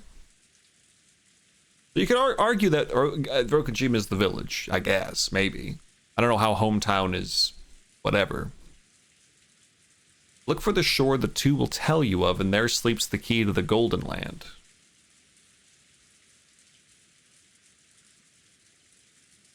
But I don't understand. What do you mean there sleeps the key to the Golden Land?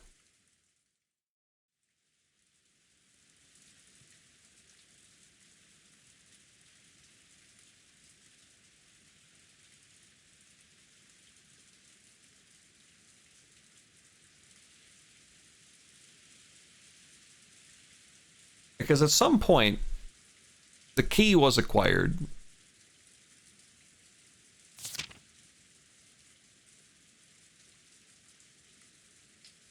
The one who obtains the key must then travel to the Golden Land in accordance with these rules. Okay, so hold on. Maybe the first part doesn't need to happen for all of this to trigger, but I would think it does, because it's chosen by the key. And he said this is where we're starting it. But maybe it doesn't. Well, hold on. Offer the 6 chosen by the key as sacrifices.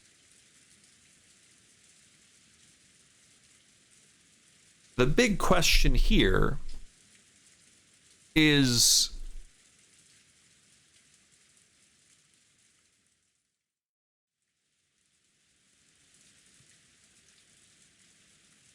Hold on.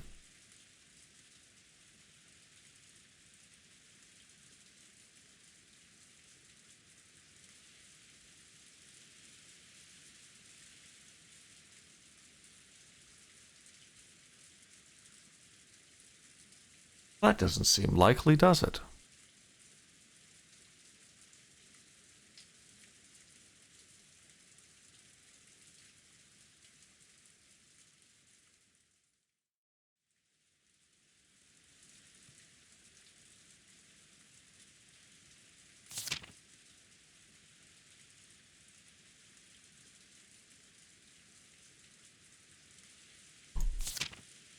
I need to go to the bathroom again. Ay, ay, ay.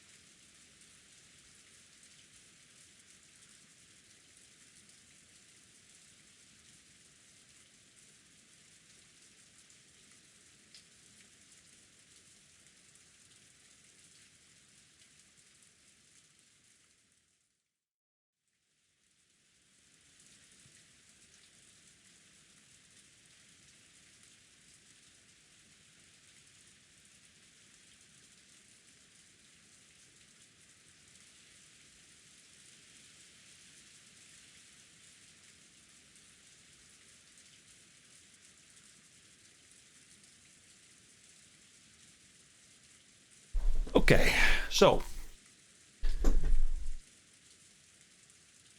also, in case since I guess I didn't technically say it during that last sequence, great sequence of events. In case that wasn't obvious. Very effective and intensive. And slightly drawn out, as is the typical method of this game and its storytelling. But, yeah, no. Great use of the first song, all lowercase, no spaces song. Which one was that, by the way? That one sounded familiar, so I do think I've heard that one before.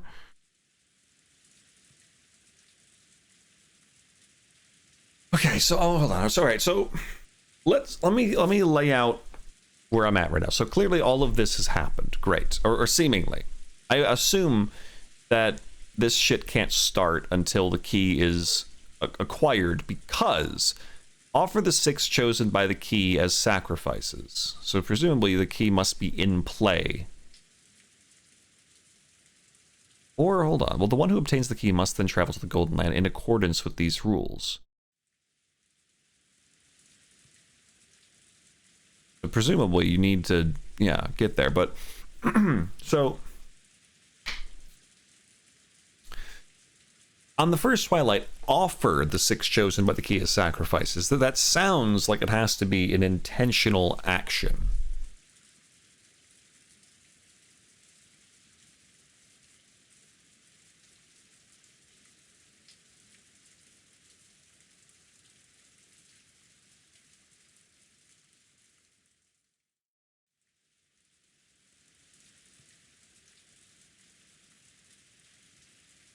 So it sounds like the person with the key has to do it. Or I guess the person with the key doesn't need to do it. It just says offer the 6 chosen by the key. It doesn't say the person with the key needs to do it. Now let's think about who... I mean, the other thing I was thinking about while pissing. So Natsui's door also had the weird not blood paint stuff, which would almost seem like someone wanted to get in, but couldn't. But we didn't really see that on the... I assume that would have been reported if it was on everyone else's doors. So I don't think that's the case. Now, she had the charm. Would that have prevented someone from getting in? But would they have wanted to kill her? Because the 6 chosen by the key as sacrifices. Does that mean that the key, or whoever has the key, just goes around and just picks some people and kills them? I guess it's just chosen. It doesn't mean that it's like... Yeah, it could be they were going to go for Natsui and then couldn't. So they, because of the charm, and went elsewhere. Also worth noting, magic circle symbol thing. When Maria was looking through her book for charms, she did look at something with magic circles, and they mentioned the charms can be used for some, or as part of like magic circle things or something. But that was definitely not a defensive magic circle put on that door. I don't think it was. That seems like that magic circle had to do with the sacrifice, right? Offering the 6 chosen as sacrifices.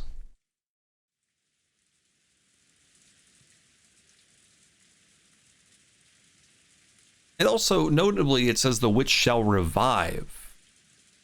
But the witch is around. Beatrice is around doing shit. Unless she is only like around spiritually and she's not actually doing things. But the problem is that she is physically doing things because Maria got an umbrella. A physical umbrella. And that's why I'm a little confused. Also, while, yeah, obviously Kinzo threw his ring out the window, they still needed to have an envelope and wax.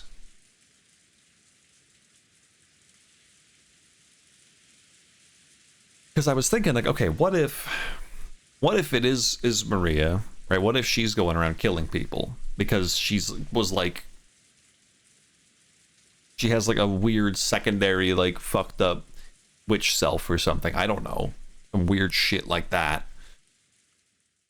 And she just got the ring and then wrote the letter and stuff, and then Yeah, but where'd she get all the stuff for it? And where'd she get an umbrella from? I don't know. Also, would Maria be able to fucking murder and smash in the heads of several big adults? Like, Goda and Kraus are huge. But if magic is afoot, you know, there's that.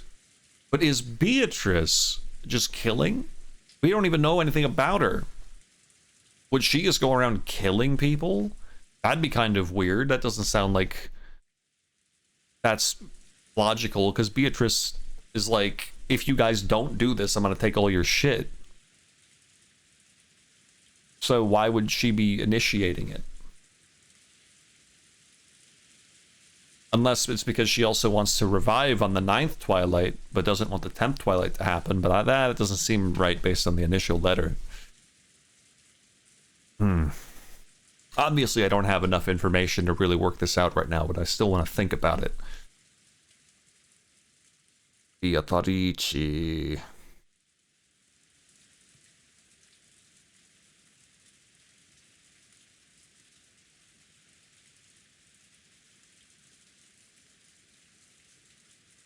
It's very interesting that nobody in the guest house was targeted.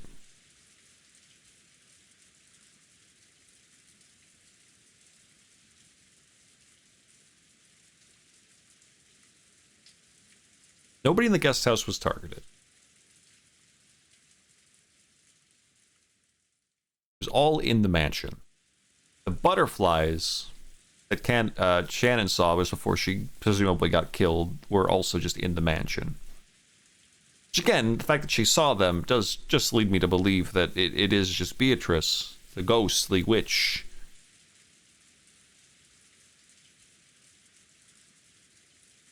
Would a witch need a key to open the thing? Why throw them in there?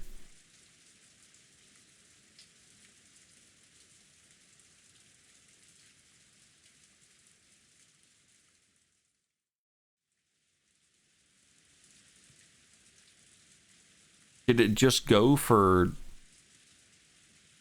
whoever was just still awake because they were just in the room rambling? They said about 6 hours, and 6 hours ago was midnight when they were still up. That was just after Hideyoshi and Eva went to sleep. Or at least to their room. Shannon was in the hall. Goda was playing crossword. He deserved to die for that alone. And then I guess Kraus, Kyrie, Rudolph, and Rosa were all easy targets because they were just in there yapping.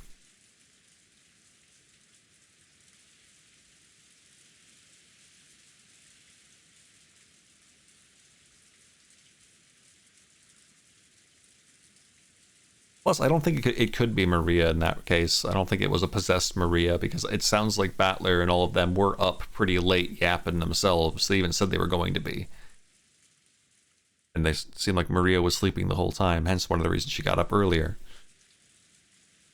So it doesn't seem like she could have snuck out to do it.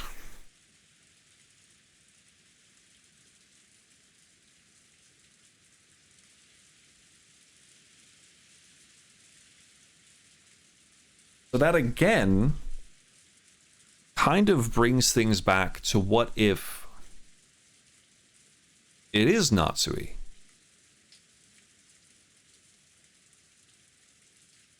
I mean, she supposedly didn't really sleep much. She claims she didn't really sleep, but what if she is... What if she does have some sort of fucked up, like, weird alter ego for some reason? Or something that's being possessed by the power of the witch. But she had the charm, which should have prevented that, I would assume. But the charm would also be directly linked to magical circles, the protective ones. But that would explain why the weird substance was on her door, because after painting it, she walked back and opened her door with a little bit on her hands. So it was I was on the door when she opened it, right? But then it sounds like she sleeps kind of on and off. But she also claimed that she did get a little bit of sleep last night. that she doesn't usually get. And what was that shit she gave? That she was gonna give to Jessica? She had like a little thing. But I thought that was something that was also usually used to keep spirits at bay. And this is all, of course, under the assumption that it's like a possession thing and not just like an alternative personality thing, which would be kind of weird. I'm not sure about that.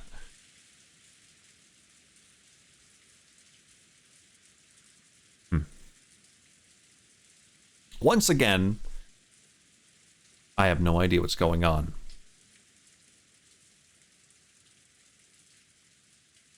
But also, once again, it almost kind of feels like it points to Natsui. But I don't think it does at the same time.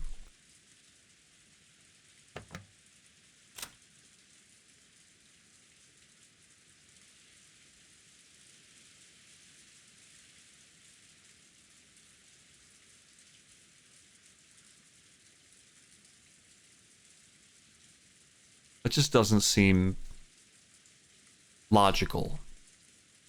But with some of the shit going on, I'm not sure how much logic applies.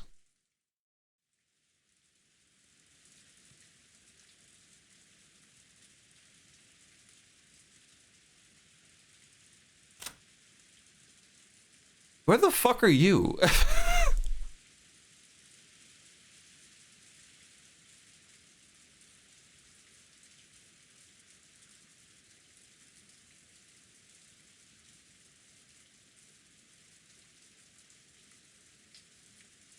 What are you doing?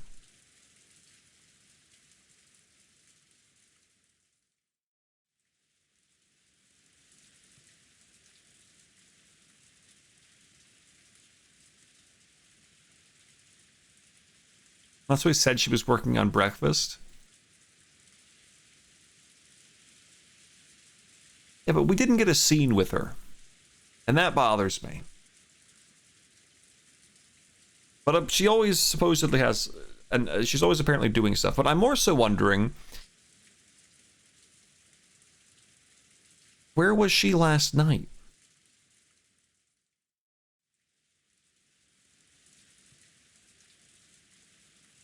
Supposedly she was at the mansion, wasn't she? Wasn't she part of the mansion crew? Or was she pushed back to the guest house as well, and they just didn't show a single scene with her? I don't know. Okay. Verdict. I don't have anywhere near enough information.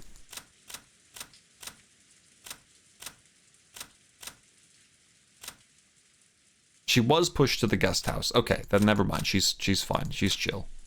We just didn't get a scene with her because the game hates showing her. Moral of the story, we don't have enough information. But I am deep in thought because I'm still wondering if technically this stuff reached, like getting the key, needed to happen first. Look to the shore the two will tell you of. There sleeps the key, the golden land. The shore the two will tell you of.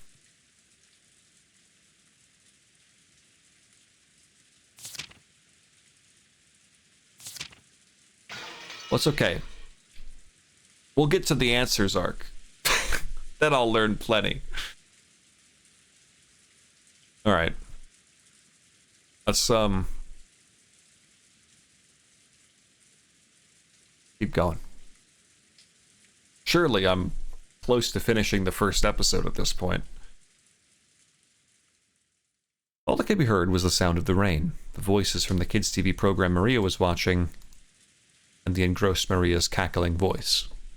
In other words, what greeted them as they returned, dumbfounded from that horrible, bizarre scene, was the voice of Maria as she rolled around laughing at the TV.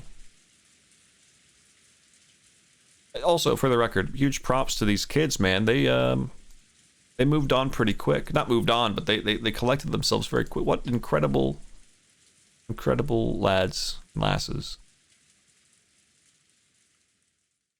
Those who returned to the room didn't know how to explain to Maria that her mother was dead, that they were trapped by a suffocating silence. At first, Maria returned their stares with a dubious look. When she realized they weren't trying to blame her for anything, she ignored them again and immersed herself in the TV program. The children wordlessly sat down heavily on the sofa. Their minds were probably blank from their state of shock. Everyone had already cried and mourned so much. Now they just vaguely sat there, their faces seeming to have lost all emotion. Only Cannon had returned to his usual calm expression. However, that probably didn't mean he'd been able to wipe out the shock. Nothing was reflected in his eyes as he stared into empty space. Hideyoshi kept on fidgeting, and every time he remembered that horrible scene, he started muttering about how he couldn't believe it. How it couldn't have been something from this world. It must have been the work of demons. Every now and then, his mutterings produced a question directed at Nanjo. The latter kept repeating in a calm, doctor-like manner that nothing could be understood by only glancing at the scene, and that until the police arrived, they wouldn't learn anything. However, Nanjo only appeared calm next to Hideyoshi, who simply couldn't suppress his agitation and fear. In fact, Nanjo had also received a huge shock, and his face was deathly pale. Maybe that atmosphere was why she tried to rise to the challenge and take advantage. Natsui appeared to be unchanged from her normal attitude, as she briskly gave directions. Dude, Natsui's so fucking cool, dude. You know, if it turns out that she is actually like a secondary personality ghost who kills people, then that's fine, because she's on that shit. In fact, that might even be why Kinzo thinks she's a real one. Kinzo might be like, holy shit, dude. He was looking out the window and he's like, holy shit, he just smashed their fucking heads in. Holy moly. She's piling them up in the shed. He's like sitting there and he's like fucking nodding along like, this is great, man.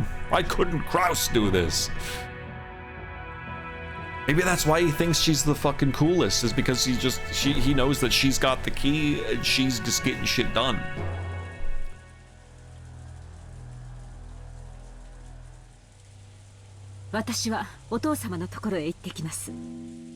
Order my children while I eat popcorn, yeah.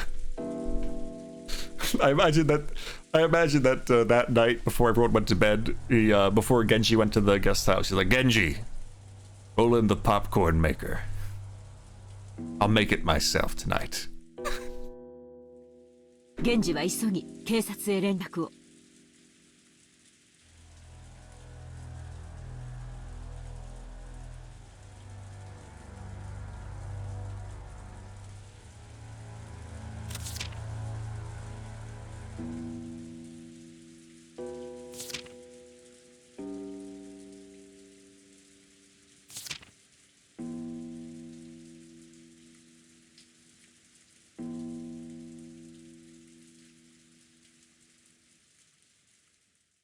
That doesn't make any sense. I'm trying to think of things that were in sets of two. The two will tell you of. And the thing that came to mind in this case, I can't think of how it makes sense, but the two charms. Maria handed out two charms. The issue with stuff like that is I don't know how Kinzo, while creating the epitaph, could know about something like that unless he had some sort of fucking clairvoyance or future sight. That's why I'm like not so sure about that.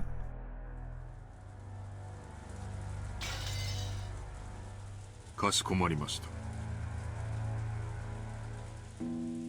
私も一緒させていただいていいかしら、夏日姉さん。クラウス兄さんがいなくなった以上、お父様の補佐は私の仕事だもの。その私が夏日姉さんに任せっきりで、ここでくつろいでいるわけにはいかないわ。Natsui was struck speechless by Ava's aggressive move in a situation like this. She seemed to be claiming that with Kraus dead, the one to take responsibility shouldn't be his wife, but herself, the next highly ranked in the family. Maybe she hadn't been at all happy when Natsui took command without reference to her in such an extreme situation. However, Even Eva's mind had been blank from shock until a moment ago. She only came to her senses after Natsui started giving orders. You are fucking horrible. Your husband's a cool guy.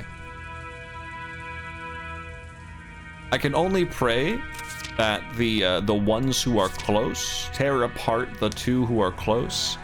Maybe that's you and Hideyoshi, and maybe you'll get torn apart and he can do better for himself. I don't know. But then you'll probably turn out to be an okay person, Zuka's nuance or something. But anyway. Natsui started walking without saying a word more. Eva followed behind her. As they did, Kumasawa ran into the parlor.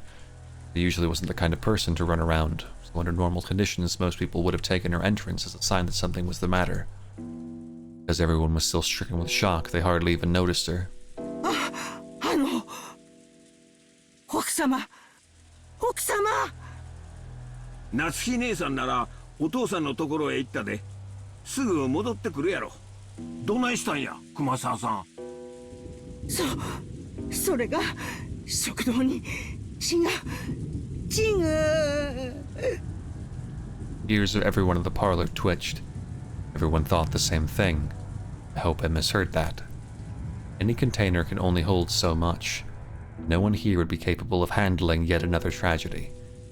So they all thought. I hope I misheard that. なんやて？食堂？朝食の準備に食堂に配膳に行ったら。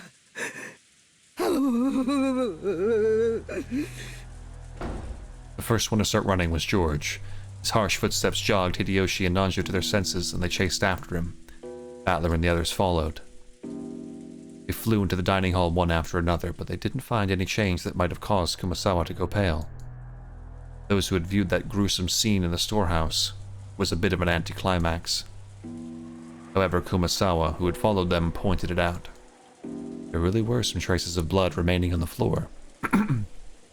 Compared to that terrible scene, it wasn't very impressive. However, if you calmly thought about it, this definitely indicated the loss of a lot of blood. ここにも血だまりがあるよ。これは一体。だいぶ時間が経っているように見えますな。So they were probably murdered while they were in here yapping. おそらく昨夜ここで殺されたんだと見ていいでしょう。そういうことになるんやろな。わしらは昨夜ずっと食堂で話し合いをしとった。そしてここに何者かが押し入ったに違いない。父さんたちが打ち合わせを抜けて休んだのは何時だっけ？昨夜の24時を少し過ぎたくらいの頃や。だからその後にと考えるんが妥当やろな。マジかよ。勘弁してくれよ。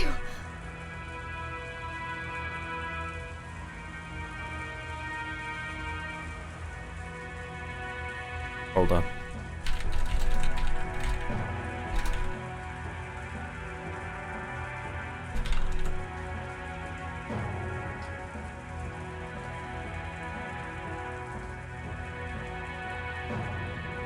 お嬢様、しっかり。俺はもうさっきの倉庫でこの世の地獄ってやつを拝んじまったから、今さらこのくらいじゃ答え。そうか。Sorry. よかったな。私は頭がどうにかなっちまいそうだぜ。Listen, there have been enough head explosions in this room. ここは食堂だぜ。私は毎日ここで食事をして、学校のことをぼやいたり、宿題のことをぼやいたり、親父に学校の成績の話をされたり、そういうところなんだぜ。お嬢様、これ以上ここにいるのはよくありません。客間へ戻りましょう。This is getting bad, guys. Battler, put on a cape. 俺の同感さ。秀吉おじさん、この部屋は多分警察にとって重要な意味があると思います。俺たちが踏み荒らしちまうのはまずいんじゃないですか。Battler proposed this in a slightly firm voice as, along with Cannon, grabbed the pail and shaking Jessica's shoulders. バトラさんの言う通りですな。この部屋にこれ以上好んで居続けることはありますまい。Lancho spoke while looking at everyone's pale faces, even though that horrible scene in the storehouse felt like something not of this world. At least then we'd been able to leave, to cut ourselves off from that place and run away. Everyone had shared in that feeling. However, this dining hall was different. It was in the mansion, the main building on this estate. As Jessica had said it should have been one of the most calming places even inside the mansion. It was where all the relatives had eaten lunch and dinner yesterday. The shock of seeing this place smeared with blood reminded us of that horrible spectacle in the storehouse. It forced us to accept that we hadn't really been able to run away from the scene of that tragedy. わしも同感や。この部屋には犯人の痕跡が残ってるかもわからんしな。素人のわしらがかき回すべきとちゃうで。はよ出るんや。はよはよ。Yoshi also understood the meaning of what Battler had said, pushed everyone to hurry out of the dining hall. The way we were then, looking at that blood any longer would have been too harsh. Nobody went against his words. Everyone raced each other out of the dining hall. It was almost as though the last person in the room would be trapped in there all alone.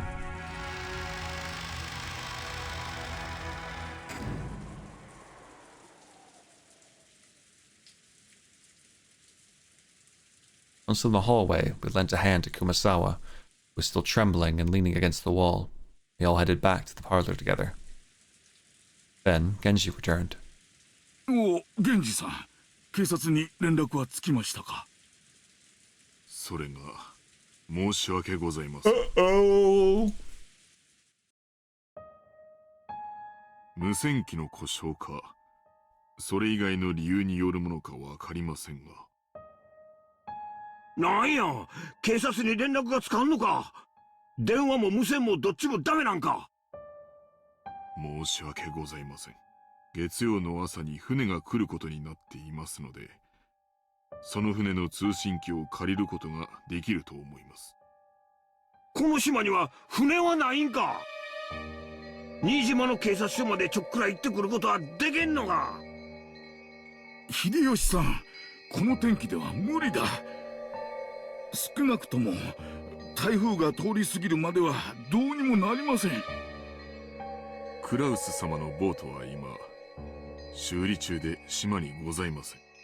ですので月曜の船を待つほかないかと。そんなアホな話があるか。6人も死んだんやで。そして電話も無線も通じず船もない。台風が過ぎて船が来るまで、つまり明日の朝までわしらは警察にも連絡できずこの島におれっちゅうことなんか。ってことはつまり俺たちだけじゃなくおじさんたちを殺した犯人もこの島から出られず足止めってことだな。そういうことになるね。みんなを殺した犯人はまだこの島にいる。親父たちを殺した奴はこの島から逃げ出せずまだ潜んでやがるってことかよ。くそ見つけ出してやるぜ。警察になんか引き渡すもんか。私がこの手でやっつけにしてやる。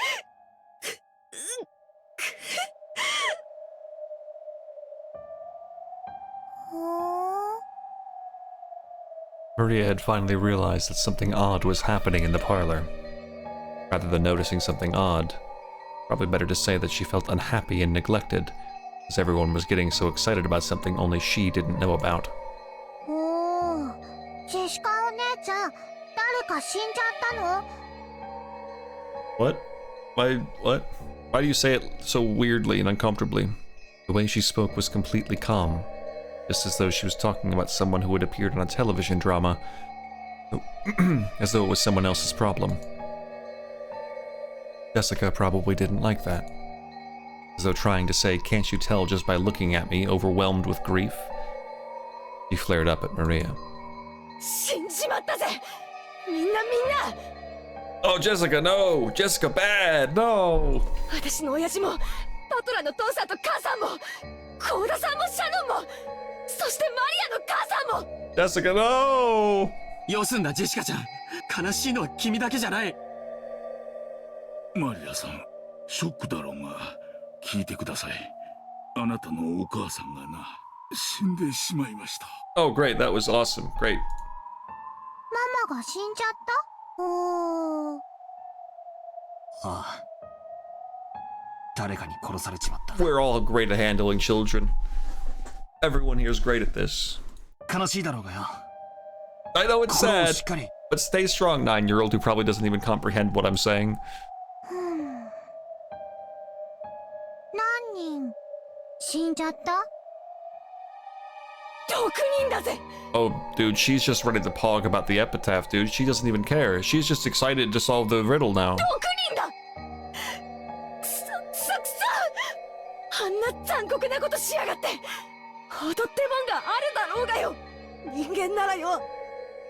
誰だか知らねえが犯人は人間じゃねえぜ。血の色が赤いわけがねえ。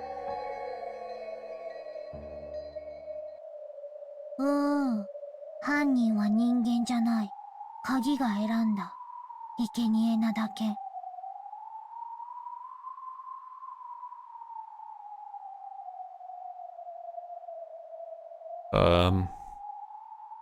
Hey guys, where do I download the uncensored patch?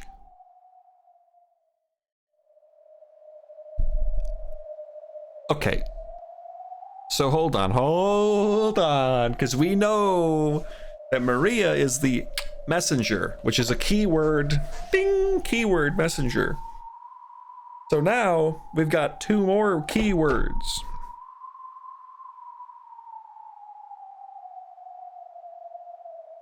That's not good. Like, it's, Huh? おい、マリア。今、なんて言った？ Maria had just said something.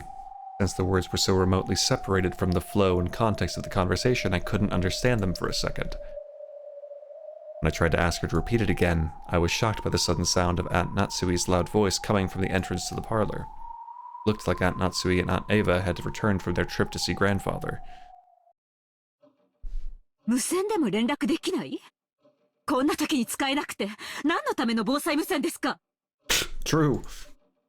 申し訳ございません。毎年保守点検はさせているはずなのですが。ほら、光をチカチカさせるみたいな船舶信号ってあるじゃない？そういうので向こうの島に連絡することはできないのかしら？そのような設備はございません。申し訳ございません。 Wait, can we all just shut up and talk to Maria some more?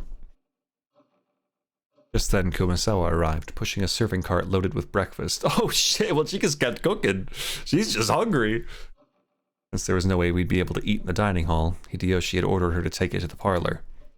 なぜ朝食をこちらに？ Oh, someone tell her. 夏日さん、それは後で話す。 I guess you might as well eat, even if it's things bad. それよりエヴァ、お父さんはどうなんや？ご一緒でないところを見ると、このような事態になっても部屋から出ませんか？いないわ。What? 部屋は空っぽだったのよ。Oh, you fucking wibble wibble me. なんやて？こんな時にどこ行ったんや？親方様が書斎を出られたというのですか？ Fucking Temple of Time ass music. そうです。私も驚いています。What? いつの間に部屋を出たのやら。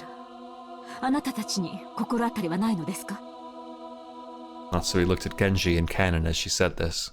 Maybe she was trying to ask whether the servants who served directly under the one-winged eagle knew of a place he might go. However, it was probably the other way around. Their faces made it clear that those who knew Kinzo best realized even more than the rest how impossible it was for him to leave his room. 僕たちにも見当がつきません。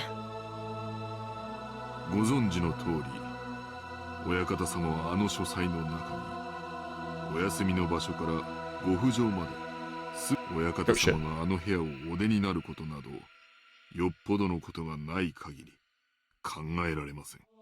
となると、なんや、そのよっぽどのことがあったって考えるのが自然だ。Yeah, like maybe the murder of 6 people on his property while he's eager for witches? まだそうと決まったわけではありません。とにかく気まぐれな方ですから、現状をご存知なくお一人で散歩をされている可能性があります。That's just unlikely. 仮にそうだとしたら、一刻も早く現状をお知らせしてご指示を仰がねばなりません。そうね、考えたくはないけど、お父様の身に何かあったのかもしれないしね。そのような不吉なことは考えたくもありません。Dude, she's crazy, dude. No one had seen Kinzo since the discovery of those 6 terrible corpses. On top of that, phones were broken, radio wouldn't reach anyone, and there was no way to contact the police. Apparently, a typhoon would leave tomorrow, and a boat would come. We've got a lot of Twilights, buddy. I'm not too optimistic. But until then, no one could rely on anyone outside the island, nor could they escape the island. Tragedy had hit everyone so abruptly that they'd lost all their composure. Everyone felt a heavy silence. Everyone was impatient. Even though they needed to do something, couldn't think of anything. So some of them held their heads in their arms while others got irritated. Right now, no one could explain what was occurring on this island, Rokanjima.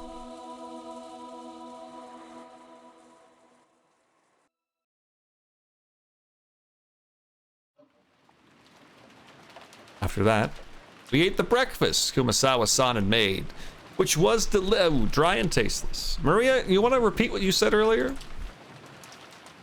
course, this was right after something like that had happened. No one felt particularly hungry. However, we understood logically that not eating would weaken our bodies. It would also be rude to Kumasawa-san, who had made the breakfast. Kumasawa-san had taken some unusual Western vegetables, ones that Goda-san had probably ordered for his ultra-elaborate meals, cooked them in a Japanese style, which made them turn an unpleasant color. As to what Goda-san had been planning to cook with those ingredients, right then I couldn't even imagine it.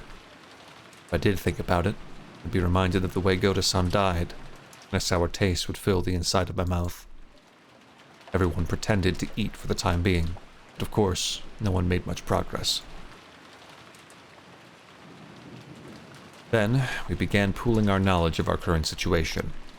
First off, 6 people, included Uncle Kraus, my dad, Kirie-san, Aunt Rosa, Goda-san, and Shannon-chan, found in the Rose Garden storehouse as brutally mutilated corpses.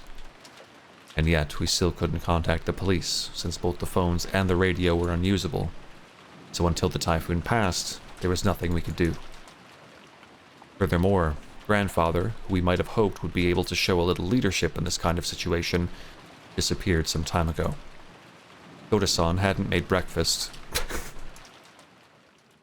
Like, I'm sorry, it's just something about that is so funny to me. Like, that's such an important thing. Like, yeah, and that Goda motherfucker, all his bullshit, didn't even make breakfast. The grandfather's stomach must have been empty. And if he had just been taking a casual walk, you should have been able to hear him whining about how hungry he was by now. But despite that, he hadn't appeared. There was more than a small chance that he'd gotten caught up in this crime. According to my aunts, on their way back from Kinzo's study, they'd searched for him, calling out on every floor, or unable to find him. Considering the timing of it all, it's only reasonable to assume that this disappearance had something to do with the crime. We figured Dad and the rest were probably killed in the dining hall, and then painstakingly moved to the storehouse. But maybe Grandfather has already been killed, and dragged to some strange place which we simply haven't discovered yet. No one actually said it out loud. This theory seemed extremely convincing. Unlikely. Only 6 people have to die for the first step. We're probably chill. お屋敷の戸締まりを確認してきます。お父様も念入りに探さなければなりません。子供たちはこの部屋を出ないように。エヴァさんと秀吉さんは申し訳ありませんが、ここで子供たちと一緒にいてください。 Hi Blue, or hi, I said hi Blue. I was reading Hey Blue and I meant to say hi Salty. Not to derail or anything. Yeah, what's up? What's up, boss? But Breath of Fire 4 is on sale for $4.99 on Steam right now. That's okay, I don't want to play the Steam version. But I thank you for bringing it up. I'd rather emulate that. So. 南條先生もお願いいたします。わかりました。ここでお待ちしています。 Can we please talk to Maria again? Natsui followed the servants, Genji-san, Kumasawa-san, and Kanin-kun out of the parlor. See, that's a prime example of, like, why did we need that? We know who the servants are. All that was left was Aunt Eva, Uncle Hideyoshi, Dr. Danjo, and the 4 of us children. A total of 7 people. Thanks for counting. みんなで仲良くテレビでも見て待ってよな。しかし日曜日の午前中はろくな番組やっとらへんな。 Uncle Hideyoshi started acting cheerfully, trying to brighten up this gloomy atmosphere. ろくな番組見る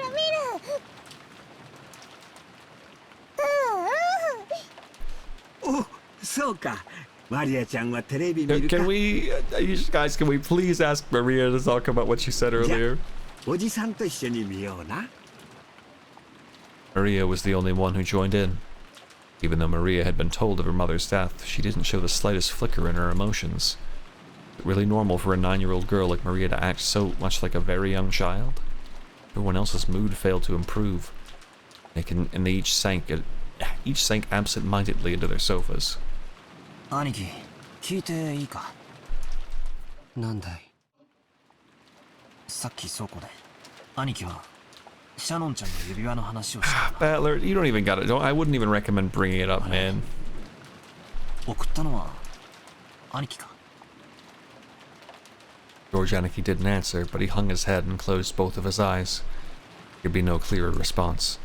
よせよバトラー、少しは察しろよ。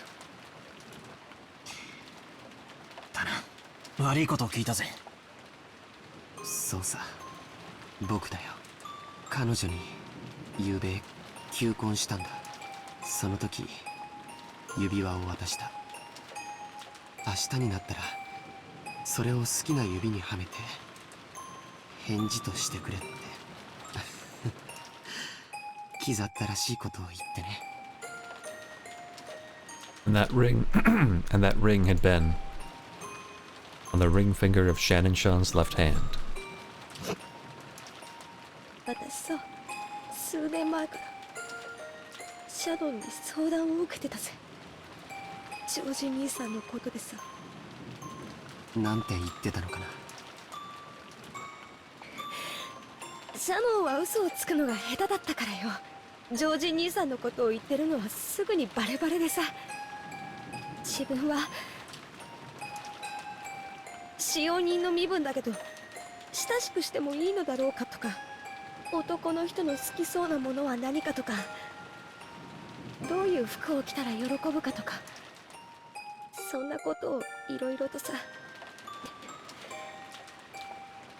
なんつうのか、そのまあ焼けたぜ。それが婚約指輪を渡されておしまいかよ。価値観は人それぞれだけどよ、男から求婚されるってのは人生の到達点なんだと思うんだよ。だからきっと昨夜のシャノンは心の底から、いや生まれてから今までの中で一番幸せだったと思うぜ。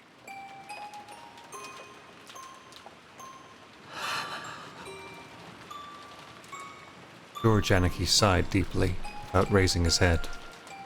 Or maybe tears had risen to his eyes. シャノンは昨べゲストハウスの当番だったらしいんだ。でもシャノンは僕と一緒にゲストハウスに帰るのを恥ずかしがってお屋敷に行ってしまった。シャノンの気持ちを察しろよ。婚約指輪をもらえばどんなに予告されてたって普通は舞い上がっちまって頭は真っ白になっちまうぜ。気恥ずかしくて仕方なかったんだろうよ。それでシャノンは当番でないはずのお屋敷へ行き、そこで郷田さんの仕事を手伝い事件に巻き込まれてしまった。 You know, at the very least, no matter how bad this all is, at least Goda wasn't one of the survivors, man. That would have sucked. 僕があの日あの場所で指輪なんか渡さなければシャノンはサヨは事件に巻き込まれなかったんだ。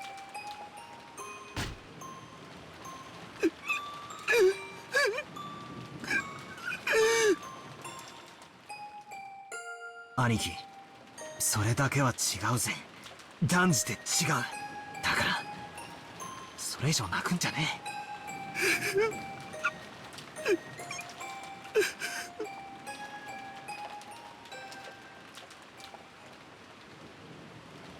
え。バトラ君、 The fuck is that face? そっとしてあげなさい。 After Aunt Ava said that, I stopped talking to him. Misplaced words of comfort might actually do more harm than good. Jessica sat down next to Anarchy and put an arm around him. Maybe only Jessica, who had known about Anarchy and Shannon's love since the beginning, and who had even discussed that relationship with Shannon, could comfort Anarchy now. I went over to Aunt Ava and sat down in the opposite sofa. バトラ君は強いわね。もうだいぶしっかりしているように見えるわよ。まあほら、愛の深さが傷の深さじゃないっすか。俺は別にあんなクソ親父同士の方が知ったことじゃないし、桐江さんは気の毒ですが、まあ本当の親ってわけじゃないですしね。あら、という割にはさっきすっごく大泣きしてたわよ。まあ育ての親に対する恩はあのくらい泣けば OK かと思いまして。そのあたりの切り替えの速さやドライなあたりは本当にルドルフ譲りね。あの子は昔から激しく喜んだり悲しんだり怒ったりしたけれど、すぐにケロリと平静を取り戻したわ。そんなことはないっすよ。俺だってまだまだ心のショックから立ち直れちゃいません。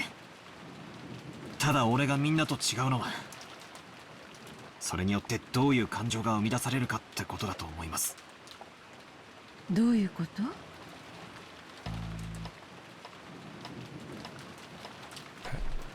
I'd been acting much calmer than George, Anarchy, and Jessica. That wasn't because my sadness was any less intense, because I'd already recovered. My sadness was simply getting replaced gradually with a different emotion. 悲しいっていうよりは腹立たしいって気持ちなんすよ。どこのドイツがこんなことをしやがったのか。横っ面に一発お見舞いしてやらないことには腹の虫が収まらねえんです。 That was what I really wanted to do. Couldn't forgive myself if I just sat there, overwhelmed with sadness and hugging my knees. 親父たちが殺されて以降、この島は台風に包まれたままです。つまりこれだけの上等を決めてくれやがった野郎はまだこの島の中にいるってことです。そういうことになるわね。今も暗い森のどこかに身を潜めているのかしら。 I felt like I'd had a very similar conversation with Kyrie-san the night before. That's right. After the letter from the person claiming to be Beatrice appeared at the dinner table last night, we talked about whether or not a 19th person actually exists. エヴァおばさん、この殺人、昨夜のベアトリーチェの手紙と何か関連があるんでしょうかね。ああ、例の？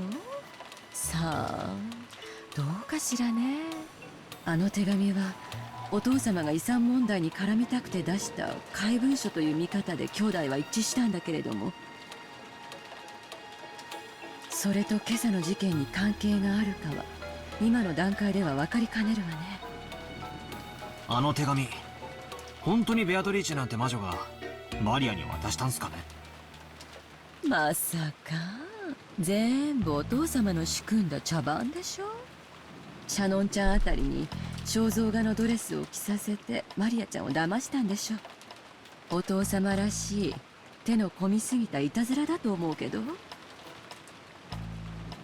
ゆうべキリエさんとベアトリーチェは実在するんだろうかって話をしたんですけど、キリエさんも俺たち18人の中にベアトリーチェがいるだろうと言ってましたね。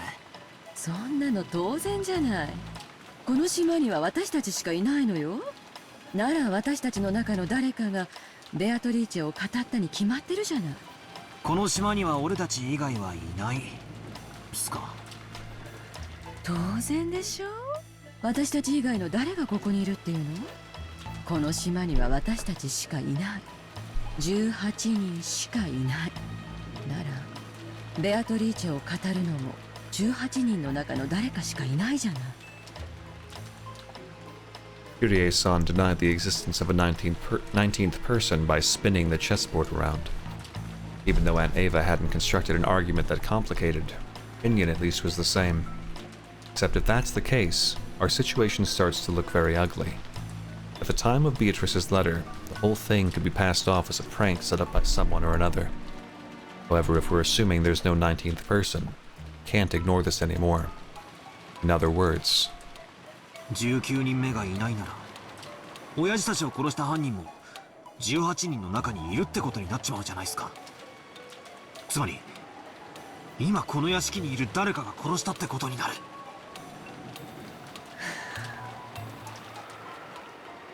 Aunt Ava smiled meaningfully. It looked like she thought this conclusion should have been obvious from the very beginning. 犯人は倉庫の中に6人の遺体を運び込んだわ。でもよく倉庫の中に運び込めたわよね。あのシャッターは常に閉められていて施錠されていたそうよ。つまり倉庫内に運び込むにはシャッターの施錠を開ける必要があった。わかる？たまたまその日シャッターが開けっぱなしになってた可能性は？ He relocked it though. 使用人たちは常に閉めていると言ってたわ。つまり鍵を使用人室から持ち出さなくては倉庫は絶対に開けられない。That's a stupid thing to say. But either way. 鍵は使用人室の一つしかないんすかね。源氏さんはそうだと言ってるわ。ということは犯人はそのたった一つの倉庫の鍵のありかを知っていて持ち出した。さっきカノン君が使用人室に鍵を戻すところを見たわ。壁にびっしりと鍵がかけられていて、とても素人にはどこに何がかけてあるのかわからなかった。犯人はその中から倉庫の鍵を見事選び出したのよ。しかも札も何もついていない鍵を手にしてバラ庭園裏にある倉庫の鍵だと理解した。ついでに言うと倉庫の場所すら理解していた。もっとはっきり断言するわ。犯人は使用人室の内部にも熟知している。The argument was extremely plain and clear. The bodies had been found thrown somewhere in the bushes off the rose garden. There wouldn't have been much to go on. However, if there was only one key to the storehouse in the servant room, and it was stored with such a large group of keys, a novice would not be like to tell them apart. This meant the culprit was someone who went into the servant room a lot and was familiar with the locations of the keys. The family members didn't normally go into the servant room, which meant that... ってことは使用人の誰かが犯人。悪いけどそれ以上はおばさんも言えないわよ。でも一つだけ教えられることがあるわ。なんすか？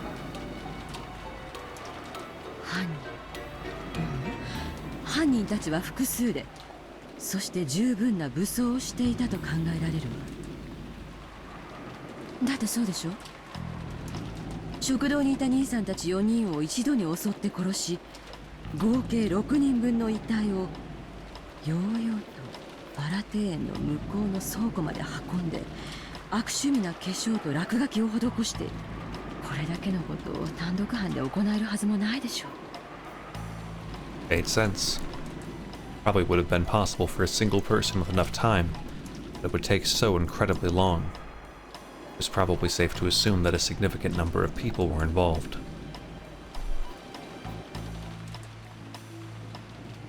ひゅーってことはエヴァおばさんは使用人の人たちがみんなグルだろうって言ってんすか。静かになさいな。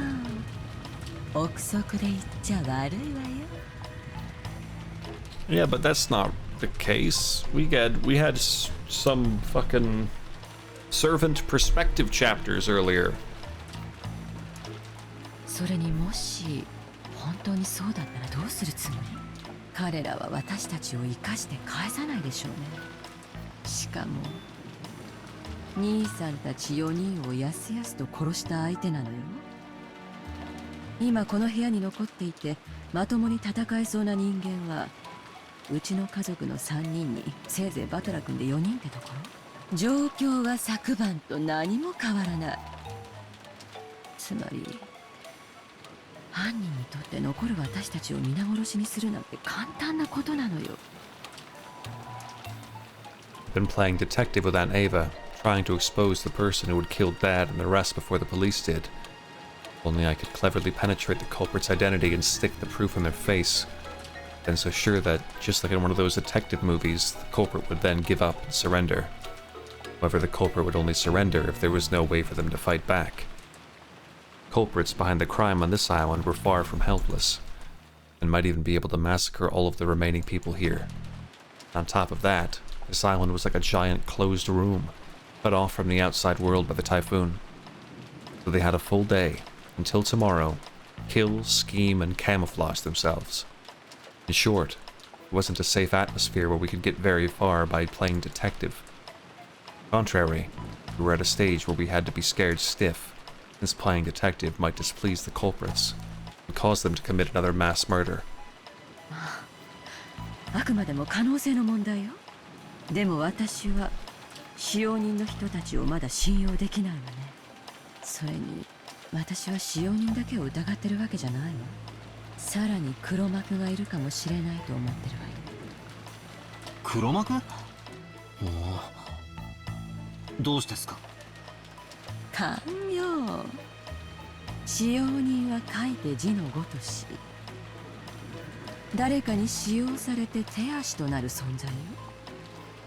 殺されたのは後宮家の親族ばかりなら、その結果で利害が発生する人間が関わるのは当然。This was also plain and clear. The Ushiromiya family had been right in the middle of discussions about how to distribute the inheritance when grandfather died. If this case followed the standard form of any classic mystery novel, crime was definitely caused by someone with ties to the Ushiromiya family and who was involved in the inheritance problem. Aunt Ava had probably read a few books in that genre herself.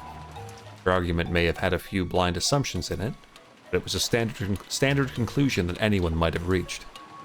I think most people would end up suspecting the servants, even if they used different reasoning to get there. Especially the story about the keys to the shutter. That made it very easy to suspect that one of the servants was involved. だからなぜか気に入らねえんすよね。気に入らないって？何の話？あ、いえいえ、こっちの話っす。Battler, okay, Brainiac. I tried to dodge her question by joking. I couldn't erase the sense of unease welling up inside me. After all, her conclusion was such an easy one to reach. A conclusion that anyone could reach.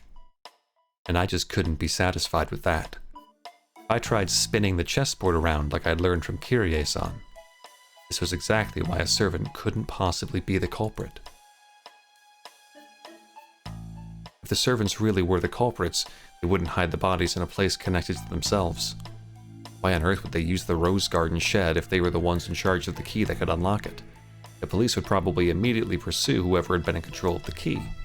It was even possible that some of the facts might come to light as a result. Blah, blah, blah. The more we think of the servants as the culprits, the less reason they had to carry the bodies into the storehouse. But what if they knew we'd think that and put the corpses in the storehouse for that very reason? No, that's completely impossible. When the police come and inspect the scene of the crime, they'll probably be able to uncover many things. No matter how carefully the culprits carried out that murder, some traces will definitely be found. In other words, they had everything to lose and nothing to gain. If you think about it this way, and look at this murder game from the culprit's side, hard to imagine why they'd want to call attention to the corpses. Once the corpses were found, it could result in someone sending a report to the police, or it might make the remaining police more cautious, or it might make the survivors start to search for the culprit. None of these things would make life any easier for the culprit. It's just like the words of the main character's mother in a novel I read recently called Higurashi no, okay, fucker, shut up. Every story needs to have a beginning, a middle, and an end. Eliminating that beginning is essential for the perfect crime. Right now, we don't know where Grandfather is. We don't know if he's already become a victim, or if he's one of the culprits. But this state of confusion must be beneficial to the killer. The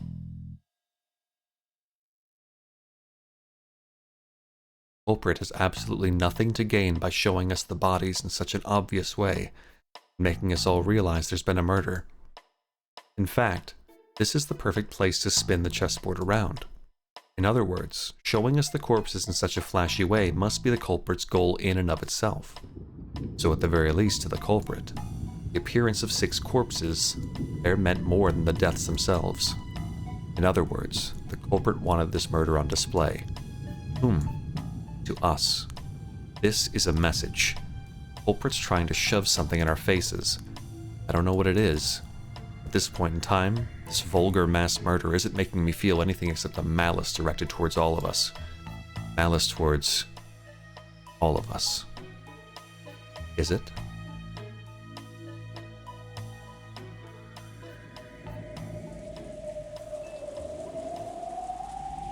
Each one of the survivors has some kind of connection to one of the 6 victims.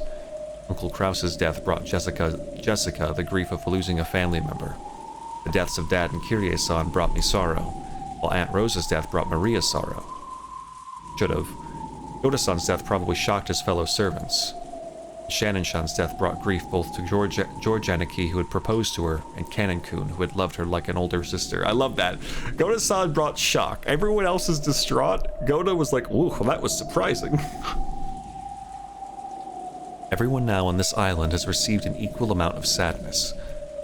Aunt Ava was sure that the servants were in cahoots, but then how could you explain the deaths of Goda-san and Shannon-chan? At any rate, by this argument, the grief caused by the 6 deaths hit everyone but Aunt Ava and Uncle Hideyoshi. Even Aunt Ava, who had directed suspicion of the servants and acted as though she herself was beyond suspicion, could not be ruled out as a suspect. In the first place, she was able to argue that the servants were suspicious by focusing on the shutter's key. If you look at it from a perspective of motive and who would gain, Aunt Ava's name rises to the top of the list. Tear her up, Battler. I don't even think she did it, but you should fuck her up anyway. バトラ君が何を考えてるか、おばさんわかるわよ。わ？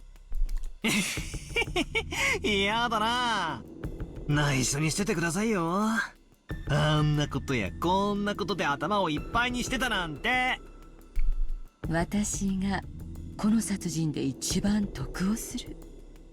どうせ疑われるだろうから先に自己申告しておくわ。Is this a secret event in Slay the Spire 2? Yeah, it's a really long one though. Multi-step. How you doing, Jonah? I tried to dodge the issue by joking around, but apparently it didn't work. 遺産は兄弟の数で分割する。でも今や4兄弟は私一人。後宮家の全財産はすべて私のものになるの。Doing well, just wage slaving away. How are you? I'm doing good. I'm doing good. Just enjoying some Japanese media, you know. You know how one does that. She liked it too. 秀吉おじさんが聞いたら予算か言えばシャレにならんっていうところっすね。ごめんね。どう取り繕ったってどうせ疑われるだろうからふざけただけよ。だからこの殺人は私の立場から見れば私を疑わせるためのものではないかと思ってるの。I love Dragon Ball Z and the other one's not named DBZ. So true. ことに夕べのアリバイは弱いわ。Your alibi is that you went to bed early. 聞かせてもらってもいいっすか？夕べのことを。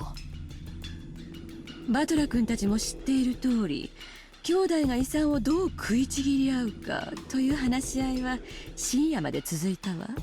でも何時まで続いたかは知らない。私と主人は朝が早かったからね。もう眠くて24時を過ぎたあたりで抜けさせてもらったの。そしてゲストハウスに戻って休んだわ。それを秀吉おじさん以外の誰かに証明できるっすか？いやいや、別にエヴァおばさんを疑ってるわけじゃないっすよ。あら、どうだか証明になるかわからないけれど、ゲストハウスに戻ってきたとき、源氏さんに出迎えを受けてタオルはいるかと聞かれたわ。You returned to the guest house?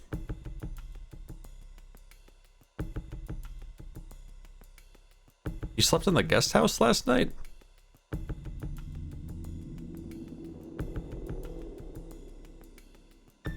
だから私たちがゲストハウスに戻ってきた時間は24時過ぎだと証明してくれると思うわよ。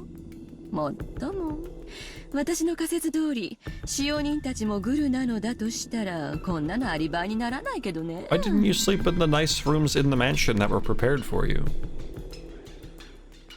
確かにそうっすね。ってことは俺今真犯人と推理ごっこをしてるってことになるんすか？でも私の名誉のために言わせてもらうけど、遺産目当てだったならこんな変な殺人はしないわよ。だって遺産相続権を喪失させるだけならどんな死に方だって構わない。むしろ事故死に見せかけた方がスマートでしょ。使用人たちを抱き込んで周到に計画していたならなおさらそうするでしょうよ。確かにそうっすね。営利で人を殺すならそれは常に殺人に見せるべきではない。そういうことよ。だからおばさんは今からとてもブルーな気持ちなわけ。 Thank you for the money. Thank you for your prime sub. I deeply appreciate that, Jonah. I love money, dude. I love getting money. Enjoy the emotes you'll never use. 警察には黒幕扱いされて散々調べられるでしょうね。やだやだ。 Aunt Ava shrugged with a bitter smile. It was just as easy to suspect Aunt Ava as it was to suspect the servants. Though if we spin the chessboard around, does that make it impossible for the culprit to be her, suspicious as she is? However, if that sort of argument always works, then motive can never help us in any way. No, that can't be right. Knowing the motive must give us powerful clues toward knowing the culprit. That's why murderers from all time periods disguise crimes in complicated ways, cleverly preventing their motives from being discovered. I don't get it. Just don't get it. Every time I spin the chessboard around, it keeps flipping from front to back and back to front. Are my thoughts bringing me closer to the truth? Or are they?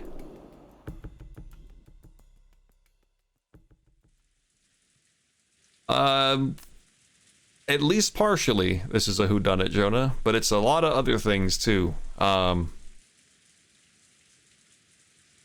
This is a crazy thing. I can tell you that. It's a crazy thing. Little bit of whodunit, little bit of family drama, little bit of witchcraft and black magic. etc. I love crazy things. They called me Crazy J back in the day. Oh man, I believe you.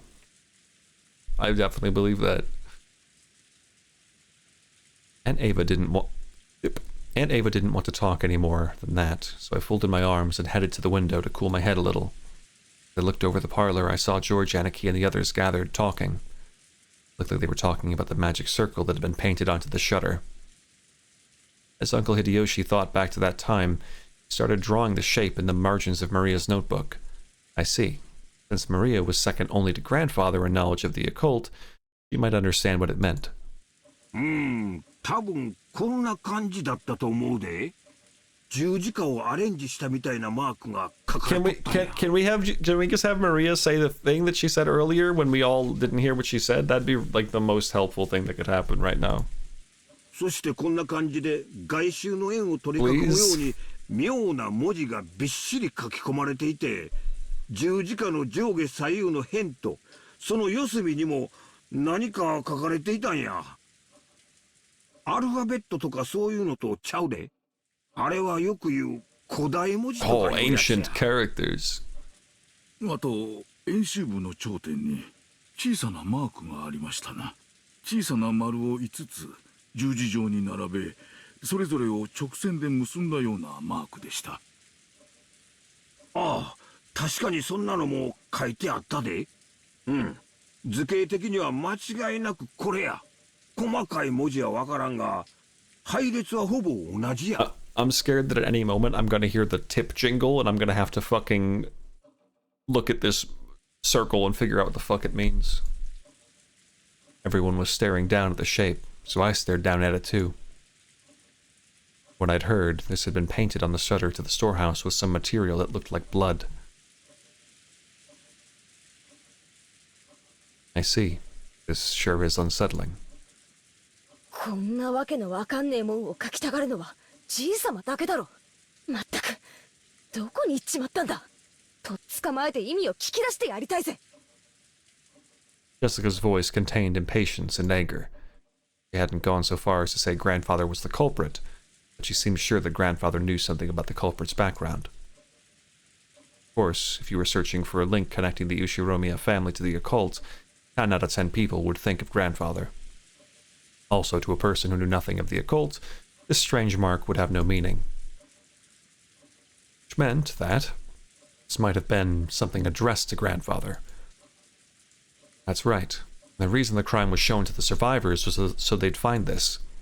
In that case, where had grandfather, the essential recipient of this message, disappeared off to? こんな図形に何か心当たりはあるかい?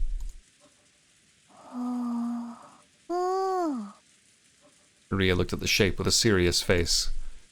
Maybe she was enthusiastic because this was her area of expertise. However, her appearance was that of someone separated from the events at hand, as though this thing hadn't been drawn and the shutter closed around her mother's corpse. 僕の第一印象ではどこか外国の十字章に似たデザインだなって思ったかな。ああ、確かにこんなデザインや。ということはそのどこぞの国と何か関係があるのか？その国の十字章はもともと聖地巡礼者を守るための騎士修道士たちの紋章だったそうですな。Traveling to sacred places. この魔法陣には You mean like the Golden 宗教的な意味があるっ Land? てことかよ。ますますにちんぷんかんぷんだぜ。When I looked over all of them, preparing to jump into the discussion, something shocked me. Ugh. I don't like that picture at all. Fisheye lens Maria. Maria was smiling, an eerie and incomprehensible expression on her face. Almost as if she was making fun of everyone's ignorance. It was an expression I wouldn't have dreamed to find on Maria's face. And she laughed. That eerie, jarring laugh. Something I didn't want to believe was possible, even though I was looking at it right in front of my eyes.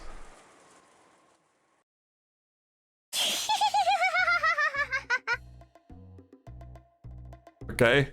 Okay. 全然違うよみんな。こ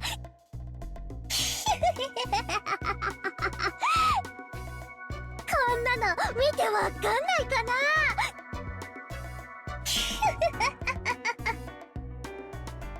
While everyone was busy being scared out of their wits, Maria kept on cackling happily by herself.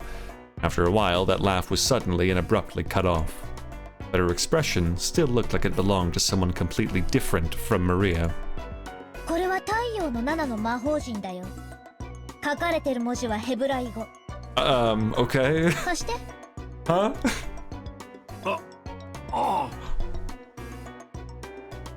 Maria stole the writing materials from the stunned Hideyoshi's hand. She then started drawing another magic circle with a rustle, right next to the one Hideyoshi had drawn. ねこんな図形だったんじゃないかな。そんな図形だった。マリア、すごいな。さすが詳しいぜ。Jessica tried to smooth things over by praising Maria. Maybe she wanted to confirm that this was still the Maria we all knew so well. Maria didn't answer her in any way in particular. Maria began swiftly writing unfamiliar characters in the corners of the shape. When Uncle Hideyoshi and Dr. Nanjo saw them, their eyes immediately began to open wide.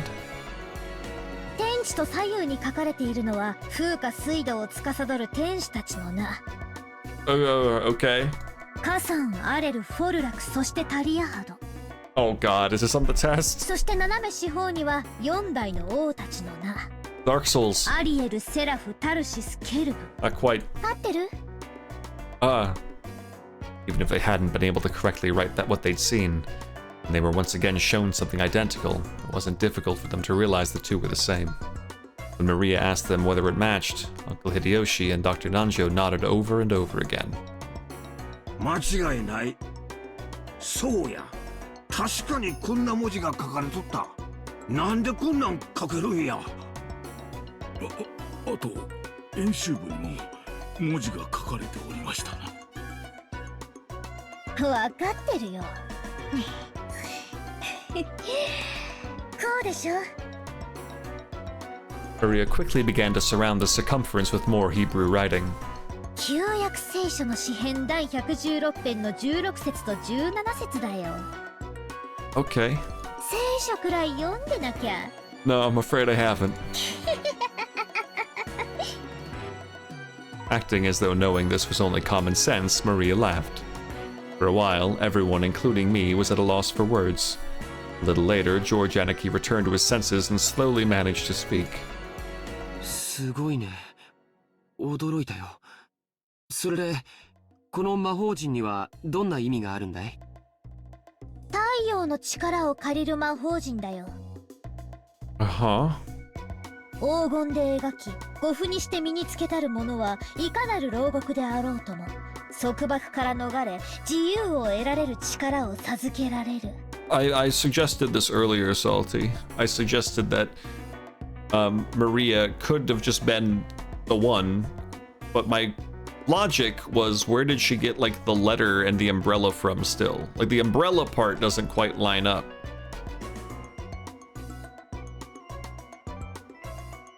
Like she still got a physical umbrella from somebody, and that's the part that's throwing me off.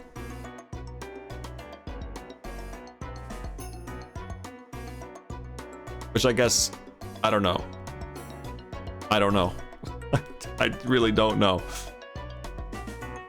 Also, it feels like it would be a little too obvious for Maria to be the one going on a witchly murder spree or something when the game presents her to have a crazy secondary personality. That would be way too simple. Plus, she's the one investigating this issue right now, so... 束縛から逃れ、自由を得られる。意味深だぜ。この束縛という意味は何も肉体的なものだけを指さないと解釈されている。だから縛られて牢屋にいる人ばかりに意味があるわけじゃないよ。I mean, she still could be like a witch person, I don't know. I mean, to be fair, Beatrice being resurrected is kind of the seemingly partial goal of the ritual. しがらみや逃れる運命など精神的な束縛からの解放も意味してるんだよ。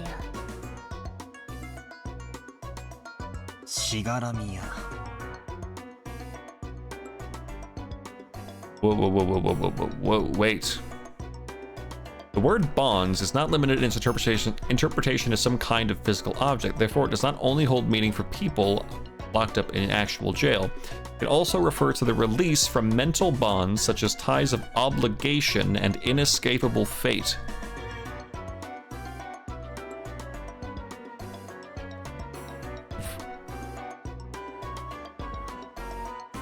Does this not sound like some sort of subconscious alternate desire to Natsui? Am I crazy? Even though she's so obsessed with her ties to the family, what if subconsciously, she wants to escape? しかしさっぱりわからん。それとあの6人の遺体とどんな関係があるっちゅうんや。束縛からの解放どころか殺された上に倉庫に閉じ込められてたんやで。Freedom from being the nobody person in the family that everyone walks all over, I guess you could say. Because it's still, at the end of the day, somebody who is going through with the actual ritual on the epitaph. So, I don't know. 別にその6人のために魔法陣が描かれてるわけじゃないね。魔法陣のために6人はそこにいるんでしょ。お気の毒だよ。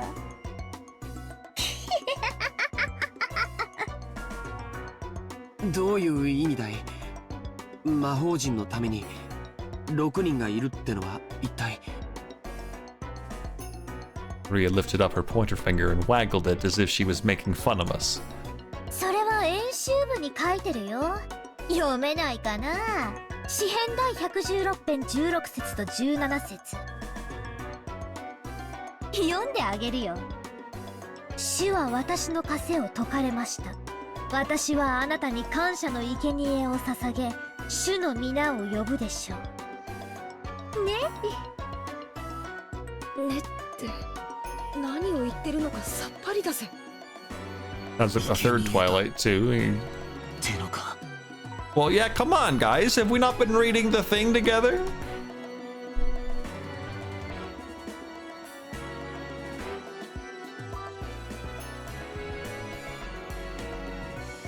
I'm sorry, I'm not even reading, so I'm just like into the. I'm sorry. If what Maria just read aloud was a vital part of the magic circle, then it was saying that sacrifices had to be offered in order for this magic circle to be effective. So human sacrifices had been offered inside the storehouse where the magic circle had been drawn. A heartbeat later, everyone else seemed to reach the same conclusion. Some people were shocked. Others spat out that this was insane as they punched their knees. This was starting to get incredibly disturbing.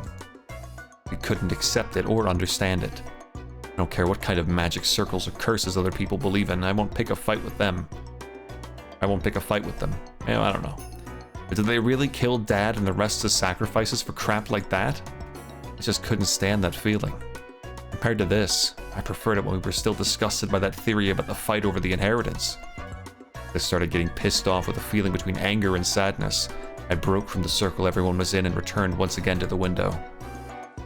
Something had gone insane since yesterday. There was that letter from the witch, Beatrice, that Maria had read aloud at last night's dinner. Ever since that point, it feels like this whole mansion and this whole island have been getting more and more firmly locked inside some kind of bizarre world. So that letter was basically in itself the key.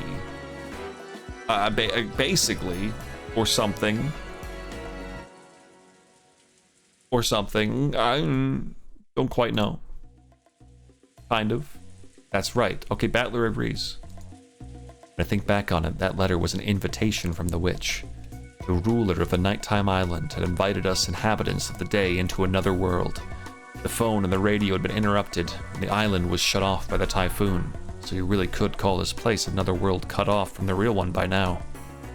Yeah, as this island is now, it's perfectly normal for a witch to send us letters and for human sacrifices to be offered up for the sake of magic circles. So what will happen next? Some weird people wearing goat masks start doing the Bon Festival dance or something? That's hopeless. It's hopeless. I don't get it. The inside of my head's all screwed up and I don't even know what to think. Anger, sadness, the opposing emotions all swirled up together. They started to suck me in. Unable to resist, I could do nothing but cover my eyes with my hands and trust to my mind and body as I started getting sucked in.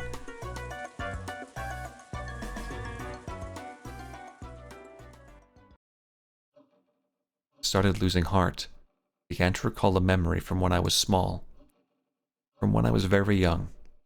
I'd unfortunately seen a scary occult movie on TV, and for a while I hadn't even been able to go to the bathroom by myself. That old bastard gave an exaggerated laugh and said this. なあバトラ、どうして悪魔だのオカルトだのってのをわざわざこうして映画にすると思う？ねえからだよ。そんな滑稽なもんは地球のどこにもねえのさ。ねえからわざわざ見たくて作るんだよ。だから俺はオカルト映画なんてちゃんちゃらおかしくて笑っちまうってんだ。That's why those occult movies just make me laugh. 俺に言わせりゃ、悪魔やら妖怪やらより、今年度の収支報告や機嫌を悪くした女房の方が1億倍も怖えってもんだぜ。さらに言うぜ。怖がるってのは、心と生活にゆとりのある連中の娯楽的感情なのさ。暇でしょうがないから。連中は変わった感情で心を遊ばせたくて、悪魔だの、オカルトだのって文化を作り出したんだよ。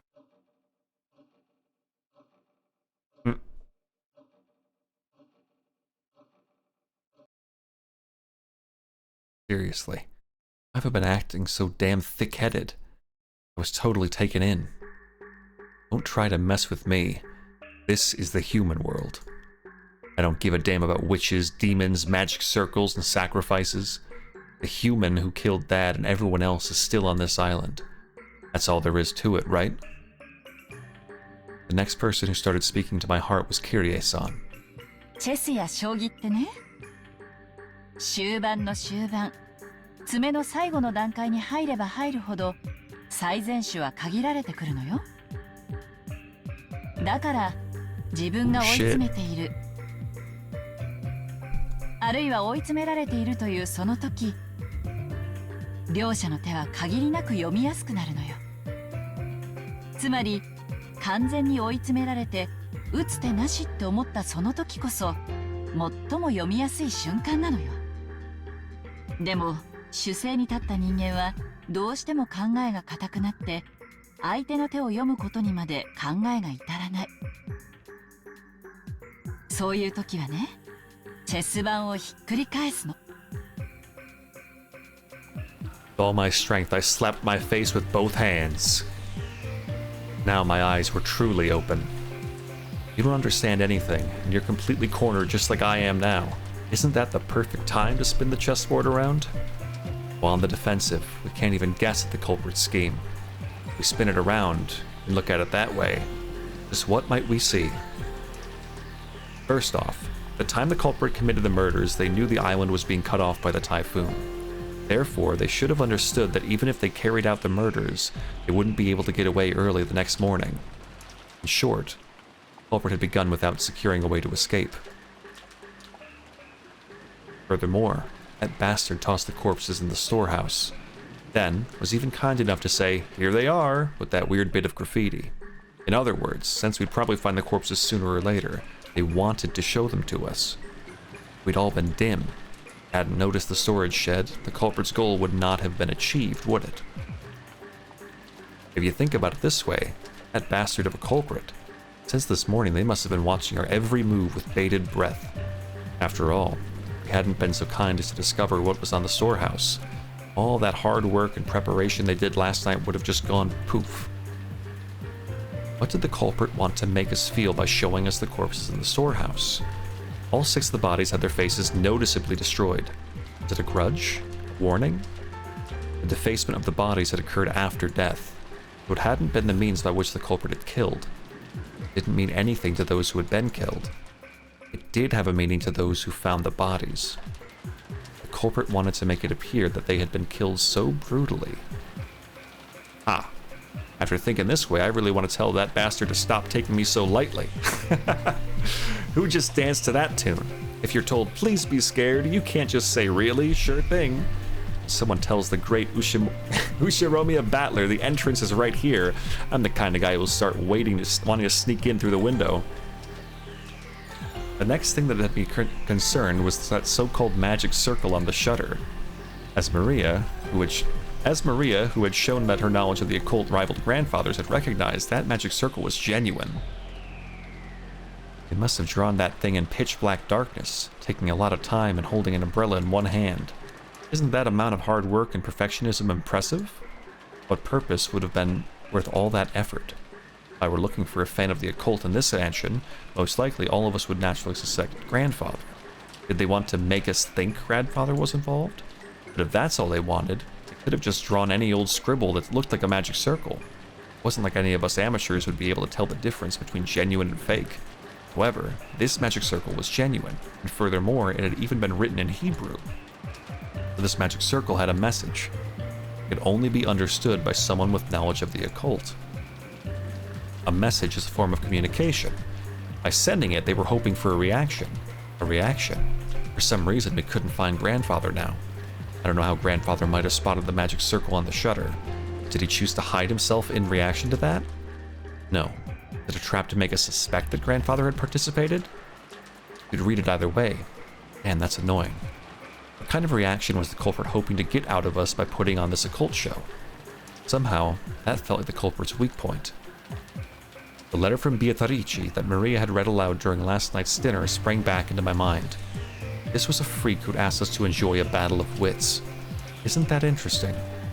This is a battle of wits between us and the witch.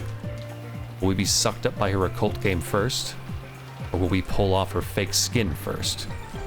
There's a whole day until the typhoon passes. Why not enjoy ourselves?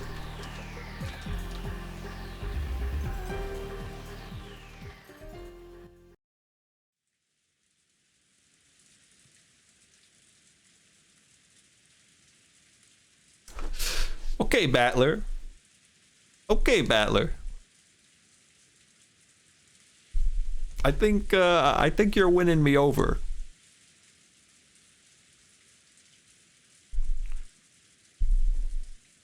You seem like the kind of guy who'd put on a cape. Expected a rich Harry Potter, but now it's Danganronpa. I finally noticed that the inside of the parlor had gone quiet again. Everyone had sunk into their favorite sofas, some deep in thought, some irritated, some acting depressed. Ria was once again enjoying the TV as if she'd never left it. Like she found the commercials more fun than a boring program. She happily yelled, ooh, ooh, and giggled. I stared at each person's appearance in turn. There isn't a 19th person. Culprit must be in this room.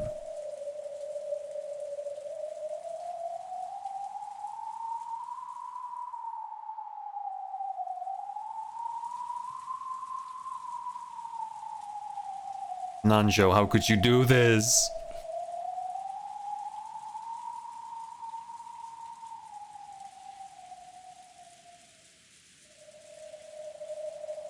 The chandelier! Right now, Aunt Natsuhi's searching the mansion with the servants, right? And we shouldn't say in this room, in this mansion, where the culprit has to be. After all, it's possible Aunt Natsuhi was behind this. And we still can't deny that one of the servants might be the killer. Anyone could be guilty. Still, Aunt Natsuhi and the rest sure are taking their time. Of course, it's not a small mansion. Isn't this taking a little too long just to walk around checking the windows and doors? Just as I was thinking this, Aunt Natsuhi and the rest returned. Not one of them was missing. Our relief was short-lived. Everyone looked at Aunt Natsuhi in shock. Talk I'd had with Aunt Ava started to creep back into my mind. Possibility that the culprits had enough in numbers or weapons to kill all those 6 at once. 驚かせてしまいましたね。Holy shit! Oh shit, she's got a gun. 万が一に備えて持ってきたものです。Dude, I love her so much. After all, that thing in Aunt Natsuhi's hand was a rifle. At a glance, its silhouette looked a lot like a hunting gun. It was unusually short, kind of looked like a kid-sized weapon. However, it had a weightiness to it that made it clear it was no kid's toy. それは金蔵さんの銃ですな。She gonna blow somebody's head off. ご存知でしたか？そうです。お父様の古いコレクションの中にあったことを思い出し、探し出してきました。Oops, sorry. ひゅー、すっげえ。夏日おばさん、それ本物なんすか？ええ、本物です。実弾は発砲できますよ。昔お父様は野鳥を追い払うのに使ったりしていました。あら懐かしい。どこから出てきたんやら。私がいくら触らせてって言っても指一本触れさせてくれなかったやつよ。へえ、じいさまこんなの持ってたんですか？知らなかったですよ。お父様は昔西部劇にどっぷり使ってたことがあってね。Why'd you sound like that? あの世代はこういうライフル銃が大好きなのよ。結構年季の入った銃のようですね。でもこんな短い仕様のは初めて見ました。ああ、思い出したわ、その銃。懐かしいな。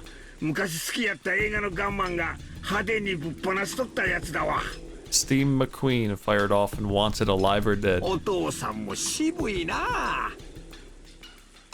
親方様がだいぶ昔に。ご覧の通り実銃ですので、どうかこの件はご内密にお願いいたします。手に入れられたばかりの頃は大層気に入られておりまして、撃つより薬莢を出す動作が面白いらしくて、裏の森でいろいろとかっこつけて遊んでおられたもんですよ。しかし物騒ね。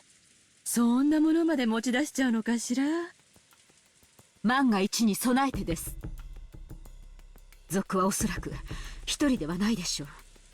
しかも主人たちを6人も殺した恐ろしい相手です。私には主人に代わって皆さんを明日まで守る義務がありますので。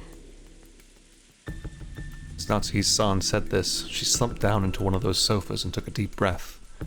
She'd been trying to find grandfather, as well as check the doors and windows. Since grandfather wasn't with her, she probably still didn't know where he was. 屋敷内の戸締まりは厳重に確認してきました。ですが万が一ということもあります。みんななるべくここに一緒にいた方がいいでしょう。そうね。ここに全員が集まって相互監視をしている方が安心だわ。それはどういう意味ですか、エヴァさん。別に夏日姉さんの意見に賛成しただけよ。If she gets her head blown off, no one's gonna be too beat up about it. Well, except maybe her family, who's also in the room, like her direct family, like her husband and like Chai. Yeah, well, okay, you know. There was a stormy atmosphere between the two of them. Think about who was most suspicious from the inheritance problem standpoint, and Ava was the obvious answer. However, there was no proof that Aunt Natsuhi was innocent. No. If you view Beatrice's letter as one of grandfather's complicated pranks, and think of this crime as just an extension of that, there's more than one reason to suspect even grandfather.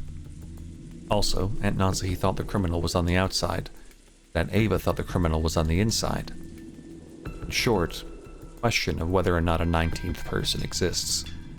That same question has been repeated endlessly since last night's dinner, the letter from the witch who called herself Beatrice. So, was the culprit among us? Or not? And did the witch Beatrice exist?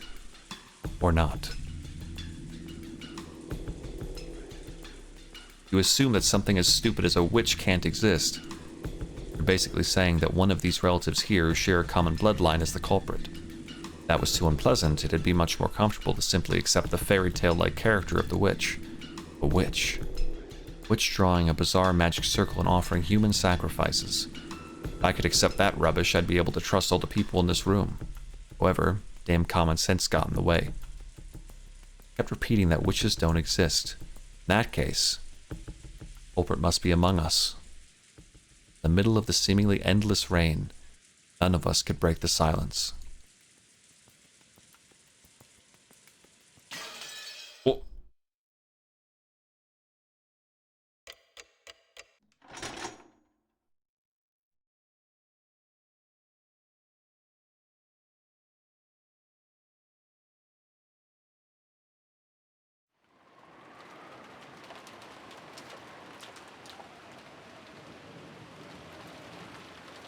Okay.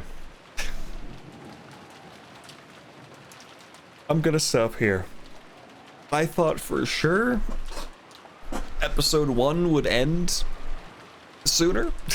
I did not think episode 1 would be like 20 hours on its own. 20, yeah. I thought for sure that like 3 times today it would have been the end of episode 1. For sure, I thought the big murder scene, I'm like, okay, this is definitely the last scene. It was not the last scene. We've just been trucking along here, but I think I'm gonna wrap up here.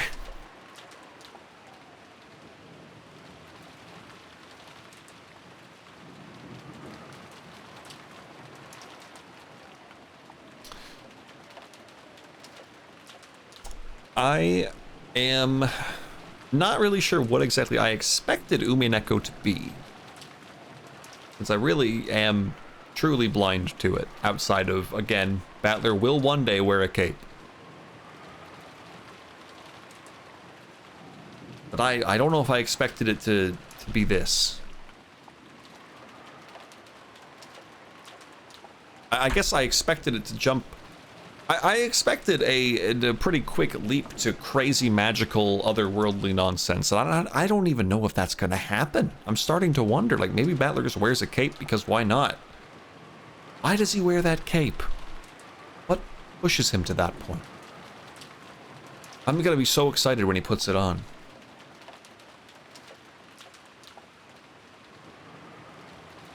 Well, anyway, yeah, no, a lot happened. Pretty crazy. No one's really questioning the Maria thing, huh? They're just, I guess everyone's so flabbergasted, they're just like, whatever, man.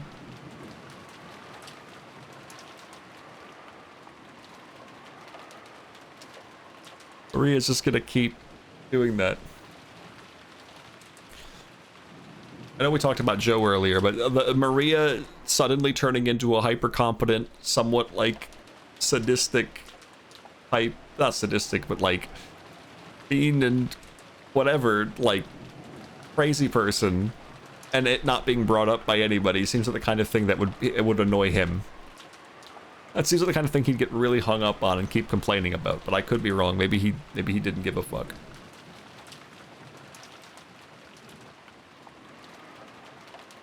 But also maybe it will be brought up sooner rather than later. Whew, anyway. Oh, I'm hungry.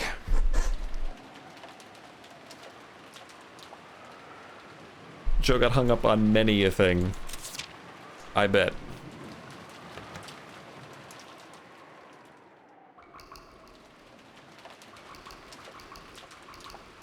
I'm just gonna save over all the same spots I did before.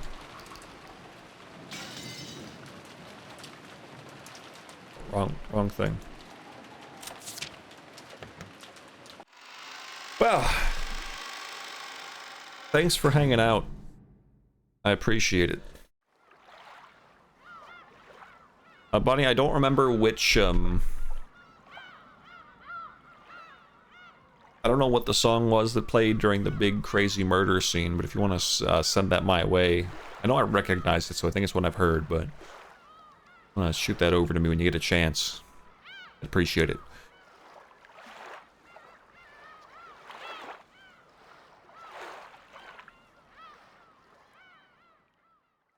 And then I also, if you can get me the scene that played when Battler was going Brainiac mode. Just like 2 scenes ago. That'd be cool too. Like that one as well. It had a very good, like... Yeah, got me kind of pumped up, to be honest. Anyway, thanks for hanging, everybody. I will be back tomorrow after work for a probably much shorter Umineko stream, but I'm gonna hope that I'm finishing episode 1. Hopefully. Surely.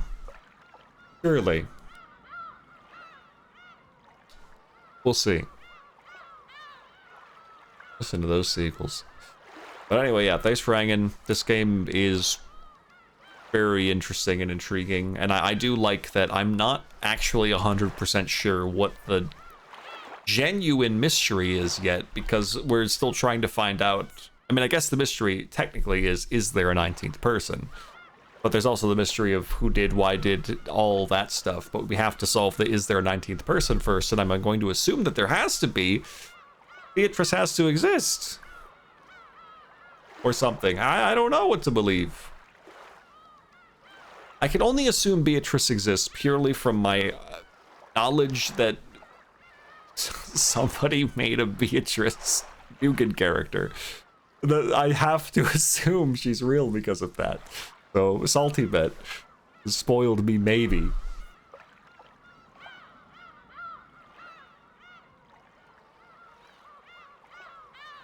It'd be so funny if she wasn't. Anyway, I'm out of here. Thanks for hanging. Umi Goodo. And here's Dunban. That's Dunban over there!